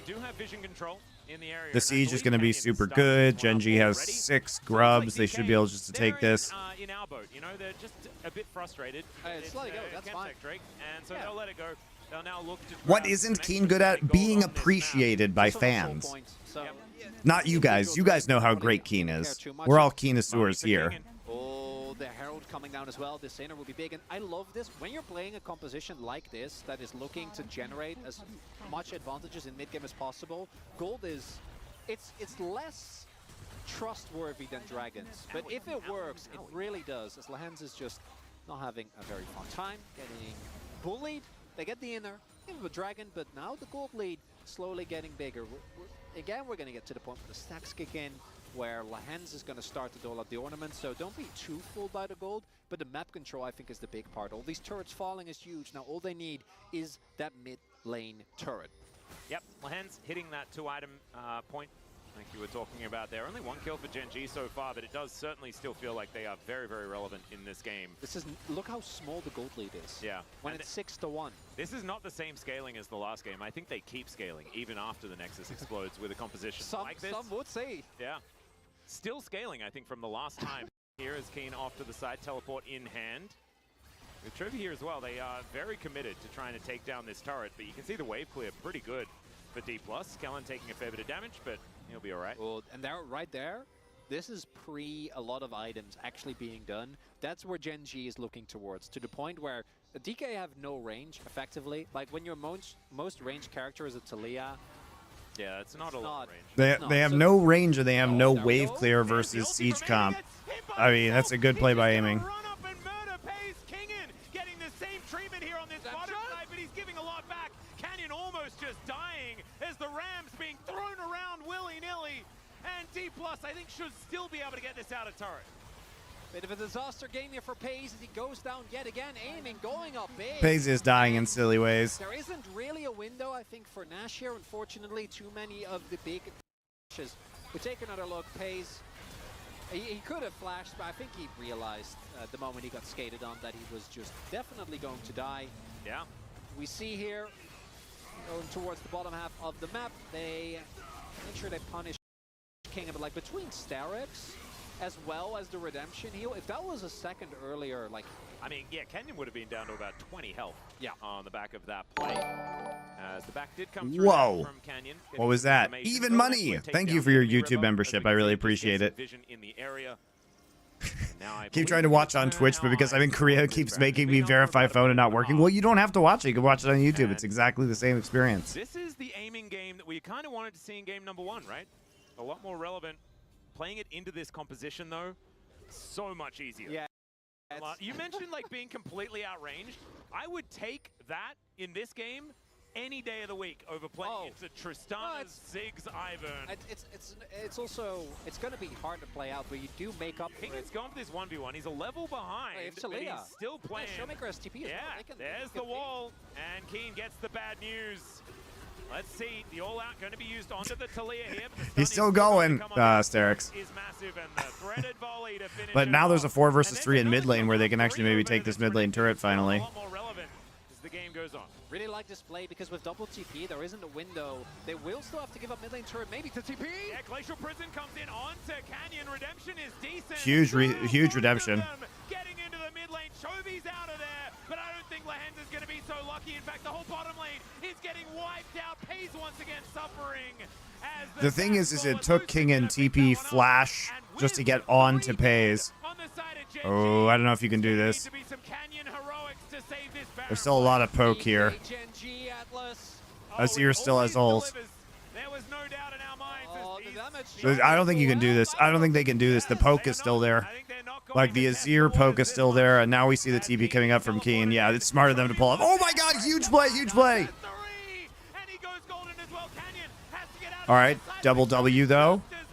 Oh my god, he gets... How does he kill aiming? That's such a crazy play by Chovy. Man, who does this? They're in a 2 versus 5, and Chovy's like, I got this. And he commits his flash to this, knowing that their flashes are down. He has arm guard, so it allows Keen some time to catch up, but he does get... I mean, it's a nice shove. But they can't get out. I mean, the Zeri just can't get out. And he gets the Sand Soldiers repositioned on top of him. It's a huge play. Chovy almost falling for it as the spear will take down one. And Kellen, oh man, he just takes that Dawning Shadow from downtown. And now it's Gen G's turn. Those Baron buffs a couple of patches ago. Gen G says thank you. As, DK, just a little bit too early. They don't have the health bars. I love this vision toggle though, as they haven't started up the... What a great call by Gen G though. Now, as all 5 are in the area, they need to get lucid out of here. I don't think it's happening. I think that's going to be... They have no Arnold for turn though. Instead, DK, it was looking so... Oh, dude, it was so close. Yeah, they couldn't do that with the Nidalee and the Azir still up, especially with Azir still with ult. see Showmaker a little bit disappointed, but I think not feeling like they're out of this game just yet. But with the gold lead shifting in Gen G's favor, with the fact that Ornn and Center exist, even though they've fallen behind, it doesn't stop them from scaling to infinity. Oh, the double TP to come in here, but The TP, this part of the play was really good by D+. Just gets off without any issue. If he maybe has to flash, there might be a bit more of an angle. And then I understand they get the kills. They want to. The thing is now you don't have flash on Renekton anymore, so it's going to be super hard for you to play this. Coming in as well. As speaking of Ram, he is going to head angle. And then I understand they get the kills. They want to try and go for the play as I think they know. Yeah, there's a Ram coming in as well. Nice Ornal. Look, Keen shoves the Renekton into the Ornal. Right on top of Cal, and Canyon looking for him though. The Wild Growth is going to keep the Lulu alive. Actually buys a lot of time here for D+. Showmaker, he'll get cornered. He's the sacrificial Talia in this one. Steric Shield going to get popped there by Chovy. And D actually buys a lot of time here for D+. Showmaker, he'll get cornered. He's the Arm guard super clutch right there. Because Talia walled them off, so the arm guard actually bought time for Canyon to live and distract them, and then he was able to hop right over the wall afterwards. Right on top of Cal, and Canyon looking for him though. The Wild Growth is going to keep the Lulu alive. Arm guard's so good. Buys a lot of time here for D+.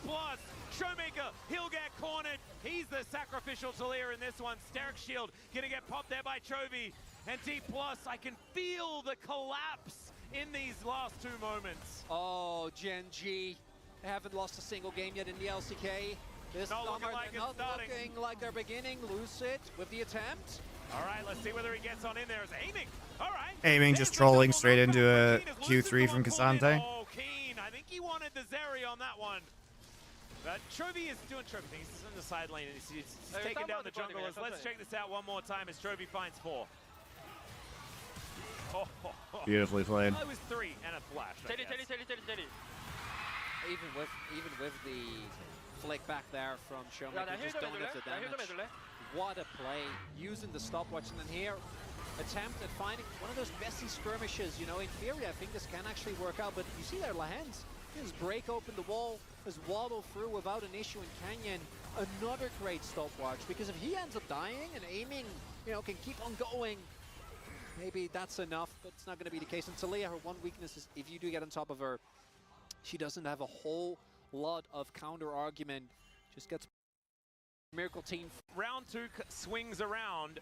We have this matchup very, very early. You guys saw it on the calendar that we brought up in the pre-show, but if you weren't there for that one, we have Gen G versus D+, the rematch in round 2, very, very soon. It's in like a couple of matches.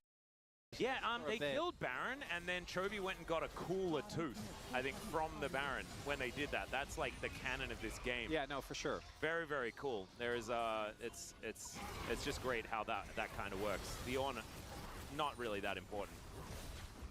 He wasn't involved in this. Oh, no. speaking of important, he was upset about me saying that and throws a ram.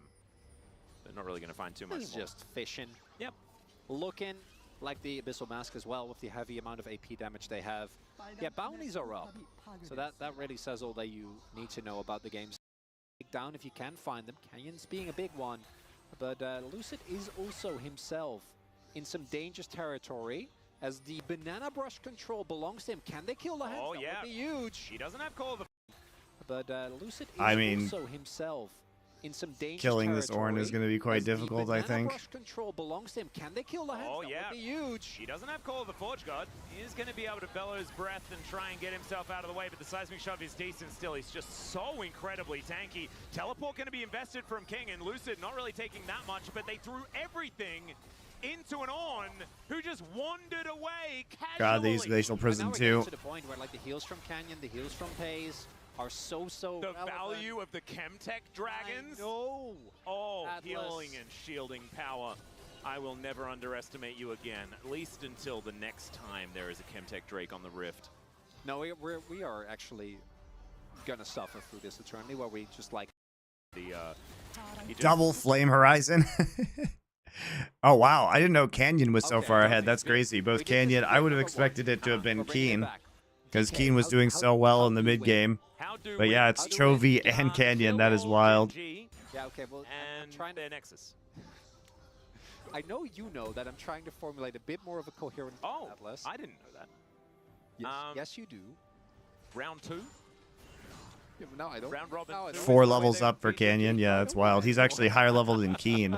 What the maybe, fuck? Maybe it is round 2. No, I think We'll there are some angles. I don't think they're out of this one just yet. I think that Lucid, if he finds you know, that flank angle, if they manage to pop a key target, I think they just need to kill Chovy. If they kill Chovy in these fights, like in the next one, execute Chovy first. I don't think Pays has the damage yet to be able to fight back. Maybe that's it. Even though we are infinitely scaling in this one, I don't think we're gonna hit that. So that's one. You need to have the Infinity Edge for aiming. He's insanely strong right now. The main issue is that with double stopwatch available, I think North actually so hard. Chovy's level 18 with 4 items, Mercs and stopwatch. Canyon, 3 items, Mercs, stopwatch. Pays has Edge of Night and both summoners available, so for DK, it's so insanely hard. Atlas, like maybe the angle is actually what we've seen before, like Keen overestimates how tanky he is, and you just go on whoever is first in line and hope that that's enough. I mean, they can kill whoever's first in line very quickly. Pays, like you, aiming, like you said, has. Oh, look how fast Chovy and Canyon can take this. Why not? You have to. I mean, that's bounty gold as well. You take those. Aiming with his very new, very cool-looking sword is going to be pretty dangerous. Seismic Shove going to be eaten by the CC reduction from Keen.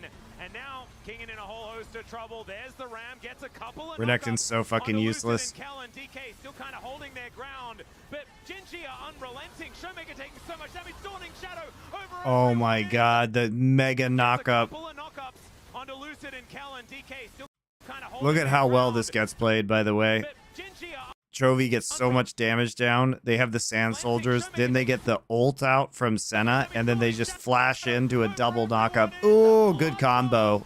It's decimation! And the Zeri is just Genji from Keen. And now King in a whole host of trouble. Like, they just can't do anything because they have no engage once Glacial Prison is down, guys. They have no engage. And they get outranged, so they can't even kite very effectively. And aiming actually just literally gets destroyed by Keen.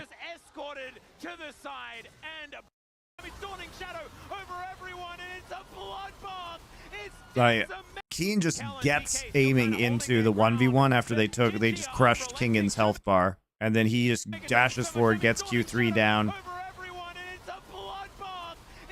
And then is able to close the gap. And then ult him over the wall. To the side and blown up. It's unceremonious, and it's looking like Genji will. Genji's very good. Through D+ today. There's the Ace. Canyon looks really cool as he goes golden. Wins the animal battle on the top side, and that's going to be it. And the undefeated Dominant game, I think, from Genji, despite some Pays whoopsies. Like, this game looked really good for them. Celebrated with it on the Nexus. Oh man, Genji demonstrating they're not even at full power. I think this Renekton is a bait pick, guys. That's what I think. I think it's not good. All right, guys, we finished just in time. Just in time for some LCK. You know what? We have a few minutes before LCK. You know what? Maybe I will play a video game. What do you guys think about that? No, I'm not live viewing.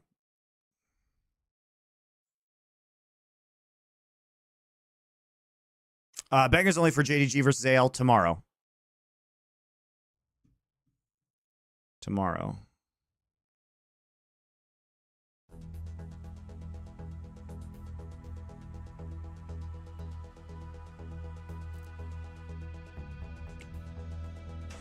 Battle Aces time, bitches.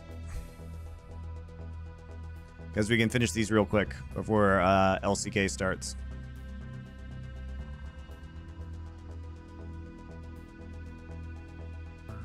This is a RTS that's in beta.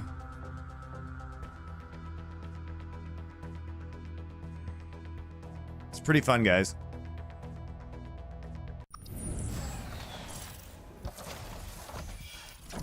Uh-oh, I got a Brazilian. Enemy is building a resource base. Find edge. Insect correction. Optimizing distance. Spinning, clearing, brush. Disconnecting enemy.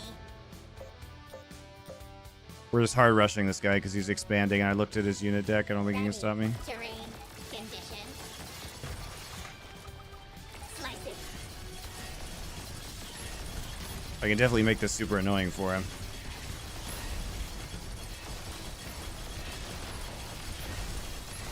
One of many. Resource base warmed up and working. Never I am being a jerk, go guys. This is not the very best game to show you this. order. Moving death. That is very annoying for him, by the way. Starting foundry. I'm also teching him. I mean, he knew that my Enemy unit tech deck is turning on. Be had the ready. wasps in it, and he played that way anyway, so whose fault was it really? Let's hunt. Mark the path. The answer was his. Covering ground. Can we hunt? Following tracks. The So I'm gonna best actually lane. distribute some of my wasps now. These are these little guys. So I actually have little scouts around the map. It's time. Alright, just in case he tries some of the shenanigans like that.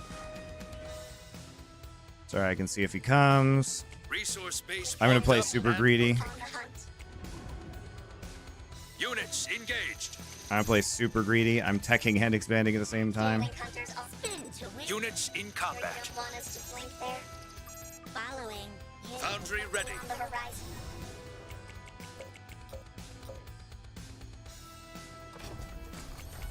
So these are like siege tanks. Basically. Blaze. Sharp. Units reporting damage. See where this guy's going. Units under I think he wants to expand. So I think I'm okay.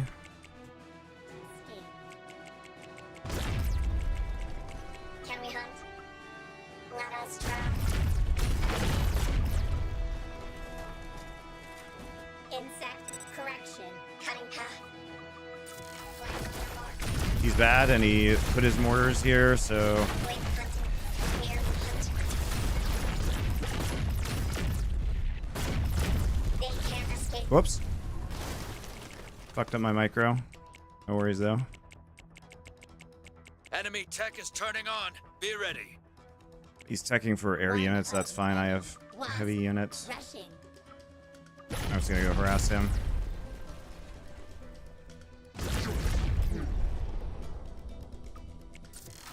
Never dull. Changing velocity. He's only on 2 base. And I'm being mega annoying. Distance. And he brought his stuff back, I think.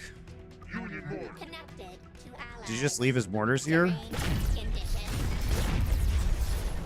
Nah, he's got some other stuff. Hey, what, is he gonna walk into my mortars? Hell yeah.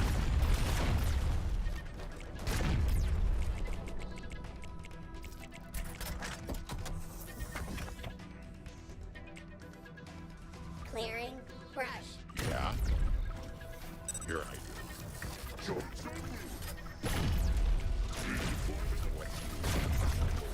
Alright, he only has a few units here, so it'll be easy to clear these out now.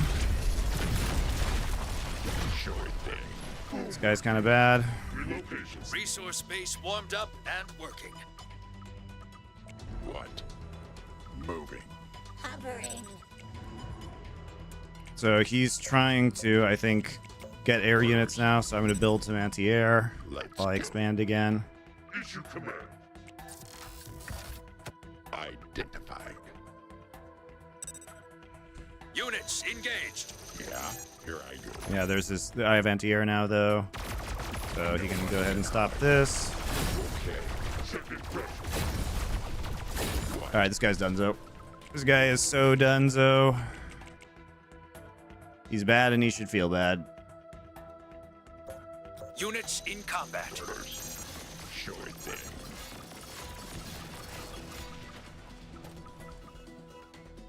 Identify. Ready. Okay. Fresh formation. Readeployate.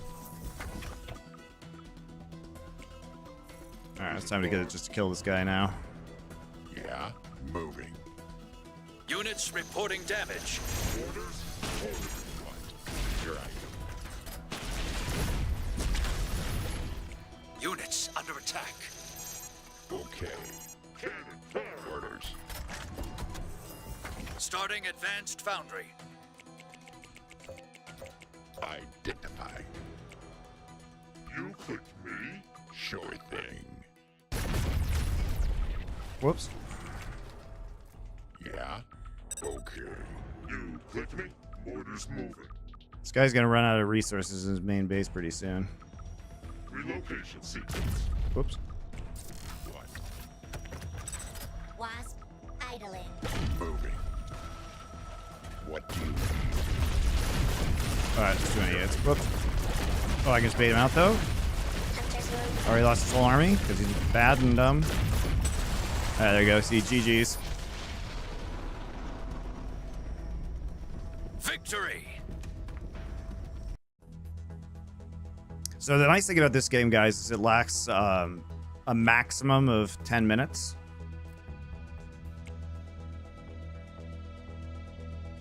So it's like a very fast pace, which I think is fun. Who's this guy? Sharznik. Enemy is building a resource base. Alright, he has Wasp as well, so I'm just gonna fast expand here. Then I'm just gonna put some scouts around the map. Order. I'm probably just gonna tech this game. Insect correction.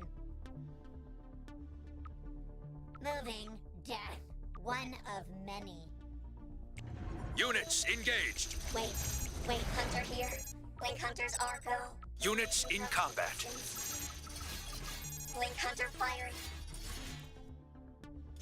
Blink Hunter's moving. Okay, let's get rid of his scouts. We're gonna tech pretty fast this game. The Ghost's Blade. Mark target for hunt. Enemy tech is I turning need on. 400 for tech. He's already teching. Wasp gathering. Clearing brush. Covering ground. Just a tree. Starting stop. No, I didn't want to tech that way. Fuck.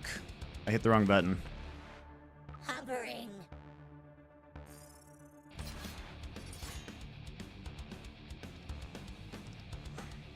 Look beyond the horizon. Mark the path.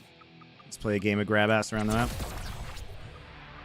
Enemy is building a resource base. Wow, he's teching and he's doing that at the same time. Oh, Units crap. under attack. I teched wrong. Everything is broken. Blades sharp. Let's hunt. Can we hunt? Following tracks. Everything is scuffed, guys. Ah. They can't escape.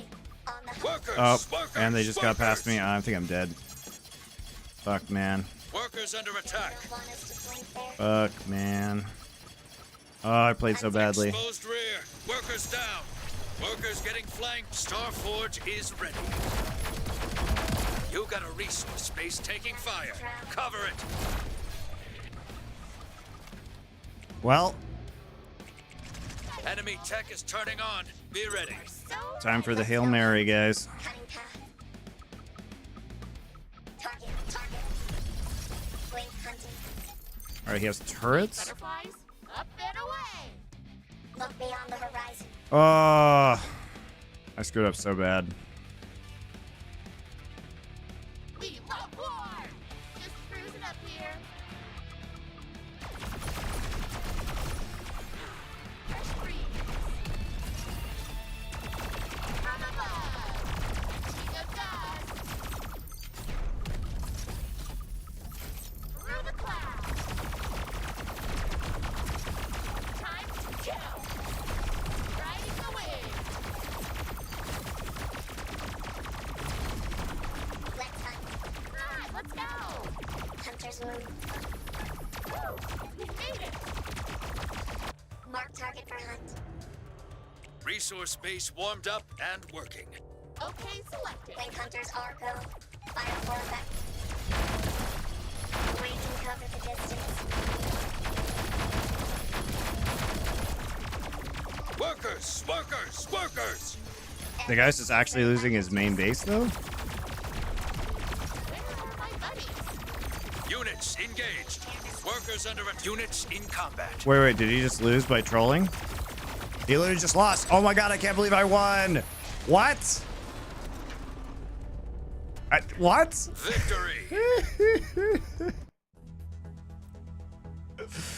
I should not have won that, guys.